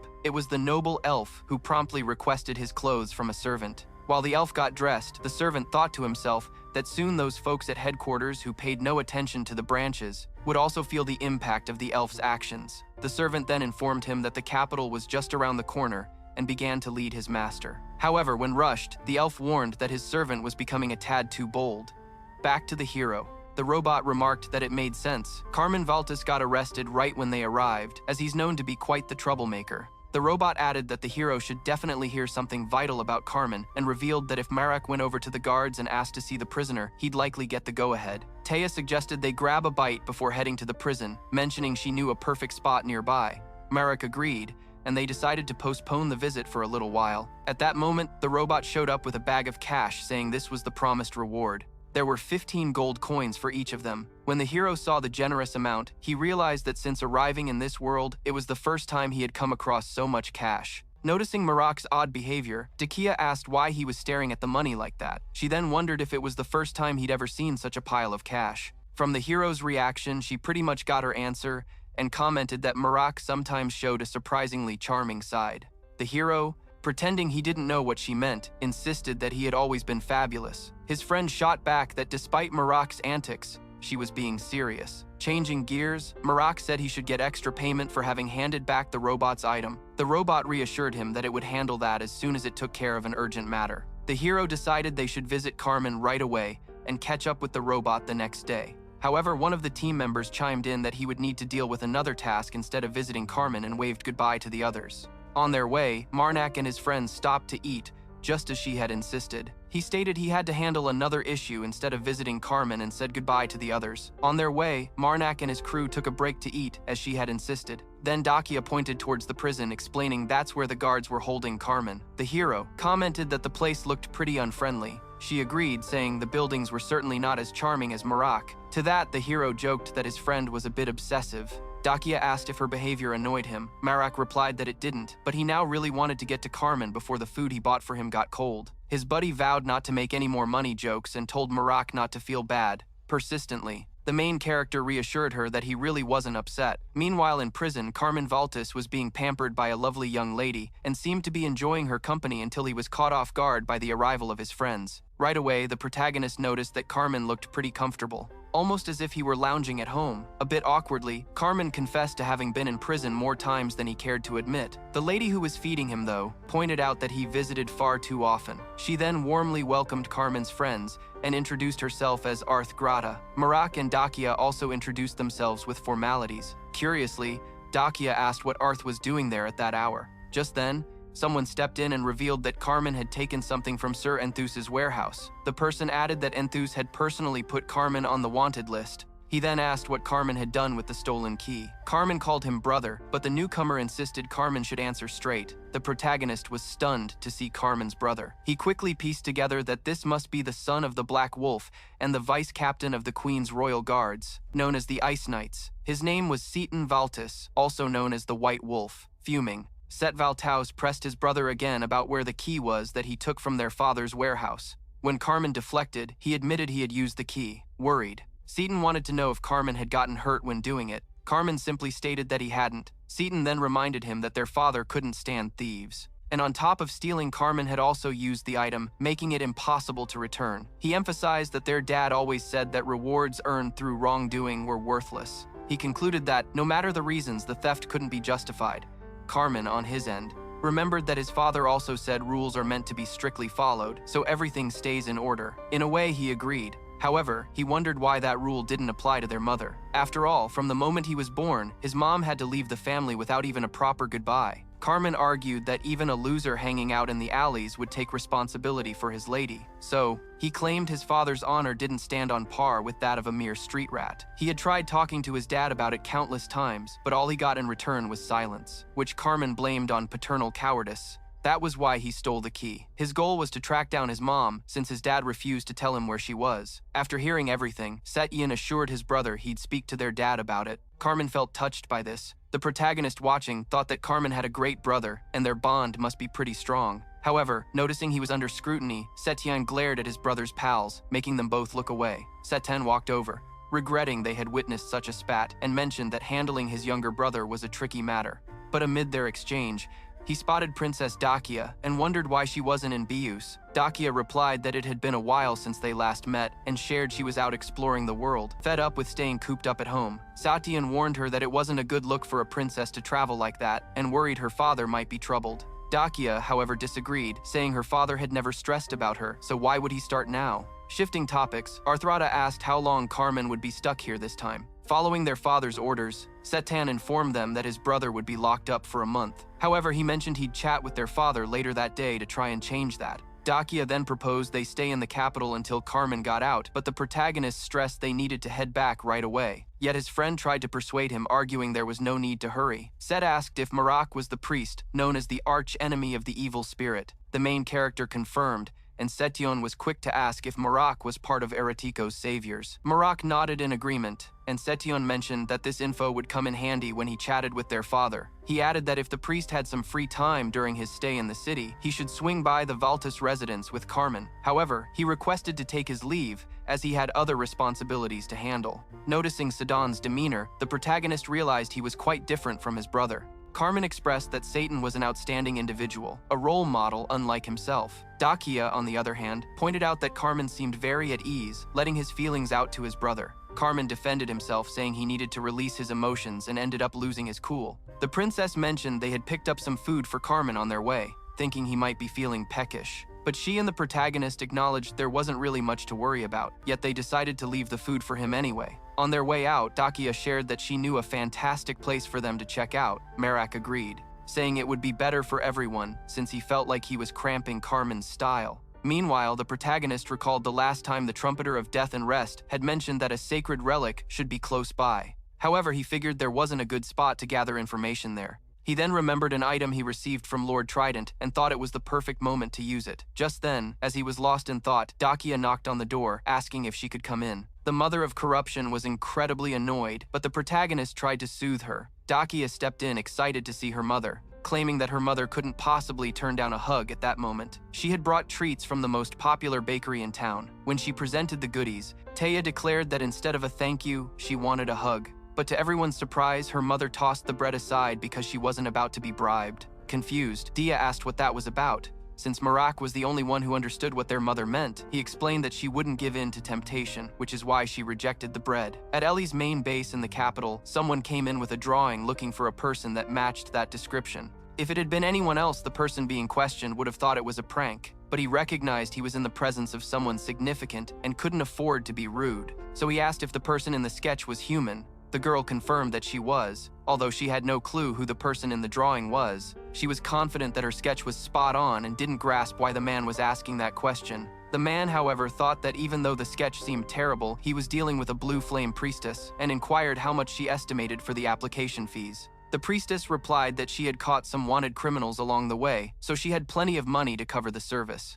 The man figured the priestess would probably pay more than the minimum since she belonged to the blue flames. Then the priestess presented 12 gold coins and 33 silver coins and asked if that was enough. Noticing the look of surprise on the young man's face, she asked if that amount was way higher than he expected. Meanwhile, the noble elf's impatience grew as they delayed getting to their destination. His servant beside him sensed it wouldn't be long before the elf's temper boiled over, and the real problem would be if he took his aggravation out on the little companion. This excessive worry made the servant lose his focus enough for his master to catch on to his discomfort. The elf quickly grew irritated, feeling like he was always the one blamed for any delay or issue. In the midst of this tension, they happened to bump into the blue flame priestess. The little servant was captivated upon seeing her, but the priestess reacted quite the opposite. The servant wisely chose to keep quiet, fearing his master might start interrogating him if he showed any reaction. Soon after, they finally reached their destination. Upon their arrival, the guide informed them that only the elf could proceed. The little servant felt a twinge of disappointment, worried that if he reacted, his master would start asking questions. Shortly after they finally arrived at their destination, when they got there, the guide informed them that only the elf could go on. The little servant felt a twinge of concern, thinking that even though his branch might seem lesser, it felt embarrassing for a branch leader to be refused by just an employee. To everyone's shock, the elf announced that his servant would be joining him. The young man who served as the guide explained he understood the prince's wishes, but insisted that allowing other branch members in was out of the question. Frustrated by the refusal, the elf gave the guide a slap across the face. He then insisted the guide fetch someone with more authority to speak with him. While he didn't feel sorry for the arrogant elf, the little servant found it hard not to grin when he saw the guide get hit. That alone was enough to wipe away any bitterness he'd felt towards the headquarters crew. Now he saw a perfect chance to watch the downfall and embarrassment of the headquarters team by the third prince with his own eyes and ears. Back in Dakia, Marak saw the Mother of Corruption toss aside the bread and leave the room, saying he could keep it for himself. Picking up the thrown-away bread, Marak thought his mother had been quite rude. He believed there were far better ways to refuse something, and that was definitely not the best approach, especially since Takia had specially bought the bread for her. The MC told his mom that the woman he respected would have shown her mistakes through a noble act, so he suggested she apologize to Dakia the next time they crossed paths. For now, he urged her to try the bread, claiming it looked super tasty. After her son's little talk, the mother couldn't resist the delicious treat. With the first bite, she was overjoyed, practically bouncing off the walls. Marak warned her not to wolf it down too quickly, reminding her it could lead to tummy troubles. At that moment, Dakia walked into the MC's room. She mentioned she wanted to give the bread a try too, but hadn't had the chance amid the chaos, and asked if she could take at least one. The mother was taken aback by the request. Dakia, noticing the girl adored the gift, realized that she'd made a successful choice, even though the mother hadn't shown it. The princess realized she had hit the nail on the head with her selection. Minutes later, Dakia had the mother settled in her lap, finally getting what she desired. A little while afterward, the MC headed off for an appointment, assuring Dakia she didn't have to go with him. But the princess reminded Mirach that she had promised to keep his secret safe. For that reason, she insisted on tagging along to the home of the so-called Friend of the Demon. When they arrived, the owner asked what they were looking for. The MC simply displayed a special item, and the owner immediately allowed them to come in. Once they stepped inside, Daki asked what the object was. Marak replied that a demon he'd met some time ago gave him the item and told him to show it whenever he visited this friend. Dia remarked that she had no idea demons were so thorough. She was also surprised to find out that a simple house was actually a facade for a vast underground place in the heart of the capital. The MC said he had never been to the capital before, which is why he wasn't surprised. Still, Dakia asked if, whether in the capital or not, he wasn't amazed to see such structures. Marak mentioned he'd seen other magnificent buildings in his lifetime. Meanwhile, a mysterious figure approached. Dakia quickly inquired if she should attack him. The MC said no, explaining that casting magic here could trap them in ruins. His friend asked him to trust her, but Marnak insisted she shouldn't attack. Moving toward the stranger, he asked if the man would guide them. Instead of answering verbally, the hooded figure simply turned and walked toward another area of the site. When they reached a door, Dia hesitated, unsure if they should enter, but Marak decided it was best to see for himself. As soon as they stepped inside, they met the hostess. Through clouds of smoke, she inquired what her visitors wanted. Marak expressed his wish for assistance from the hostess. She then requested their names. They introduced themselves, but when Marak's name was mentioned, the hostess looked startled. She pulled Marak closer and asked if he was truly the infamous demon hunter Giz. Right away, Marak understood that his reputation preceded him, and that the hostess didn't seem thrilled about what she had heard about him. Sensing Marak was in danger, Dakia demanded the hostess let him go. However, the hostess challenged her, questioning what might occur if she said no. Dakia replied that she'd obliterate the whole place using her magic. Marak stepped in, cautioning that such an act would endanger everyone. The hostess then inquired about Dakia's identity. Annoyed at being overlooked, Dakia reminded her that she had already introduced herself. Hearing this, the hostess apologized for her lack of focus and admitted she had overstepped. She revealed that some called her Twisted Curiosity, while humans merely referred to her as a demon. Next, she asked Marak if he was the priest of preservation. Marak shook his head, stating he followed the mother of corruption. Twisted Curiosity looked visibly taken aback by this news. She then beckoned Marak to come closer so she could read his mind. She explained that in her current form, she couldn't delve deep into his mind, but wanted to see how he had stayed so unscathed. Marak didn't grasp the significance of her words. Nevertheless, Twisted Curiosity merely indicated that he was unlike other children of corruption and tried to launch an attack on him. However, Marak's mother intervened to protect him. The demon warned that this situation would spell trouble. She revealed she was aware Marak was gathering his mother's relics and asked how many he had already collected. Intrigued about how the demon uncovered this detail, Marak asked her to elaborate on her earlier statement. Twisted Curiosity replied that she couldn't disclose what she knew, but hinted that Marak's own mother had such insight. His mother, however, assured Marak she had no clue what the demon was speaking about. Observing their interaction, Twisted Curiosity was astonished to witness a deity chatting so casually with a human. Marak explained that normal communication was a routine for him and his mother.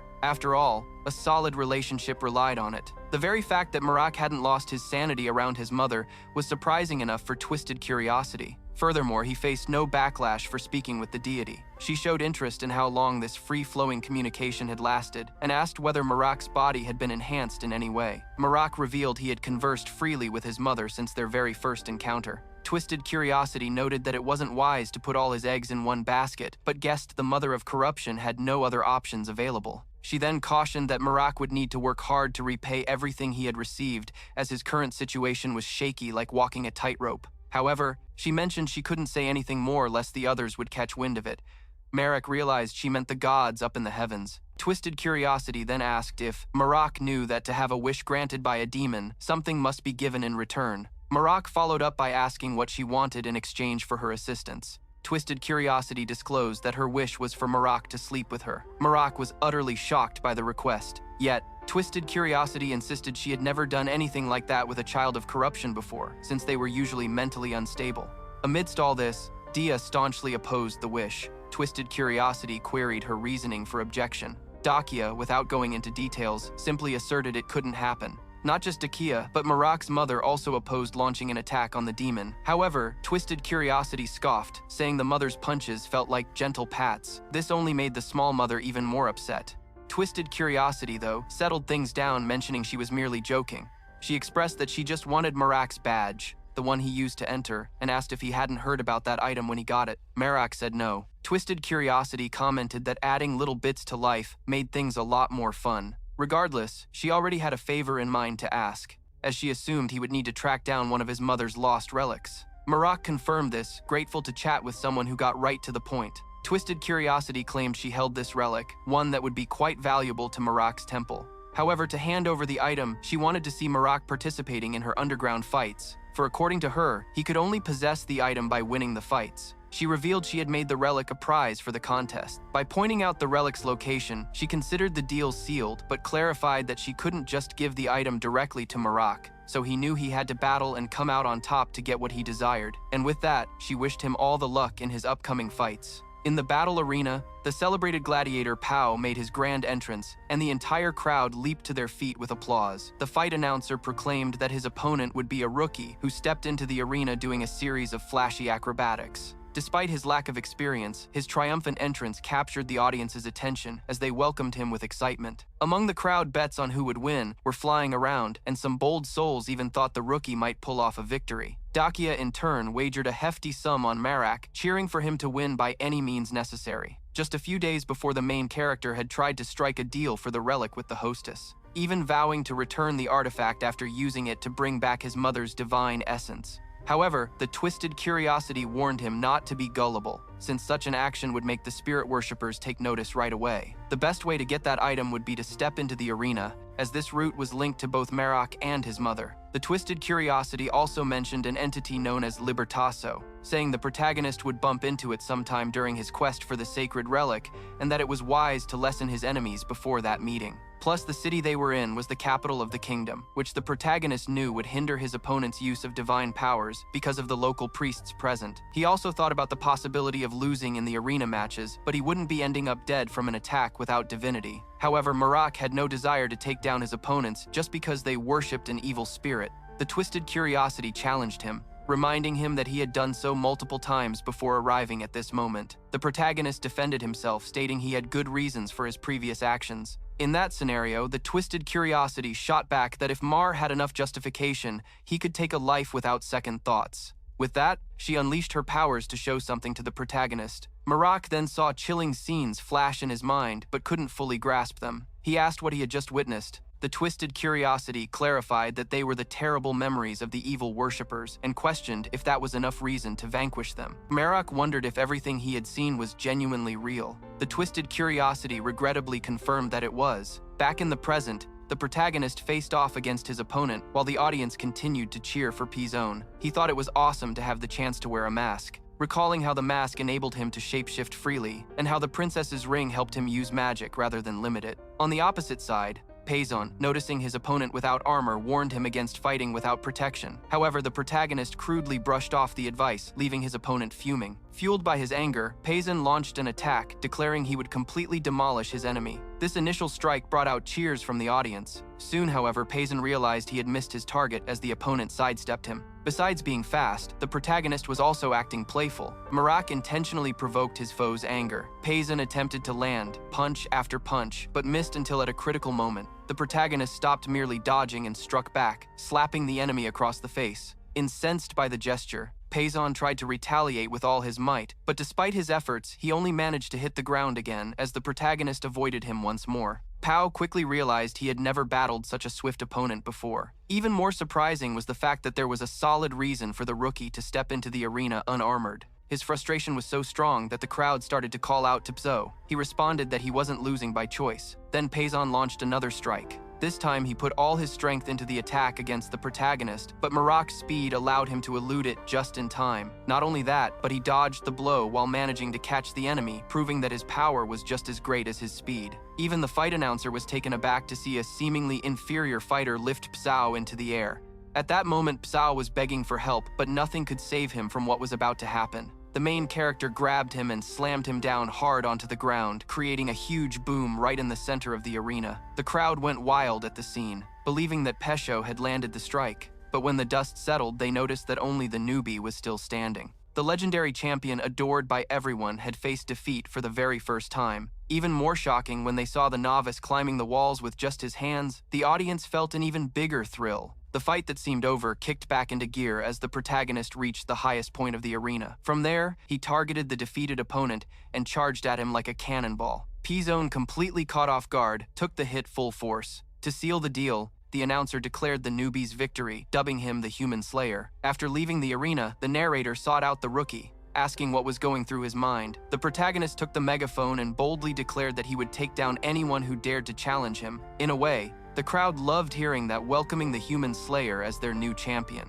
Not just them, but Dakia and the protagonist's mom joined in the celebrations for his win. Soon after, Dakia was strolling through the city with Marak. She spotted a freshly baked loaf of bread and expressed her eagerness to get it. Marak suggested that there was no rush considering the long queue, but Dakia insisted, pointing out that the bread was fresh. Yet, something else caught Marak's eye. He spotted someone who looked familiar but couldn't quite place where he had seen them before. Dakia broke into his thoughts, reminding him to hurry and grab the bread as they had won a good amount in the arena. Marak then chose to follow his friend, thinking that the familiar face was just someone who resembled a memory from his past. When they returned to their lodging, Marak and Dakia found the priest's mom all worked up. She was acting like a kid who had just seen an action movie, mimicking Marak's moves in the arena and playfully elbowing the mattress like she was in a fight. With that, she was thrilled, thinking she captured every bit of what she saw. Dakia agreed, saying that the mom had done quite well, unlike herself. Marak felt a bit embarrassed, though. At that moment, the twisted curiosity entered the room. Marak apologized for the ruckus, but she said it was hilarious to see the mom act like that,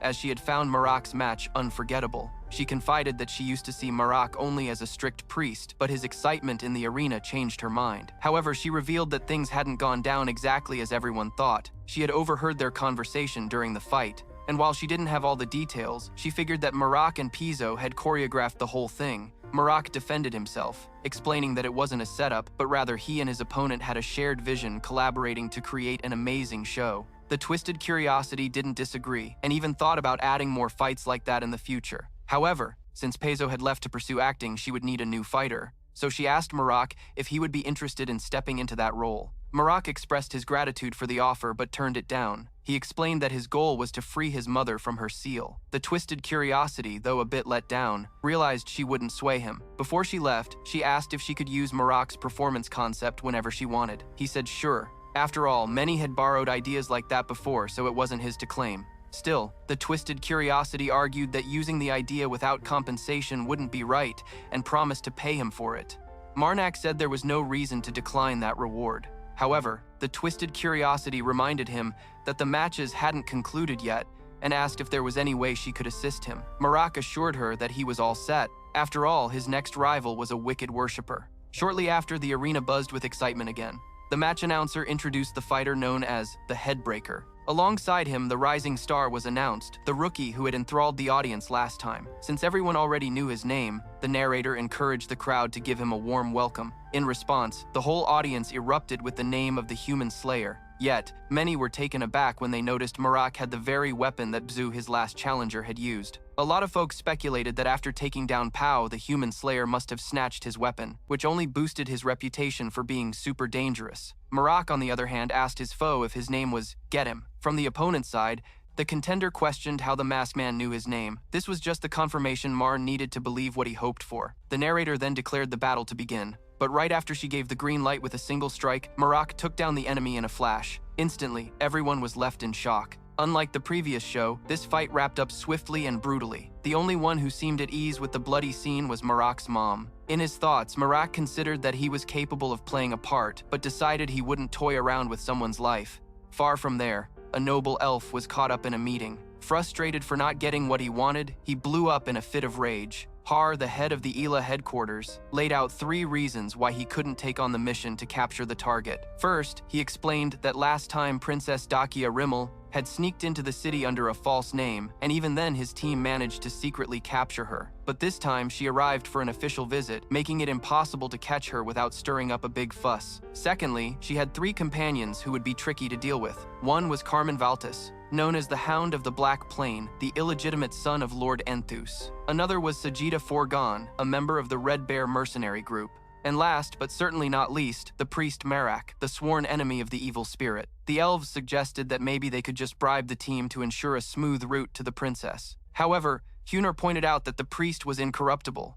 Marak was infamous for taking down many foes and wouldn't just turn on the princess. Besides, there were whispers of a romantic link between him and the princess. Upon hearing this, the elf was furious and refused to accept such a reality. But Har informed them that based on his sources, Dia secretly paid visits to Marok's room every night. The elf demanded to know who else was aware of this. Hentar replied that only their organization had that intel. The elf then ordered him to make sure that information stayed under wraps at any cost. Plus, he wanted to know the final reason why his ally was hesitant to accept the mission. Har mentioned that Set Valtis, the White Wolf, had reached out to the princess and was aware of her presence in the city, which meant if Dakia went missing, he would be on the hunt for her. Moreover, the White Wolf had the backing of his father, Lord Black Wolf. With that, Har stated that the last thing he wanted was for the Ayla to get tangled up in a conflict with Lord Enthus Valtis. Har believed that besides persuading the elf to back off, he also had his own reasons for rejecting the mission, because even as a prince, some matters were simply out of the elf's control.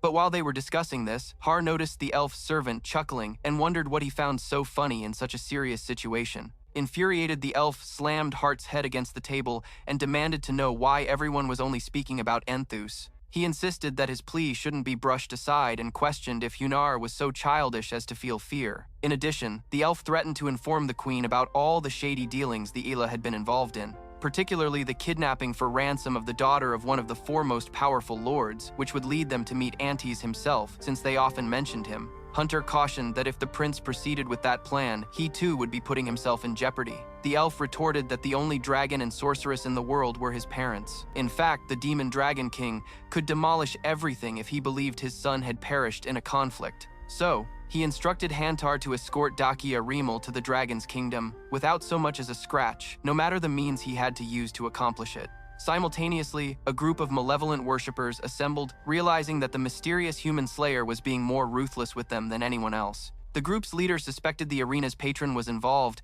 so he figured it would be more beneficial to swipe her relic instead of trying to win it through combat. He then gave the go-ahead for the plan, with the condition that it must be carried out swiftly before the priest or the patroness herself could catch wind of anything. Meanwhile, in Ayla, the leader was putting together his own capture mission. He detailed that the task included blowing up a wall, invading the area, and swiftly escaping with the target. He insisted that Ayla's reputation was on the line, making failure not an option, and instructed his men to track down the target no matter what. Back at the arena, the main character was gearing up to take on a red-headed foe. The unarmed bout promised to be intense, and the crowd was on the edge of their seats. However, as soon as the announcer signaled the start of the match, a massive explosion rocked the arena, shocking everyone present. Shortly after, ninjas from Ayla stormed the venue looking for their target. Aware of the potential that the princess might be in disguise, they began their search with caution. At the same time, the cult leader realized they weren't alone on this mission and instructed his followers to take advantage of the chaos to head toward the arena's sponsor. The protagonist's opponent looked visibly shaken, admitting he didn't grasp the situation. Marn also felt a bit lost about what was happening. However, in the midst of the escalating confusion, a figure stepped forward, announcing that the invasion was an operation against illegal fights and demanding that everyone kneel in submission to His Majesty's orders. Shortly after, a third group rushed into the arena, led by Carmen Valtus, who quickly commanded fines to be issued to all those who had set foot in that secretive place. Witnessing the royal army handing out fines, the leader of El questioned why they showed up precisely on the same day as his operation, especially since his men were already being chased down by the soldiers. The cultists had also been spotted and were making their escape. Carmen Valtus, aware of the unfolding situation, commanded his troops to block all exits. Yet as he tried to push forward with his mission, he was halted by the protagonist. Marak contended that now wasn't the time to pursue the escapees, but instead to concentrate on those there to abduct Princess Dakia. Some folks in the arena backed this claim, remembering that the ninjas had mentioned the princess when they invaded. Given this, Carmen chose to take his friend's word to heart. Immediately, the ninjas began to retreat. To capture them, Carmen Valtus instructed his men to focus solely on the assailants in black and disregard the rest.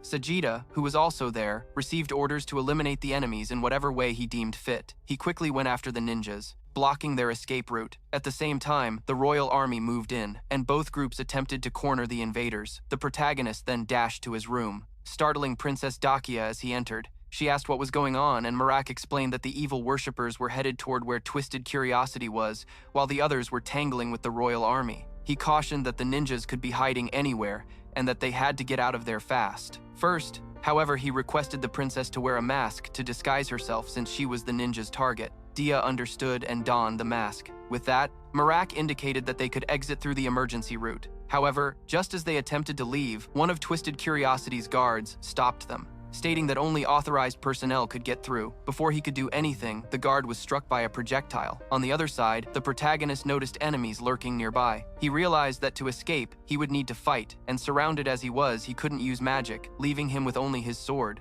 With that in mind, he charged ahead, taking down the first enemy trying to box him in. As he cleared a path for himself and the princess, more enemies approached. Dakia, for her part, didn't stay idle. Upon facing one of the foes, she used her magic to blind him. Disoriented, the enemy became an easy target for the protagonist. Together, they fought against the enemies, leaving no room for error. Dakia asked if her actions had been adequate, and the protagonist agreed, but reminded her that they still needed to escape. As they made their getaway, Dakia wondered if they should help the hostess against the evil worshippers. Marn replied with a firm no, sharing that unlike before, taking down a demon that had maintained a body for such a long time was quite tough. It didn't take long for the enemies to realize that the arena's patron was, in fact, a demon. Twisted Curiosity, now exposed, claimed that if they had asked sooner, she would have been more than happy to reveal her true self. The cultists fell into despair, but their leader declared that a demon must pay a toll for wielding evil powers. He commanded 2 of his men to search for the relic, while he and the rest would confront the creature. Upon hearing the leader's orders, Twisted Curiosity recognized he was aware of some facts, and that she had always sensed figures like them would appear one day. She got ready for the showdown. With just one motion, the creature instilled intense fear in all her foes, as what they saw was anything but pleasant. She further stated that making deals like that in an underground arena was easy. The entity proclaimed that they had done well playing in her arena, as now the real fun was about to kick off. Brimming with excitement, Twisted Curiosity asked the cultist leader if he was prepared to start. Carmen Valtis was locked in a serious battle against the foes, and while he fought, a thought rang in his mind. How had all this chaos begun? He was only seeking more experience following his brother's suggestion. However, the inexperience of his soldiers left them at a distinct disadvantage. He guessed that the princess would already be with the priest, so his primary mission was to manage the situation there, letting her find a way to escape. Stepping into his role as commander of the royal army, Carmen raised his voice, demanding attention from those still standing. He instructed them to cease trying to defeat the enemy at all costs, and instead to regroup, forming a defensive line. Next, Carmen transferred command to another soldier, directing him to focus on the safety of their allies. Turning towards Saja, he asked if his friend still had the strength to keep fighting a bit longer. Without a moment's hesitation, Saja affirmed that he did. Carmen then told his buddy that taking down the enemies would be their responsibility. Meanwhile, in another part of the battle, the priest Marak was attempting to escape with the princess. Even with her face veiled, he could tell the enemies seemed to recognize her. A ninja aimed to stop them, but quickly realized how ill-advised that move had been. With one precise strike, Marak dispatched him, yet the attacker wasn't alone. 2 other ninjas approached after seeing their comrade's fate. Without delay, Marak threw his knives, disarming them skillfully. Spotting more enemies advancing from the other side, he commanded Princess Dakia to join the fight. She quickly got to work battling the foes. Dakia didn't limit herself to only physical attacks. To is greater than is greater, than is greater than is greater than. She channeled her magic to trigger an explosion, distracting the remaining enemies and allowing Marak to take them down effortlessly. After the skirmish, Dakia mentioned that she no longer needed the mask and handed it back to Marak, explaining that it wasn't easy to battle with her face hidden. It didn't take long for the lack of the mask to allow other foes to spot Dakia, and pretty soon they rushed in large groups encircling the two. Realizing the predicament, Dakia turned to Marak and asked what their next move should be. He told her to bring down the ceiling to block the ninja's approach. The princess, using her magical abilities, quickly complied, causing a substantial part of the tunnel ceiling to explode and cave in, trapping the ninjas beneath the debris. Marak grabbed her arm, pulling her away from the crumbling mess. However, right ahead they stumbled upon even more ninjas. One of them introduced himself, claiming his only interest was the princess, and promising that if Marak handed her over, he would be let go. The ninja even offered to pay double what was promised to protect Dakia, and would overlook the fact that Marak had taken out some of his buddies. Marak in return pointed out that the princess had already agreed to pay him with gold, equivalent to his weight, and then asked if they could offer twice that amount. The ninja leader confirmed they could. Marak remarked that it was indeed something to see, but added that nothing they could provide was as delightful as the princess. When embraced and praised by the priest, Dakia felt a bit shy but also flattered. The ninja leader, on the other hand, was absolutely furious. He insisted that Marak was trapped and wouldn't stand a chance against them alone. Marak, however, boldly claimed that the number of foes didn't matter because he would win no matter what. This challenge prompted the ninja leader to order his men to eliminate the priest. But Marash wasn't just going to stand there. He summoned a sword with a chainsaw-shaped blade and charged at the ninjas, turning them into easy targets. Before they could even react, Marak had them under his control, taking them down with remarkable ease. The ninja leader stood there, watching his men fall, shocked and quivering in the presence of the priest. Marak confidently approached him, declaring that he had proven his point, as the outcome of this battle was already decided before it even started. Meanwhile, far away, the entity known as Curiosity Contocida was having a blast with its prey. The cult leader, looking repulsed, asked how long she'd been around. Curiosidad Contocida replied that she had existed even before the birth of the first child of corruption. She then asked if he was the priest representing Agula de Costura, noting that the inside of the cultist's mind seemed pretty worn out, which she figured was the handiwork of his master. The cultist paused before facing Curiosidare Contocida's insistence, eventually confirming that he was aware of Agula de Costura. The demon then inquired if his deity was planning to join the fun.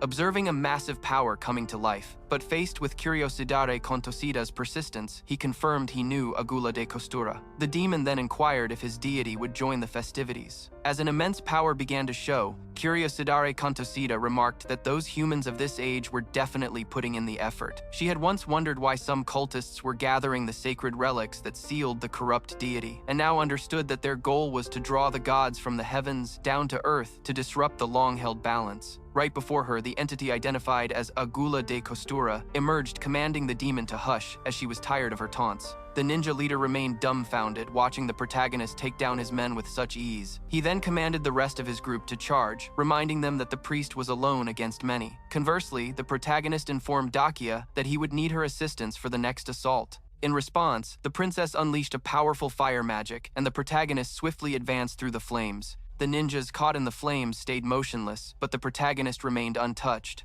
The fire had no effect on him. Seizing the opportunity amidst the intense heat, he took them down one by one with his sword. A final explosion cleared the path, and soon the duo was outside the cave. Relieved, Dakia exclaimed that she never wanted to step foot in a place like that again. She then asked Marak if he hadn't been harmed by the fire, and he reassured her that he was just fine. Returning the question to the princess, Dakia confirmed that she was also okay, indicating that everything was all right. However, their moment of calm was short-lived. Shortly after, they noticed someone approaching. One of the ninjas watching the outside collapsed without even reacting. As he fell, a new figure appeared. Both Marak and Princess Dakia were surprised, as the woman who showed up radiated immense power. The protagonist warned Dakia to stay still and keep her distance, as he recognized the looming danger and decided to tackle the threat solo.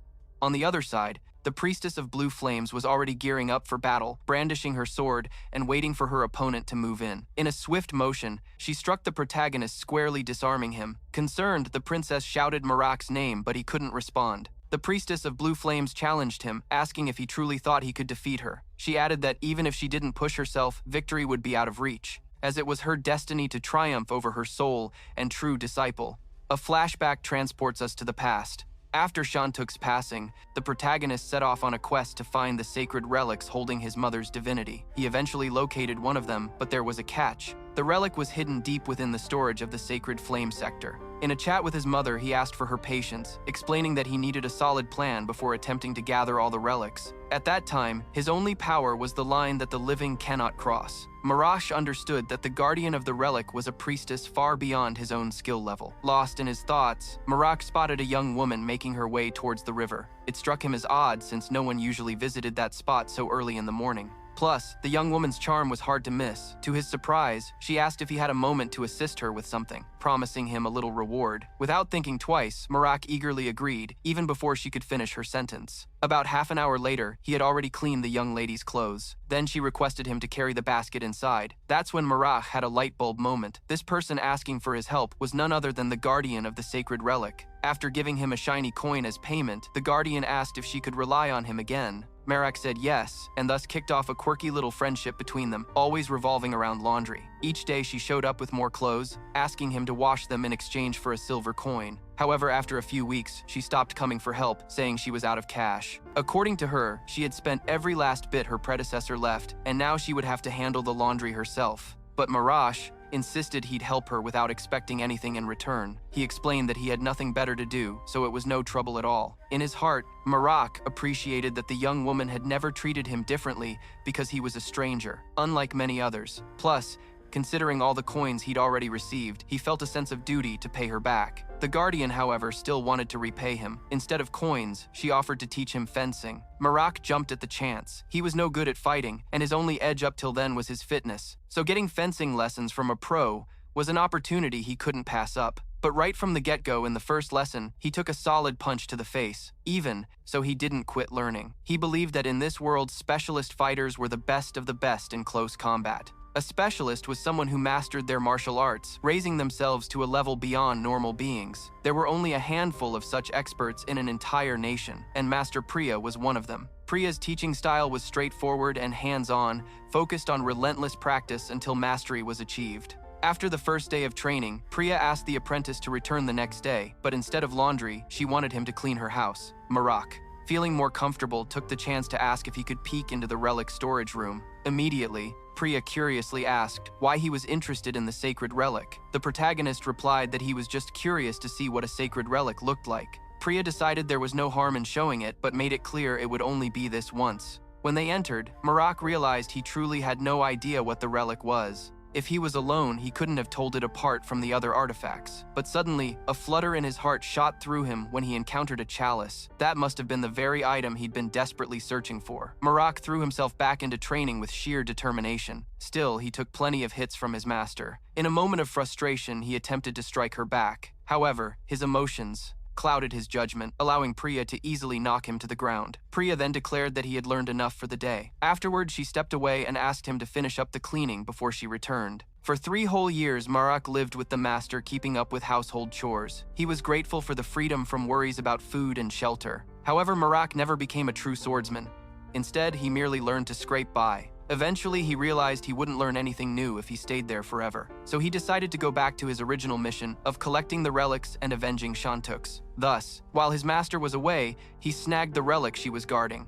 He successfully drew out the divinity from the sacred relic.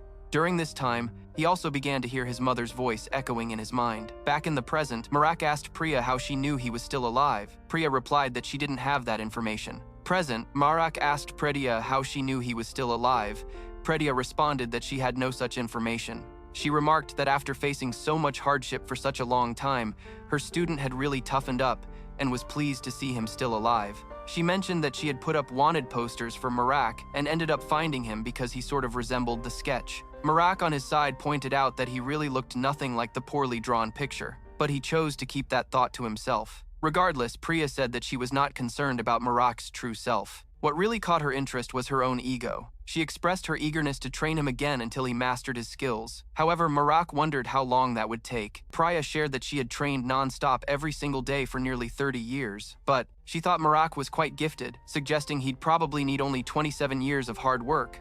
Marak considered that at such a slow pace, all his main missions would already be done. Plus, unlike Priya, he didn't see himself as a genius. The story then moved to Carmen Valtis, 30. His buddy informed him that 24 allies were still standing. However, he cautioned that 3 of them were seriously injured and 11 had minor wounds. Carmen was aware that 16 had already perished and was sure his brother would be let down by such results. So he thought that bringing elite forces instead of regular soldiers would have been smarter. Amid these thoughts, Carmen felt a tremor inside the cave. A creature suddenly appeared. A huge crab was approaching. Facing this threat, Carmen noted that while the monster was small compared to what he had already dealt with, it still looked quite similar. So he commanded Turi to run for it.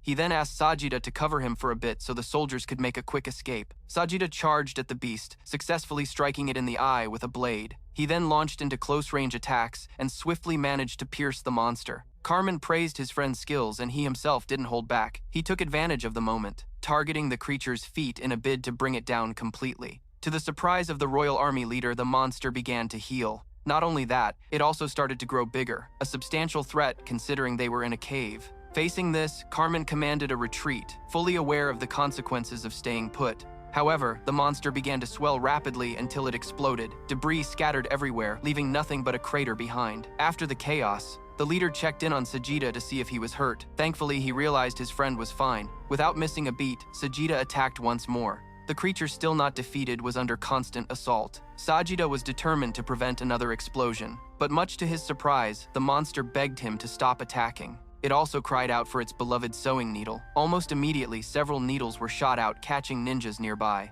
Not just those who were still alive, but also those who had already fallen. The monster used the needles to pull the bodies closer, using them for its own regeneration. Faced with this, Carmen Valtis figured it would be wiser to retreat than to stick around and fight, so he and Sajida took off. However, during their escape, one of the needles struck Sajida in the heel.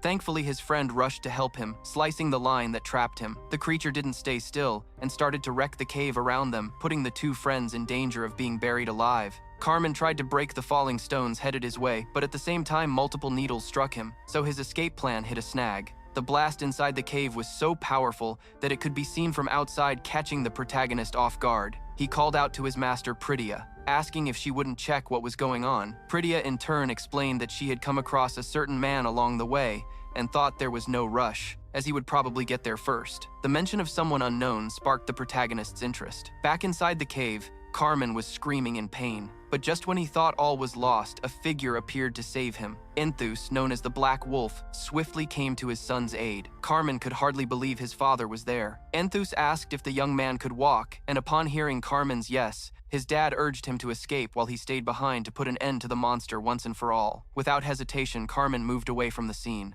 taking his buddy along. At that very moment, a serpent demon showed up demanding the return of the stolen artifact. The Black Wolf tried to figure out what the creature meant. Regardless, the serpent lashed out at the other monster, which was actually the Twisted Curiosity showing its true angered side. Ants Valtis wasn't just going to sit back and watch the two monsters clash. With a precise strike, he sliced the multi-headed beast and then charged towards the serpent. The serpent then warned Enthus not to lay a finger on it, claiming that if he did, the item it held would shatter and could never be retrieved. However, her warnings were futile. Since Enthus Valtis was there to conquer the monsters, he severed all of the serpent's incoming heads. Trying to pull back, the larger serpent realized it was in a tight spot. With the warrior blocking its path, it couldn't recover its item. The Twisted Curiosity realized it had no option but to give in, and imagined that if Marak were present, it could seek his assistance. Meanwhile, Enthus Valtis noticed someone nearing. Before he could react, he was hit by the Priestess of Blue Flames. However, the blow wasn't enough to bring him down, and an intense battle erupted between the two. Facing off against his opponent, Enthus noticed her energy was incredibly fierce, and he realized he couldn't tackle her the same way he had dealt with the monsters. Priya quickly showcased her power, sending Enthus flying. The Black Wolf stood back up, irritated, and asked why the priestess was acting like that. Priya explained she was simply curious about the ability of the so-called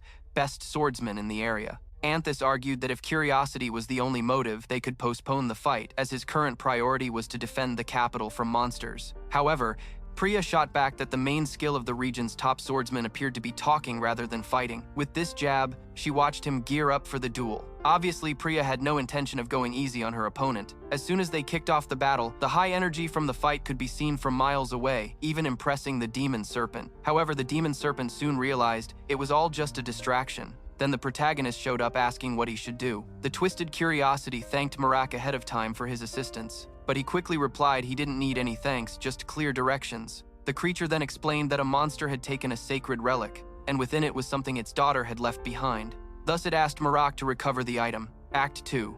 The protagonist felt a bit puzzled by the request, especially since the monster seemed to be a mix of all sorts of deities. Nevertheless, Marak got to work, but soon discovered that due to the creature's massive size, locating the object would be a challenge. The Twisted Curiosity tried to inspire him to keep going, but Marak pointed out that motivational words wouldn't make the job any easier. Just then, his mother appeared, offering to assist him in the search. Marak, upon seeing his mother, asked if she'd be able to find the relic in her current form. She confirmed she could. Despite her affirmative response, Marak cautioned her about the dangers that lay ahead in the search. Even with the warnings, she remained determined but promised to return immediately to him if things got too risky. Meanwhile, the Twisted Curiosity, the demon serpent, continued to cry for help as it fiercely battled the other monster. She swiftly returned to him. In the meantime, the Twisted Curiosity, the demon serpent, continued to cry for help while fiercely battling the other creature. It fought to pin down its foe, hoping that would make it easier for the protagonist to find the relic. However, Marak, despite all the serpent's efforts, sensed that his mission wouldn't be a walk in the park.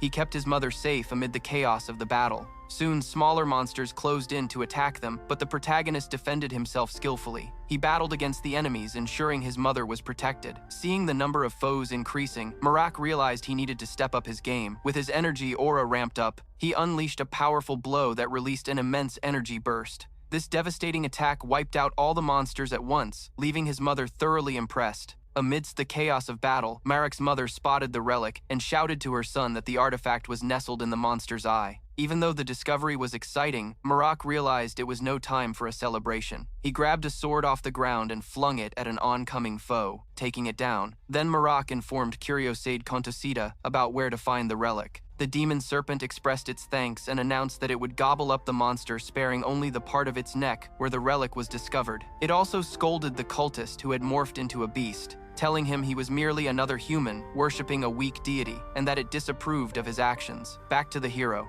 He rushed with his mother toward the relic's location. There, Marak began digging into the monster to find the artifact. He didn't have to dig long before he stumbled upon the item, but something felt off. He noticed there were no hands nearby. He wondered if this was related to the relic or perhaps something else, but he didn't have time to ponder it further. Quickly, Marak let the serpent know he had located the artifact. Curiosad Kontosida once more thanked him for his assistance and told him he could now safely step back from the monster. The hero then asked his mother to head to a safe place. As they moved away from the creature, Curiosidare Contorsa let out a fierce roar towards the sewing needle, declaring that as long as it was alive, it would never respect such a weak deity. It also swore revenge for what had transpired. After that, the demon serpent devoured the remainder of the fallen monster, while Marak pulled himself away from the danger, trying to leave the area. However, just then, some royal soldiers arrived at the arena and spotted the demon serpent. Marak attempted to hide from the soldiers because the last thing he wanted was to draw more attention. Not too far away, Priya was still locked in fierce combat. She and the black wolf Enthus Valtas continued to clash, creating massive energy bursts that ravaged the nearby landscape.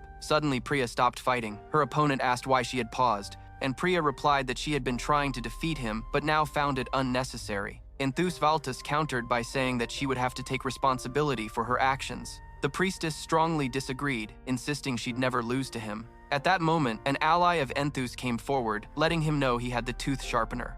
Armed with this intel, the Black Wolf ordered the soldier to arrest the priestess, but cautioned him about Priya's expertise, advising him to avoid provoking her. The soldier then informed Priya about the arrest warrant, accusing her of obstructing justice and threatening the kingdom. Considering her strength, the soldier expressed hope that the priestess would cooperate with the arrest. However, Priya, rather than fighting back openly, looked for an item and handed a piece of paper to the soldier. Upon seeing what was on the document, the soldier was utterly taken aback and speechless. Noticing his stunned expression, Priya realized she had shown him her disciple's drawing instead of the real document. In a hurry, she searched again and retrieved the right paper. The soldier examined the document and confirmed that it was a full privilege authorization for the bearer. This meant that no matter what she did, the priestess couldn't be punished. He verified the paper's authenticity by its royal seal.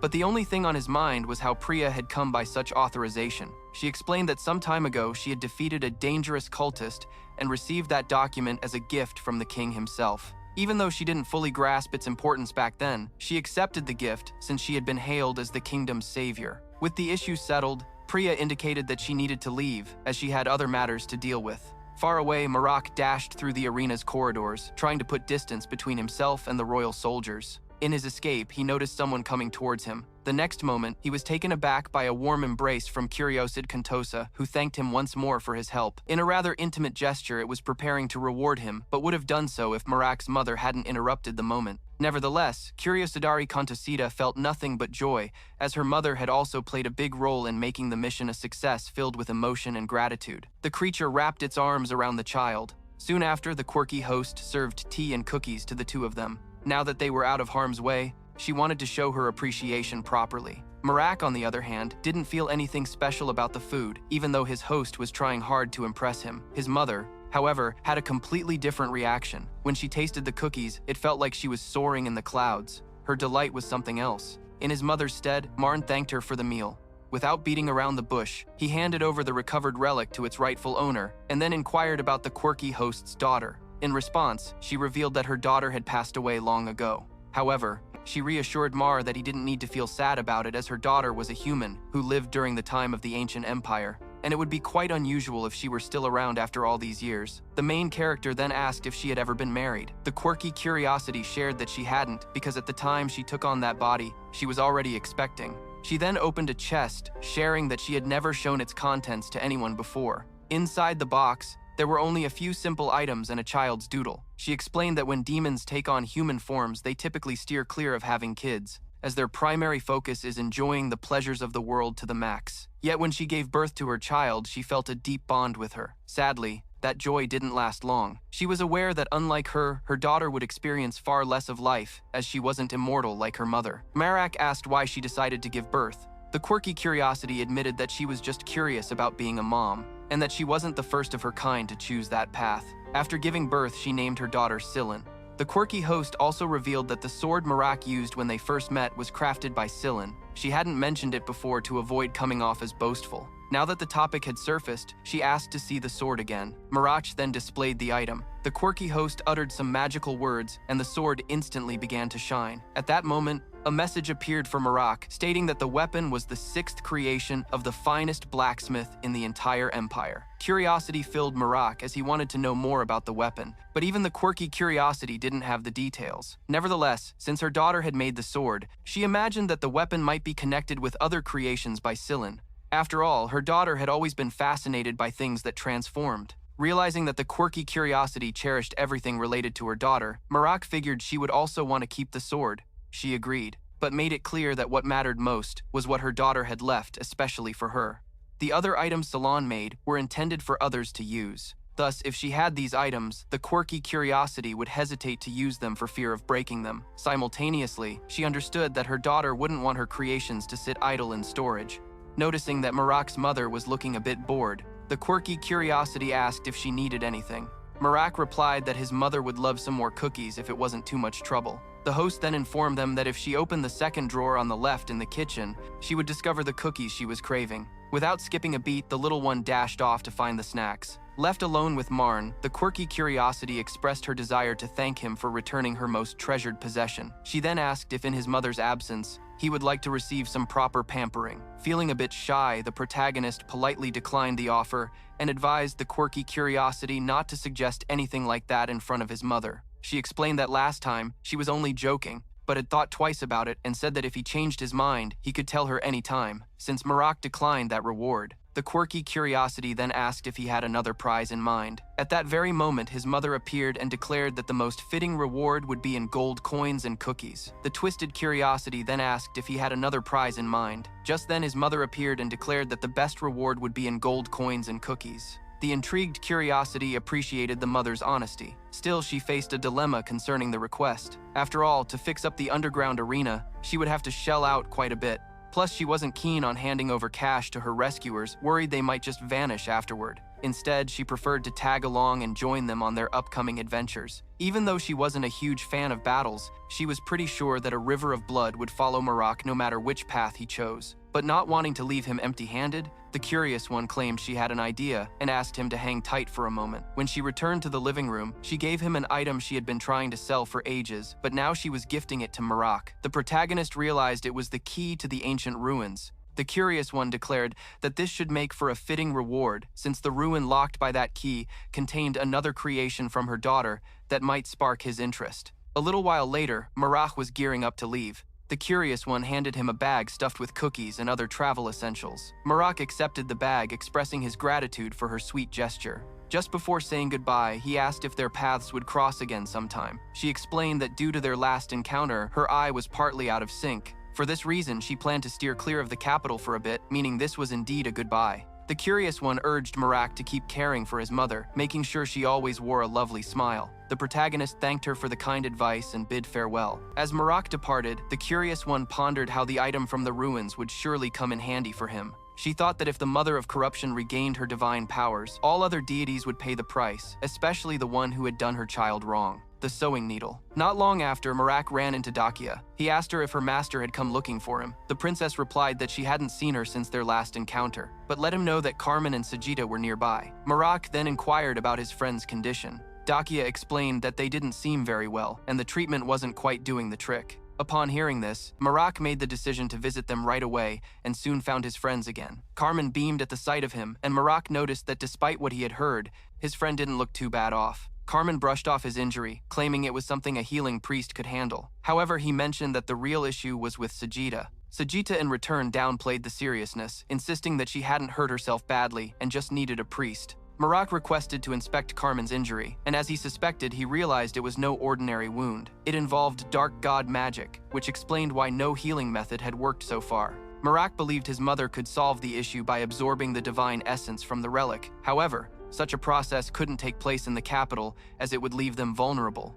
Therefore, their only option was to head straight to the ruins. The ruins were situated in a secluded area, meaning that manifesting divine power there wouldn't be a problem. Meanwhile, Carmen revealed that the malignant divine energies in his wounds seemed to be fading as indicated by the priest who had visited them last time. However, the priest also cautioned that completely eliminating the evil would take quite a while.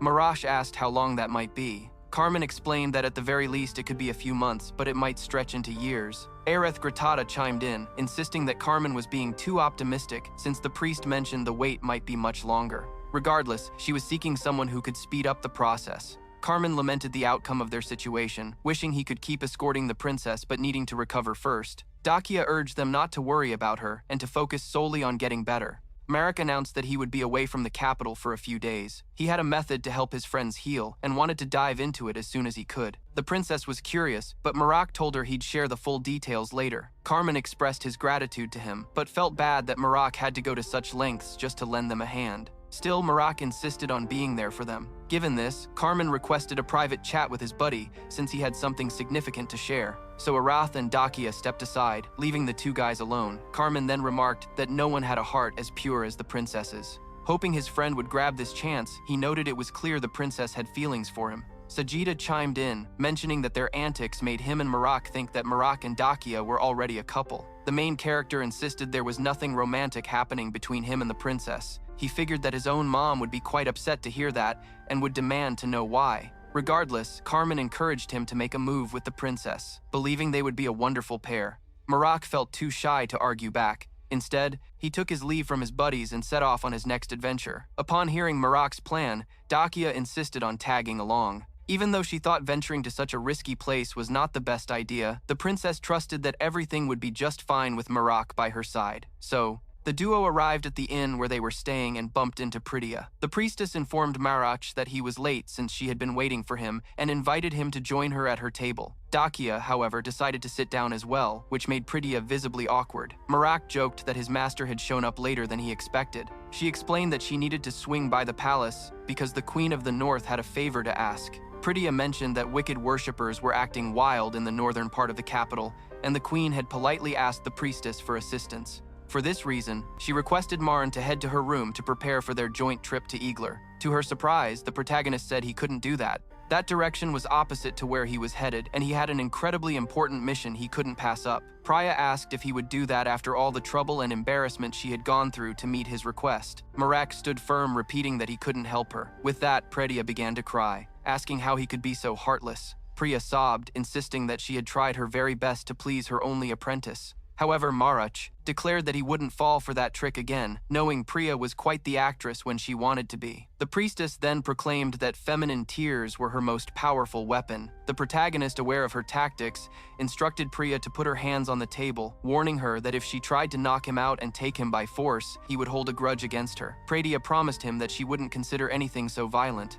But Marak understood very well that she had thought about it. Regardless, Marak stood by his decision. He mentioned that he couldn't join her on this journey, as he already had his own mission to complete. But he promised that once he wrapped up what he needed to do, he'd come find her. Faced with this, Priya let him go, claiming that as his master, she was showing grace. She stated she would wait for his return so they could head out on their mission together, but hoped he'd be strong enough to not get defeated on the way. To check if Marak was capable, Priya decided to gauge his current strength. She pointed out that the inn had a spacious yard, and then ordered her pupil to grab his sword and follow her right away. Once outside, Priya explained that the rules were straightforward. She would only use a bit of her strength to match Marak. However, he should give it his all in trying to defeat her. The protagonist contemplated that things could get super tricky if he tapped into his unique abilities right then, so he resolved to fight using just his raw strength. He recalled how his master always caught him on the chin when defending himself, but this time she didn't. Priya intended to test his strength and wasn't keen on knocking him out right away. With that, the two began their sword fight. While Marak swung with all his power, his master fought lightly as if she were playing until she disarmed him.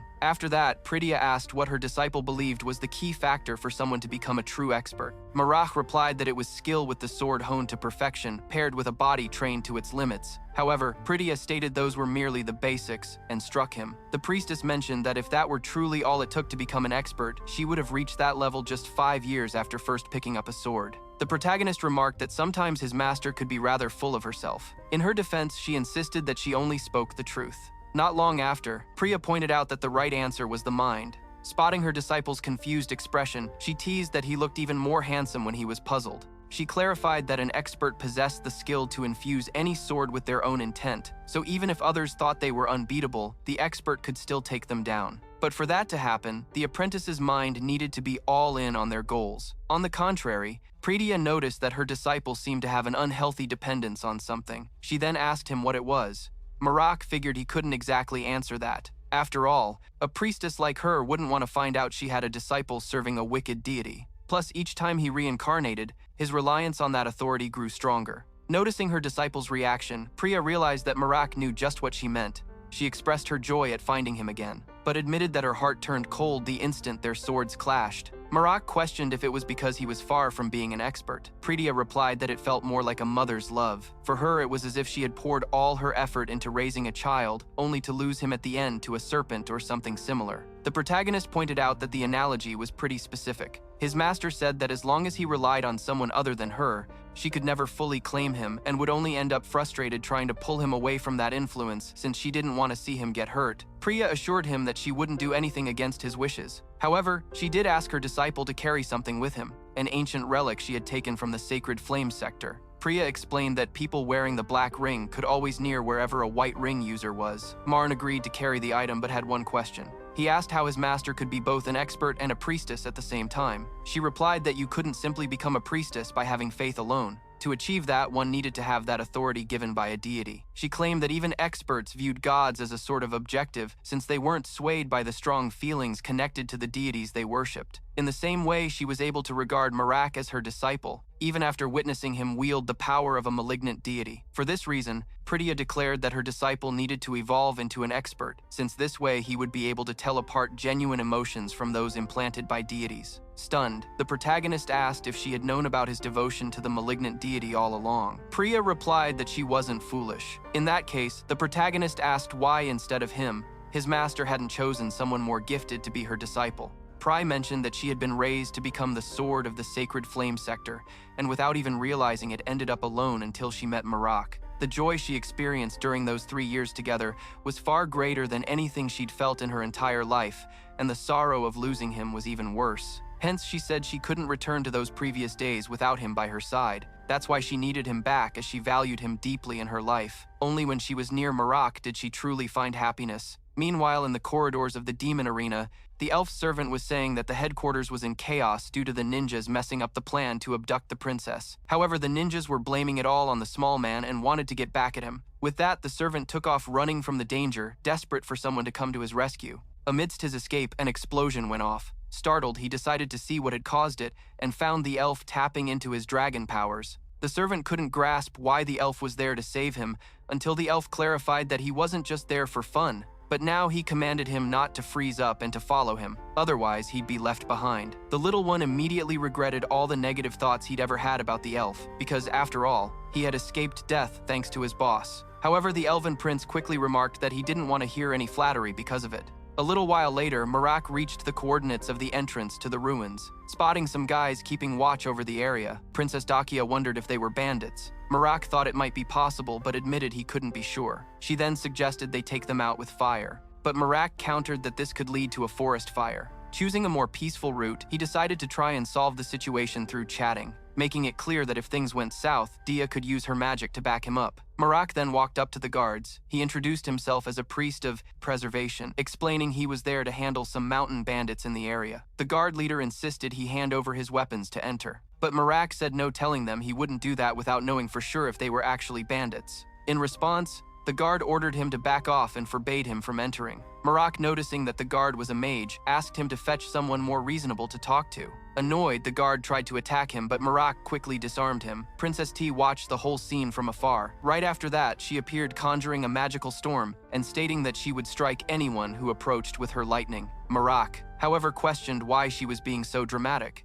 Dakia explained that he had attacked the guard, leading her to conclude that a fight was brewing. Marak insisted it was just a misunderstanding. Before he could elaborate, someone popped up, excitedly stating that it was finally raining and now they could collect some water. Spotting the newcomers, the person asked who they were. Marak introduced himself as a servant of the goddess of preservation and then introduced Dakia Remel, the daughter of the cheerful young master. The woman recognized the princess and introduced herself as Fosarina. Fosarina was the captain of the Royal Archaeological Team, and she couldn't contain her excitement about finally meeting the princess in person. She mentioned that her mages were not too skilled in water magic, so she was thrilled someone had brought rain to that parched land. Dia felt glad to have been of help in some way. The captain apologized for the guard's actions and added that he was lucky to be a mage, otherwise he would have already been let go. Fosarina also mentioned that the excavation of ancient ruins was a top-secret affair and asked how they had discovered the location. Marak explained that the key they had led them there. Eager to learn more,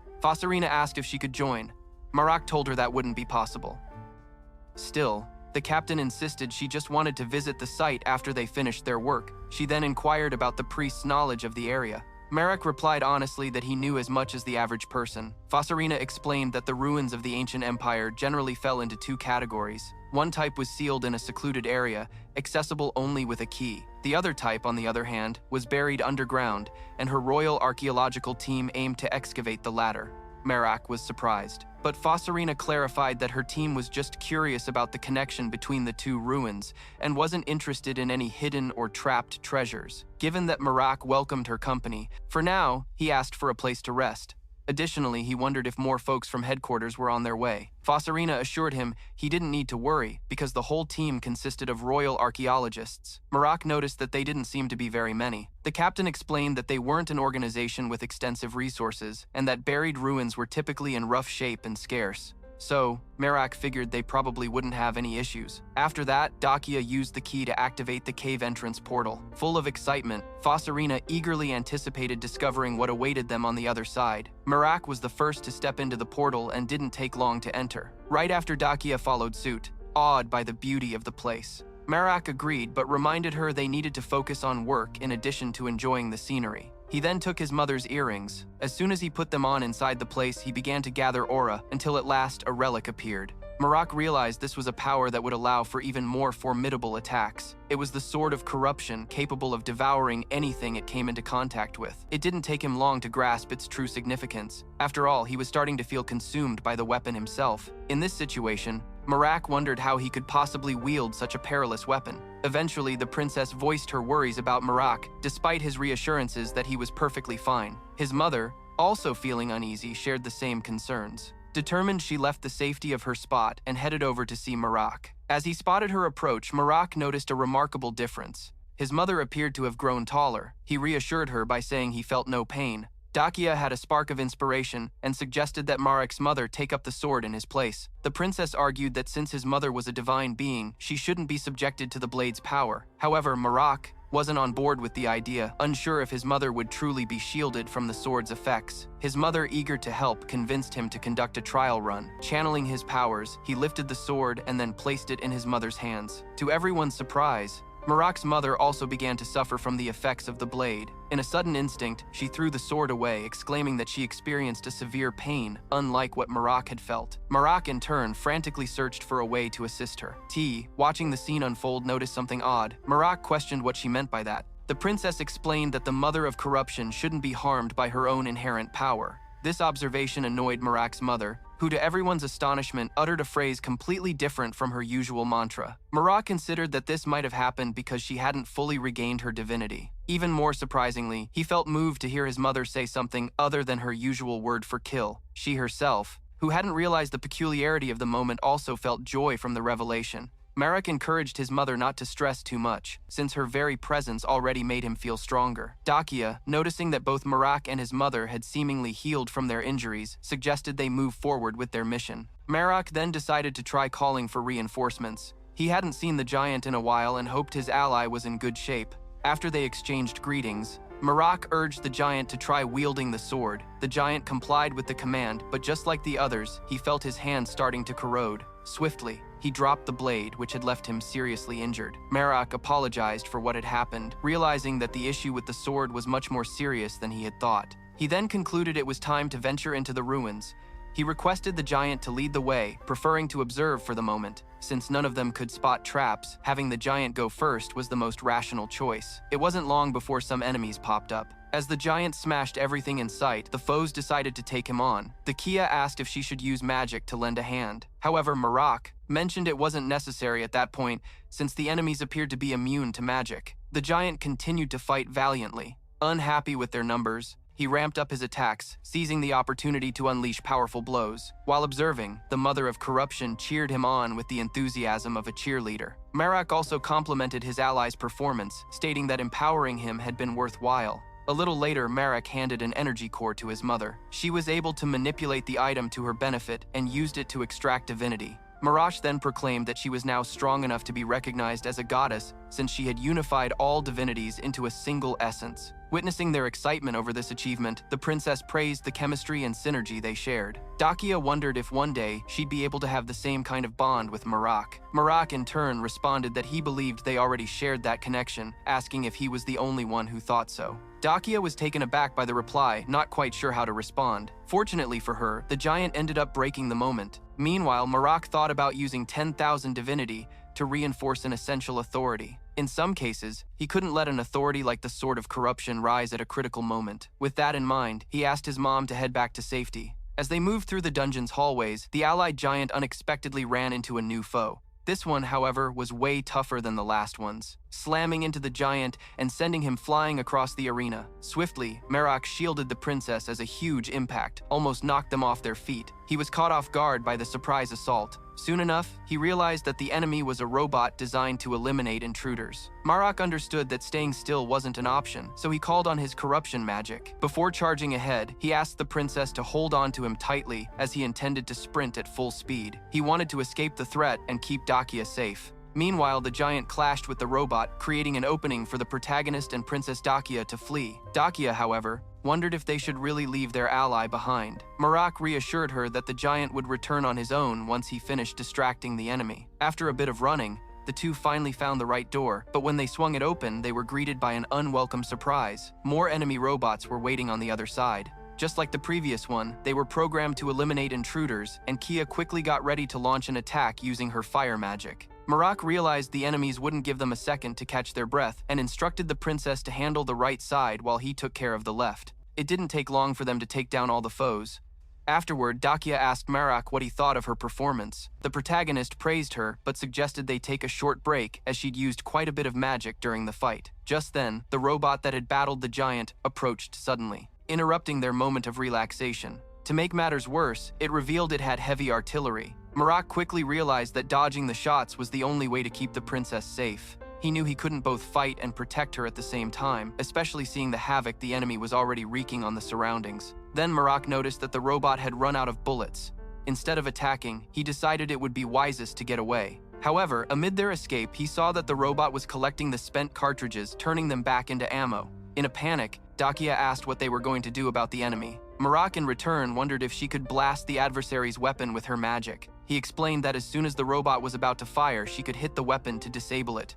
Feeling unsure but determined, Dea promised to give it a shot. She waited for Marak's cue, and when the moment was just right, she shot a fireball at the robot, striking the enemy's weapon dead on. This caused an explosion that rocked the ceiling, leaving everything teetering on the brink of collapse. Still, Marak commended the princess for her efforts, recognizing that she loved the acknowledgement. Right after that, he took off away from the danger. While they fled, he thought about how Dakia was probably running low on mana and needed to catch her breath to attack again. After some running, they reached another door. The protagonist tried to force it open, but the door wouldn't budge, which left him frustrated. He told the princess that this was the right door, but he'd need some cover while trying to get it open. Marak knew they were on a tight schedule since the robot would be back any moment now. He whipped out his chainsaw sword and tried to slice the door in half, but it didn't yield. His system notified him that shortcuts wouldn't get him through. Understanding this, He realized he had to take down the robot if he wanted to move forward. Just then, the enemy reappeared. Marak directed Dakia to follow his instructions precisely from that point on. He assured her that this would be their final battle and asked her to hang on just a little longer. The protagonist noticed that the robot was trying to retrieve its ammunition again and quickly dashed to intercept it before the enemy could succeed. Next, he called for Dakia to attack. The princess gathered her energy and once again ready to fire attack, launching the explosive sphere toward the foe. But soon after, she lost her strength and dropped to her knees. Marak realized this was the princess's final spell. From now on, the battle would rest solely on his shoulders. His only option was to wield the Sword of Corruption. Aware of the dangers, he decided to go for it anyway.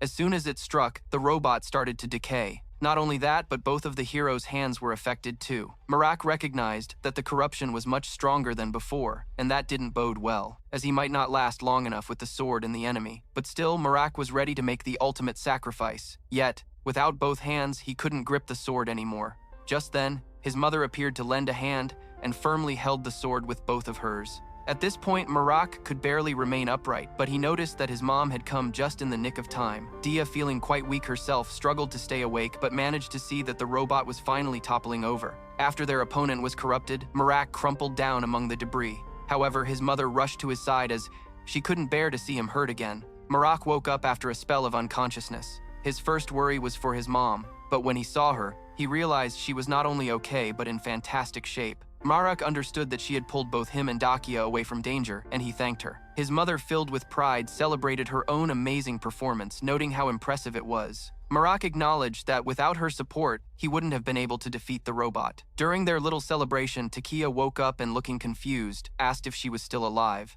Marak reassured her, saying she was still here, and after a quick rest, she would be ready to get up. After all, they had at last reached their destination. Before the door, an automated system asked them what the eternally enchanting thing would be. T remarked that it sounded like a riddle. Marak observed that the daughter of Curiosity Twisted was quite like her mother, and confidently guessed the answer was Alicia. Instantly, the door swung open. As they stepped inside, Sillin greeted them with a hologram. She introduced herself as the Empire's best blacksmith. Marak mused over how impressive this girl was. She had created a robot with a machine gun and even a hologram of herself, and he pondered what an extraordinary place the ancient empire must be. Sillin welcomed them in and commended them for defeating her guardian. At that moment, Dakia asked how Marak knew the answer to the riddle, but Sillin herself jumped in to answer. She explained that Alicia was her mother's name. Since they had entered with her key, it was expected that they would know her name too. Otherwise, she couldn't let anyone in. Marn then realized how serious it would have been if he had gotten the answer wrong. In any case, it was clear that the journey there had been tough for them. She offered them a moment to rest. Sometime later, Marak focused on taking care of his mother. Dakia popped in, saying he had gotten out of the shower really quickly. Unlike him, the princess wanted to enjoy it, feeling like she had rinsed away all her weariness. Marak said he enjoyed it in his own way and asked if she made the most of all the shower's features. The princess replied that even though she'd never experienced anything like it before, the explanations about the mechanisms were super clear. While she showered, her clothes were washed too, and she felt her irritation towards Sillin had lessened a lot. Speaking of her, Sillin appeared shortly after, asking if they had a good rest. She brought back the items they had dropped along the way. Marak had completely forgotten about them. She revealed that she even fixed the damaged ones. Marak was relieved to know that the ring he got from his master wasn't lost, as that would certainly upset Priya. Sillin then said she would show them the item they were searching for. Soon after, Dakia was amazed by the place. She gazed at an enormous underground space, something she had never even dreamed of seeing. Sillin then asked which of the two would take her number one piece. At that, Marak's mother made her presence known.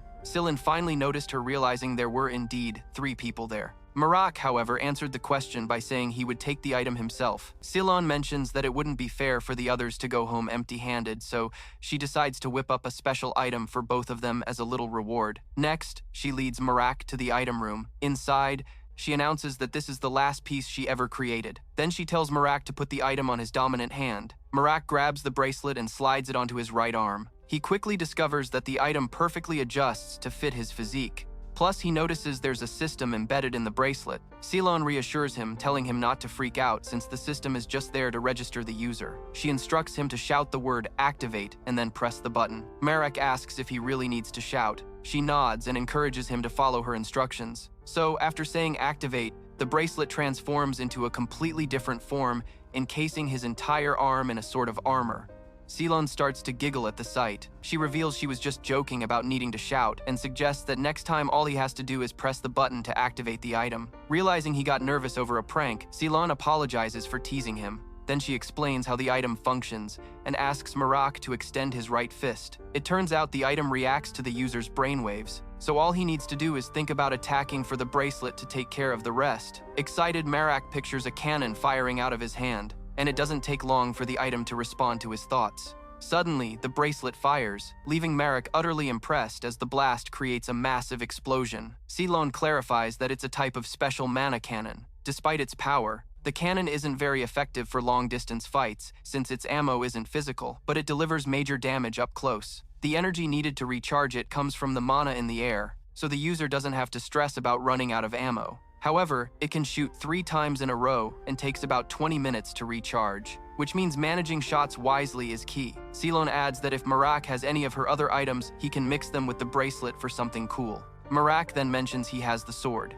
He quickly combines it with the bracelet, but is taken aback when the sword simply disappears. He soon realizes it actually merged with the bracelet, and now it seems he can use the blade directly from his hand. Deciding to give it a shot, Marak is pleasantly surprised. He finds himself really enjoying it and explains that the bracelet is the result of her hard work to blend divinity and mana. Marak exclaims how amazing it is, and Ceylon agrees. She adds that the item isn't indestructible, but the user doesn't have to worry about repairs since the bracelet regenerates on its own. Hearing this, Marak gets an idea. He decides to wield the Sword of Corruption while wearing his gauntlet. In that moment, he realizes that unlike before, he isn't getting hurt because the gauntlet made from the bracelet absorbs all the sword's damage. Marak's system beeps with an important alert. It says he has just 70 seconds before restoration isn't possible anymore. Marak understands that while he can now wield the powerful Sword of Corruption, the time to use it is strictly limited. Even so, he feels a wave of satisfaction knowing he'll have this weapon at his fingertips in the future. Shortly after, he steps out of the testing room.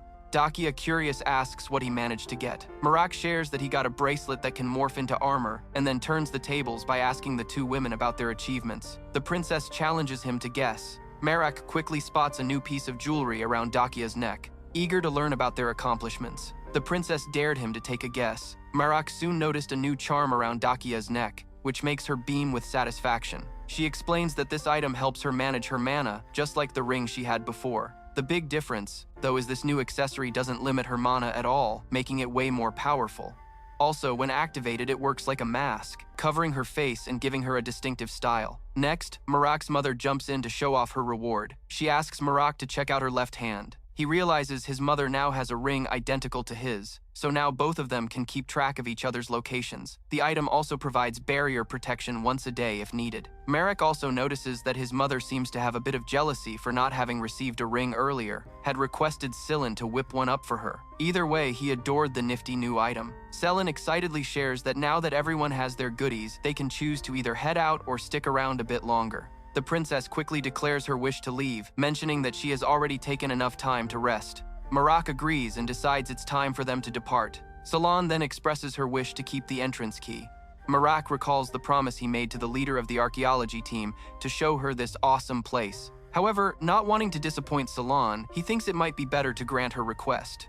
Dakia, understanding the situation, hands her the key. Following that, Ceylon waves them goodbye. Out of nowhere, a gigantic hand appears and shoves the visitors into a magical portal. At last, Sillin mentions that if they manage to collect all her items, something exciting would happen. She then wishes Marak the best of luck on his music adventure. With that last nudge, the hand tosses them out of the dungeon. Marak certainly didn't expect his exit to be like this. Dakia is also taken by surprise. After all, someone had crafted a portal just to boot them out. Next, she asks if the priest sensed the blood too. Marak only responds that he planned to properly greet those folks. The scene then shifts to Fosarina and her team. They were sprinting away from enemies when they suddenly hit a dead end. To top it off, they realized they were surrounded by a horde of gigantic bats. No one had a clue how those monsters materialized out of thin air. Regardless, Fosarina knew that a fight for survival was unavoidable. She inquired about Thrawn's whereabouts. One of her friends replied that he had rushed ahead. Fosarina then told her companion to let Thran know that if he wanted to survive, he better use his magic to find what they were after. When asked why, she firmly insisted the message be delivered. Fosarina chose to stay back and confront the bats, saying that was her role. Soon enough, a swarm of bats flew in and Fosarina attacked them with her enormous hammer. Shortly after someone approached, spotting some fallen bats and recognizing them as belonging to the one-horned tribe. However, another person interrupted, saying it was irrelevant as he just wanted to leave before his bats perished. Fossarina stepped forward, declaring they didn't have the right to leave. Just then, a female enemy walked up to her, asserting that she didn't need Fossarina's approval. Fossarina attempted to strike back, but her opponent easily defended against it. The foe quipped sarcastically that she was almost hurt by the attack. Fossarina shot back, that was exactly what she intended, and attacked again, but the shadowy figure of the cave interrupted, labeling Fossarina as bothersome. He summoned his magic to bind her and then demanded information about the relic. However, the stone enemy noticed someone nearing and remarked that the owner of the bats had just been attacked. At that moment, Marak appeared, facing his next adversaries. The shadowy figure attempted to use his magic against him, but nothing could hold Marak back. Sensing the danger, the stone enemy seized Fossarina as a hostage. Nevertheless, this didn't stop Marak from advancing. She quickly recognized he held divine power, but before she could react, Marak defeated her with a single strike. Witnessing this left the shadowy figure thoroughly shaken. Marak confronted the enemy directly, asking how many of them were still standing. Sensing the impending danger, the enemy struck first, unleashing his music powers in an attempt to ensnare Marak with rocks. However, he realized all too soon that this plan wouldn't cut it, as Marak easily used his saw to escape. Impressed by the displayed strength, the opponent questioned Marak's identity. At that moment, the story took us back to a flashback, revealing the time when 4 shooting stars fell to Earth. For many, this event was seen as the dawn of a holy war, where those who followed the celestial will would join forces with the fallen gods, serving them as earthly guides and fulfilling a divine mission. The 4 stars then rallied warriors destined to carry out this heavenly will. One of them questioned whether they would possess the strength needed to serve the fallen gods. Promptly, a deity replied that the only respect due to them would be death, commanding them not to question their decisions. They were told to obey without hesitation, as it would be for their own good. Instantly, the shining star that had come down from the skies named the gathered bunch of warriors the Annihilation Crusade. Fast forward to the present, Marak faced off against the enemy, demanding to know how many crusaders were still standing. The foe didn't respond and attempted to strike, but Marak seized him by the neck, making it crystal clear that he wasn't joking around. The adversary countered with a question on why he should say anything. As a result, he got a punch to the gut, realizing that refusing to talk would only make matters worse. At this point, he disclosed the existence of another group aside from his own and offered to lead Marak to them. Nevertheless, Marak showed little interest and silenced his enemy once and for all. Just then, the stone woman reappeared, promising to teach him a lesson. Marak didn't hesitate, using the sword of corruption against the foe, who was swiftly eliminated. Marak then proclaimed that it was a flawless elimination and now pondered who his next target would be. Next, Fossarina asked for help getting up. She didn't recognize Marak due to his dramatically changed appearance, but found him quite impressive, prompting her to ask who he was. Marak introduced himself as an executioner of humans. Fossarina took note of his physique and offered any reward he desired in return for assistance. However, Fossarina acted on impulse, which made Marak question her behavior. She quickly apologized, explaining that she wasn't thinking straight. Marak then warned that if she didn't want to be his next target, she should lead him to the remaining foes. He clarified that he wasn't doing it for her sake, but to satisfy his own thirst for battle. On their way, Marak decided to test some of his powers before meeting new foes. He realized that apparently the sword of corruption only affected living beings, which meant he'd need to avoid using it against undead or similar creatures. Marak let Fossarina hop onto his back, warning her that from that moment on he'd run as fast as he could, and she should just steer him on the right path without any tricks. While Marak followed through with his plan, Dakia also moved cautiously, staying close since they were together on this mission. Not far from there, Thrawn got a message from his captain. His companions remarked that she was risking her life to buy them more time, but Thrawn insisted it wasn't as simple as that, and if they couldn't help, they shouldn't get in the way. In the middle of their chat, one of the men caught a strange noise and soon realized more bats were around. In a panic, Thrawn heightened his use of magic until he broke through the wall, unveiling what was on the other side. With the pathway open, Thrawn announced they could now move across. Without wasting a moment, the men slipped through the opening. Before the bats could reach them, Thrawn sealed the passage with his magic. He felt drained after the effort and understood they had only made it this far thanks to their captain's sacrifice. Little did they know that the captain was perfectly fine and already heading into a new mission. A while later, another group approached the fissure in the rock, notably impressed by the diggers' ability to escape the bats. One of the members of the group questioned the archaeologist's determination, as they seemed surprisingly hard to catch. Her teammate noted that the archaeology team exhibited unexpected strength, surpassing initial expectations. Another colleague asked if the archaeologists had really acquired the relic. The young man confirmed. explaining that their leaders had the skill to track the relics' locations. Even with the confirmation, Jamal looked unsure. Her teammate wanted to know what was still bothering her. Jamal voiced her worry, stating that they couldn't continue searching for relics so recklessly. She had caught wind of rumors that the rival group had already utilized a relic to create a flawless incarnation. The team leader asked how that information was relevant to their current mission. The girls suggested that they could replicate that success. The leader acknowledged the idea, but stressed that for now the priority was to keep pursuing the archaeology team. He then directed Jamal to open the passage. Following the instruction, Jamal called upon the power of her cherished amalgamated stone, asking it to clear the stones blocking their way. Instantly, the passage opened up again. With the pathway clear, they got ready to move forward. But suddenly, the bats started acting really weird. Jamal couldn't figure out what caused that sudden change. The leader, though, guessed that the other group might be having a tough time. The girls didn't seem too excited about going to help them. The leader reminded them that their main goal was finding the relic, and they couldn't ditch the mission, especially after finally opening the passage. Persuaded by this reasoning, they agreed, and the group moved together toward the opening. Back with the main character, he was curious about why Fozarina kept touching him so much. Instead of giving a straight answer, she asked the main character if he was into archaeology at all. Fosarina introduced herself as the head of the archaeology team and added that she could hook him up with a job, saying that with a physique like his, digging wouldn't be an issue. The main character warned her not to slow down or he would leave her behind. He also mentioned that her teammates were in a tight spot, but the captain didn't seem bothered. Fosarina noted that they didn't even know if the others were still alive and that there was no point in being sad. Immediately after, though, she pointed toward where they might have gone. Spotting the ruins, she identified the site as the final resting place of Princess Selim. The main character expressed his surprise, since he had no clue Selong was a princess. Regardless, Fosarina explained that the place had been both a laboratory and a fortress for the princess. In the old empire, the reign of the princess's mother and Emperor Yungul had been rather smooth. However, when it came time to select a successor, Silan declined the throne. So, an adopted son from a neighboring royal family was the one who became emperor. At first, this decision didn't spark any conflict, but the peace didn't last long and things shifted quickly. This was due to Silan creating an artifact called Immortalium. Fosarina wasn't exactly sure what unfolded next, but she had a theory. She thought that for such an ancient empire formed after the transgressing mages era, there weren't any enemies who could match their strength. Thanks to the Immortalium, Cylon gained immense popularity. The emperor, seeing Cylon's rising power, expanded his army in a bid to regain his authority. Ironically, this move ended up jeopardizing his own position. A group of revolutionaries appeared, demanding that Silan take the throne as empress. Even though she didn't want the responsibility, Silan was celebrated by the people who felt that someone reluctant to wield power would be the most responsible leader. Plus, they believed she was way more capable than her predecessor, who seemed mainly focused on chasing power. Eventually, a civil war broke out between the revolutionaries and the imperial army. Both sides tried to recruit Silan, since she was the only one who could create the immortal.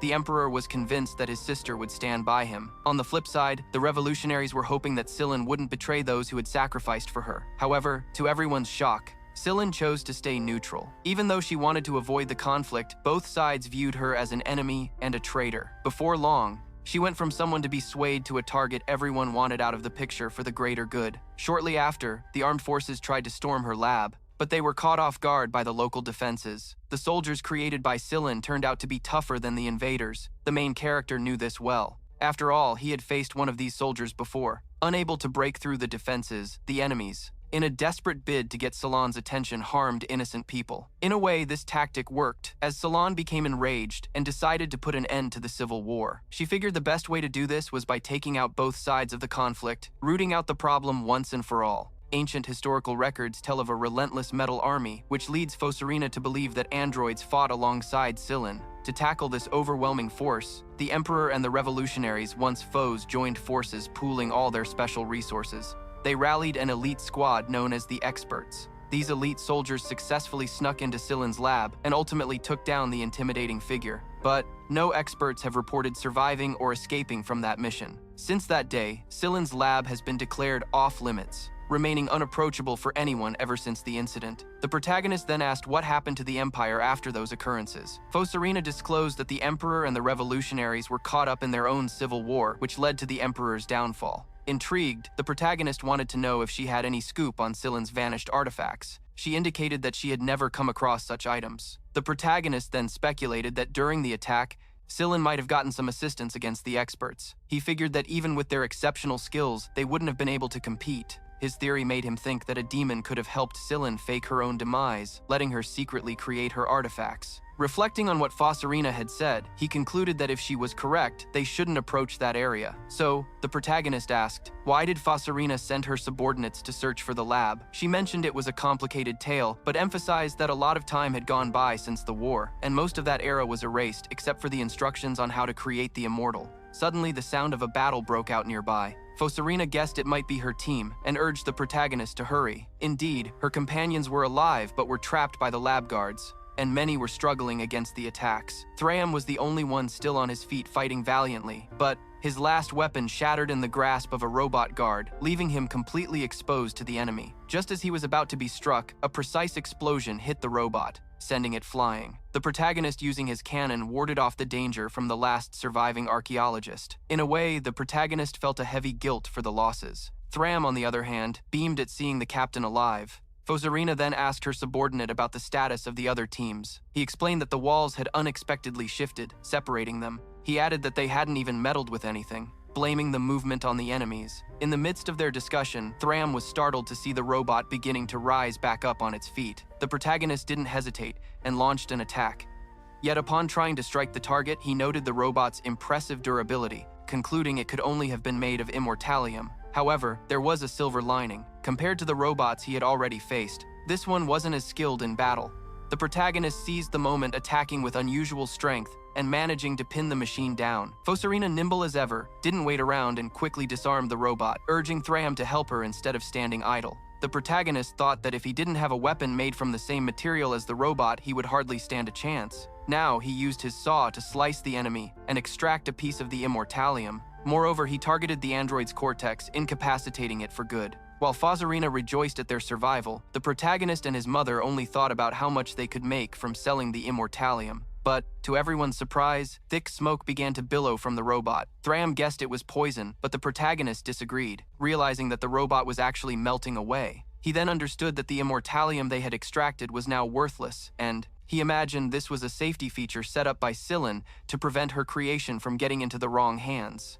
Next, the protagonist vowed to defeat all the mechanical beings, warning that anyone who fell along the way would be left behind. He cautioned them that following him would probably mean death, even if Fossarina and her crew wanted to stay by his side. They realized the protagonist was moving way too fast. In any case, Marak headed toward the palace. As he got closer, Marak recognized that a fierce battle was unfolding inside, hinting that Scylla had likely set her robots in place to fend off intruders. Without a second thought, he burst in with determination, ready to take down anyone who stood in his way. But the hero stumbled upon a lively, cheering crowd, rallying behind Jamal, who looked totally wiped out after battling the robots. Marak was baffled, puzzled as to why a supposed evil follower was shielding the archaeologist from Scylla's bots. In the meantime, Jamal urgently called out to the archaeologists for help. They responded that they couldn't give her any assistance since they were unarmed. At that instant, the protagonist's mom questioned whether he'd only aid the archaeologists after his foe was defeated. The protagonist figured this could be an opportunity to dig deeper into Liberatio.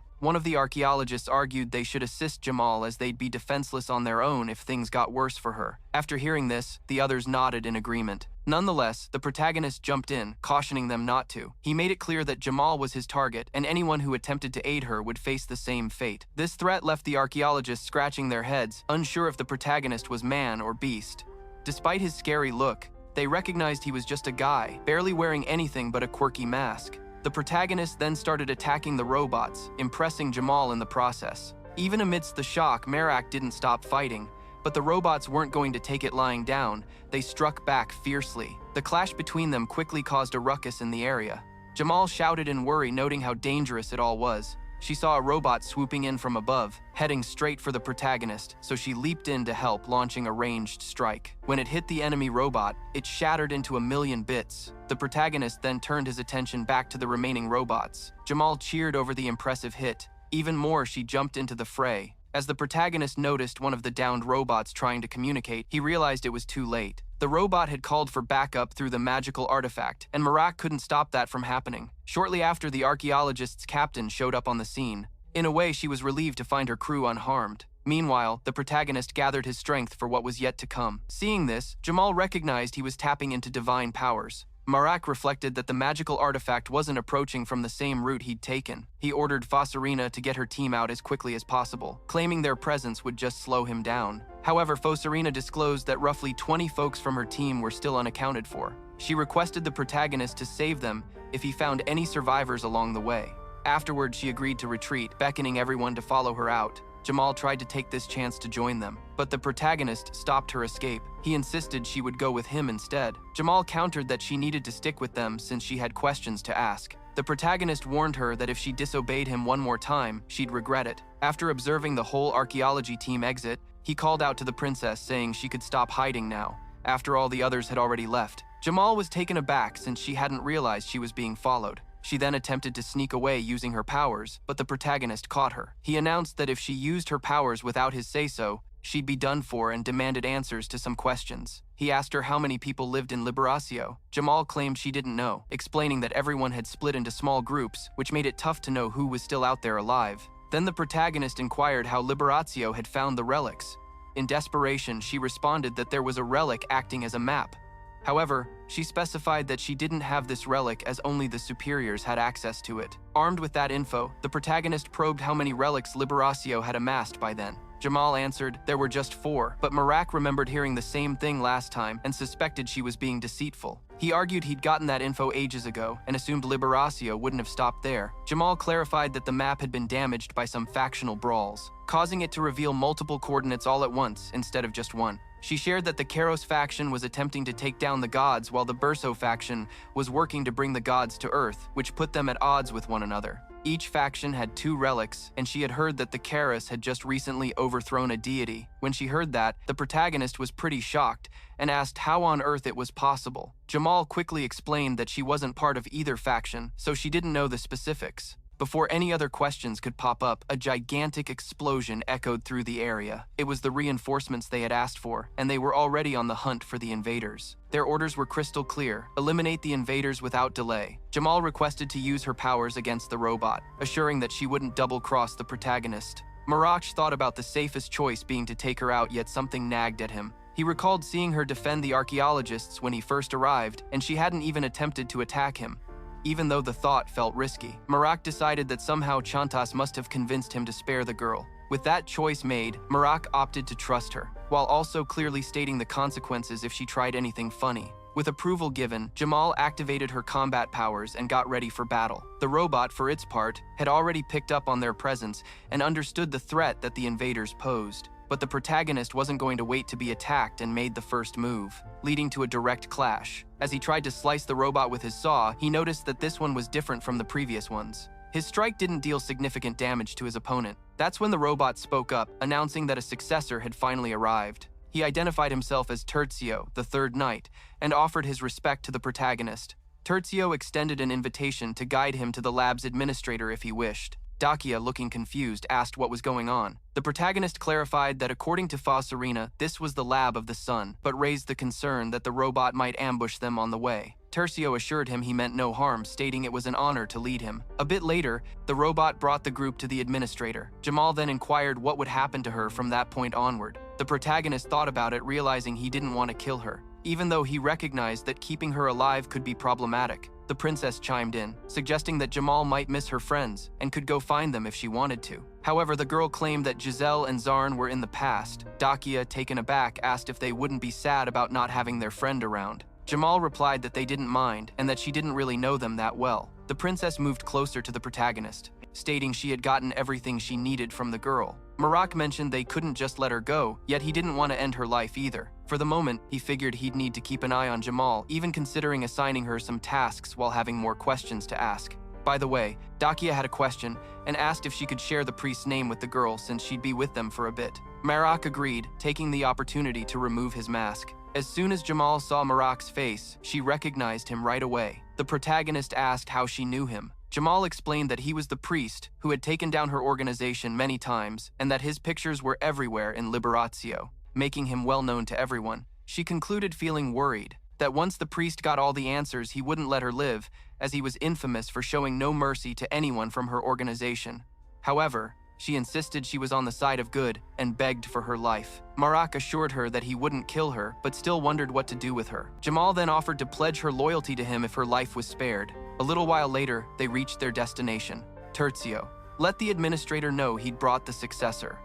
The administrator, who was also a robot, was thrilled to discover the successor had finally come. He explained that his vision sensor was broken and therefore he couldn't actually see the successor. He then asked the main character to show that he had what it took to take on that role. Marak moved his hand closer to the robot, which instantly recognized the bracelet crafted by Sillin. With that, the administrator declared that the mother hadn't abandoned them. However, the protagonist mentioned he wanted to check if there was anyone else alive inside. The administrator told him that there were actually 24 people still at the location, a pair and another group consisting of 22 folks. He explained that they were holding up well, and that was why it was taking some time to deal with them, considering the remaining soldiers were damaged. So, Terzio was the only knight left out of the 4 protectors. In light of this, Marak asked the administrator not to harm any of the 22, since he wanted them to escape alive. Next, he wanted to discuss the remaining duo. Jamal piped up, asking if he could let Giselle and Zarn go too. She promised she would do anything if Marak spared her friends' lives. The protagonist's mother disagreed with this, but he had a different take.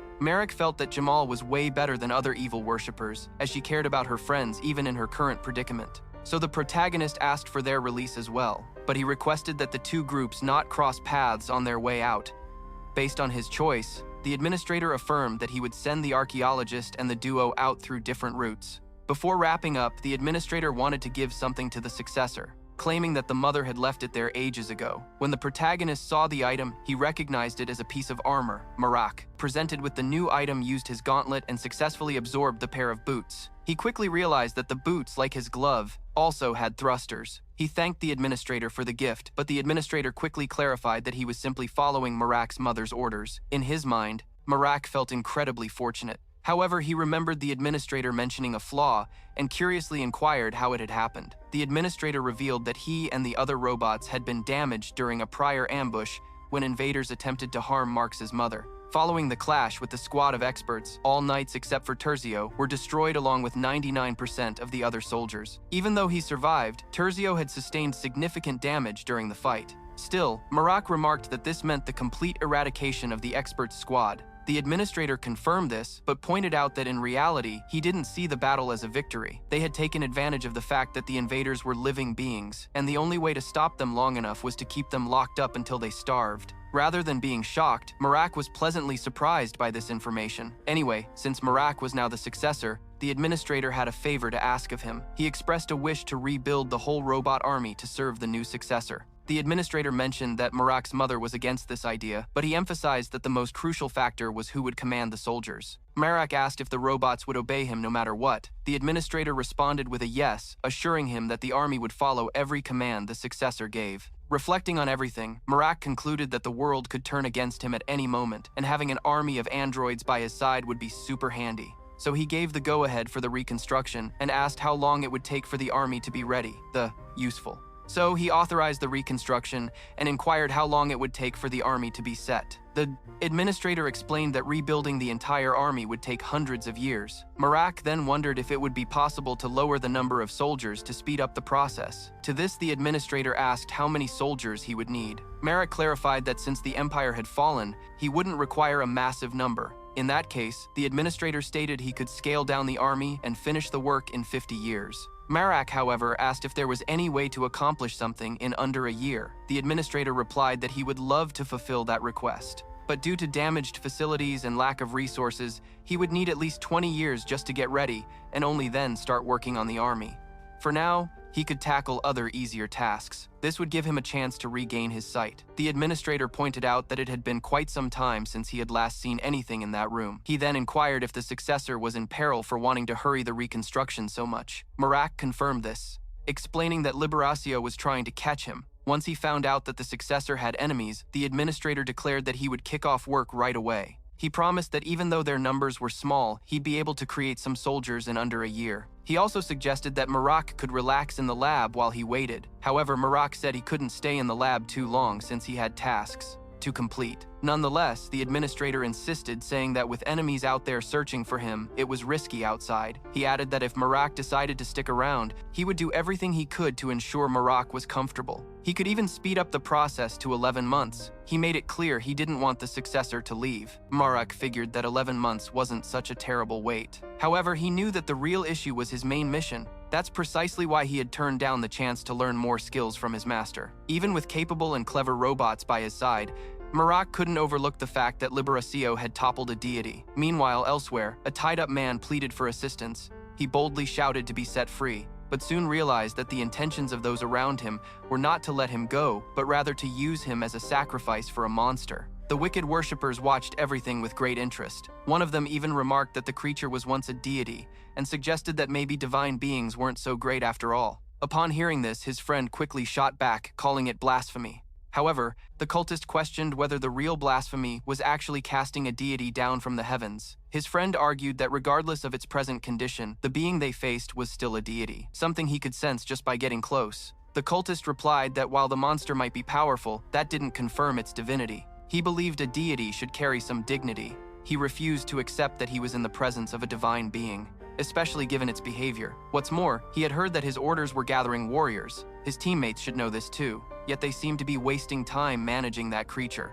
Unlike them, the Crusade of Annihilation was diligently searching for relics, but to him, that was no issue at all. He was convinced they wouldn't know how to use them properly. So, the evil worshippers just needed to keep up their efforts and gather as many relics as they could before their rivals. The cultist noted that everything would be ready soon and asked if his comrade would need test subjects. His comrade nodded, saying that he had already chosen a region and pointed towards the Northern Kingdom. The protagonist, however, had a duty to fulfill and couldn't stay there for 11 months. But leaving behind such an amazing legacy was unthinkable, so he vowed that he wouldn't abandon the robots. The administrator, confident in the successor's choice, promised he would do anything necessary to fulfill his wishes. Tertio also expressed his eagerness to help, asking to join the successor on his journey and claiming he'd be incredibly useful. The protagonist, however, thought that a robot his size would draw too much attention. Tertio quickly explained that this wouldn't be a problem because he could shrink down to fit in a pocket and only grow to his full size when absolutely needed. Upon hearing this, the protagonist's mother joked that that space was already taken by her. He agreed, saying that it would always be her spot. He then asked Tertio if he could take on the size of an average human. Tertio said yes and immediately shrank down. Because of this, the protagonist allowed the robot to join him as he set off. The administrator informed him that he needed to make some repairs on Tertio and asked the successor to wait for about 3 hours until he finished. He also mentioned having retrieved the soldiers that had been lost outside. Marek then asked if he could take those soldiers with him. The administrator seemed puzzled about why he wanted soldiers that couldn't move. Genuinely, Marak shared that he wanted to sell the Immortalium since he needed cash for his journey. The administrator somewhat understood the money issue, but he argued that Immortalium was far too valuable to sell off carelessly. Instead, he suggested a different way to handle the financial situation, collecting gold and precious stones while mining resources for the army's rebuilding efforts. He assured him that if the successor accepted everything, collected would go to him since the surrounding area was rich in those treasures. Plus, he disclosed that the lab had the ability to navigate land, water, and air with ease, though some functions were currently switched off due to the urgent need for army reconstruction. The protagonist saw this information as useful and left the robot in charge of the mining operation. The administrator thanked him and invited the successor to take a little break, assuring him he would notify him when Tertio was ready for departure. After the simplest repairs, the administrator confidently claimed that Tertio would easily handle any foe who wasn't an expert. He promised that as soon as they had ample time and resources, he'd upgrade Tertio to be able to take on even an expert. Moreover, he installed a communication device in Tertio, enabling the successor to chat with the lab whenever necessary. He mentioned that even knowing the successor's job, he wanted to remain in touch occasionally. The protagonist agreed, stressing the need to always stay connected. With that, the administrator promised he would make the world bow down to the successor. Later on, the princess praised the priest's recent achievements. At another moment, Marak and his crew ran into Carmen and Saja again. Carmen thanked the priest for healing them, and Marak replied he had simply done what was necessary. Then he inquired about the newcomers. Tertio stepped up first, stating he was the third knight serving the successor. Marak added that Tertio was a relic from an ancient empire, and everyone exchanged greetings. Sajida, on the other hand, had a different idea, expressing her wish to duel Tertio when a chance presented itself. The robot responded it would need its master's okay, and Marak eagerly agreed. Terzio then mentioned he would be free anytime. Following that, Jamal introduced herself. She expressed her commitment to work for the priest. Noticing her devoted attitude, Carmen asked if she had done something wrong to feel so attached to Marn. Jamal explained that the priest had made her think about her own generosity, and also mentioned she'd do anything for some cash. Meanwhile, at a different spot, the Crusader leader was busy gathering his troops. He announced that he would lead their first expedition to the Northern Kingdom, with the clear plan of eliminating the fallen deity there. The holy war, he proclaimed, had begun, and all divine warriors needed to be ready for what was coming. Back at Marek's camp, Princess Dakia voiced her worries. She sensed something odd was happening, because even though they had left the capital only a week ago, she had already heard whispers of frequent disappearances in the city of Bayato. The princess suspected her own brother might be involved. Marak, however, noted that the journey on foot to Bayato would usually take 2 to 3 weeks, and the Smiling Master was in the city. Dakia decided that the priest Marak would eventually uncover her secret, so she preferred revealing it herself. She disclosed that her father, the Smiling Master Kalto Remel, was not in his right mind. Carmen immediately asked how long this had been the case. The princess replied it had been going on for about 3 years. Marek then asked who was acting in place of her father. Dia explained it was Sir Douglas Martin. Marak found it odd that an outsider would take such a role instead of someone from the royal family. The princess, however, clarified that Douglas was quite close to her father, an honest man, and that Kalto Rimmel had always regarded him highly.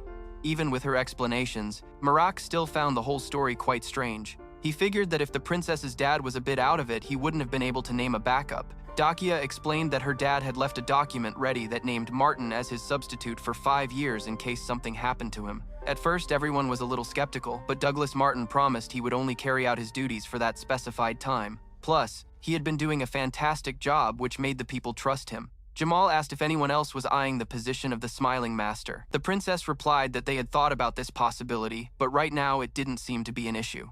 Just then, food arrived for the group. Marek suggested they continue their chat after they ate. While they were munching, Marak overheard a nearby voice in the tavern asking if any suspicious-looking person in a tunic had shown up recently. The tavern keeper quickly mentioned that most folks wore tunics, including the 3 right in front of them.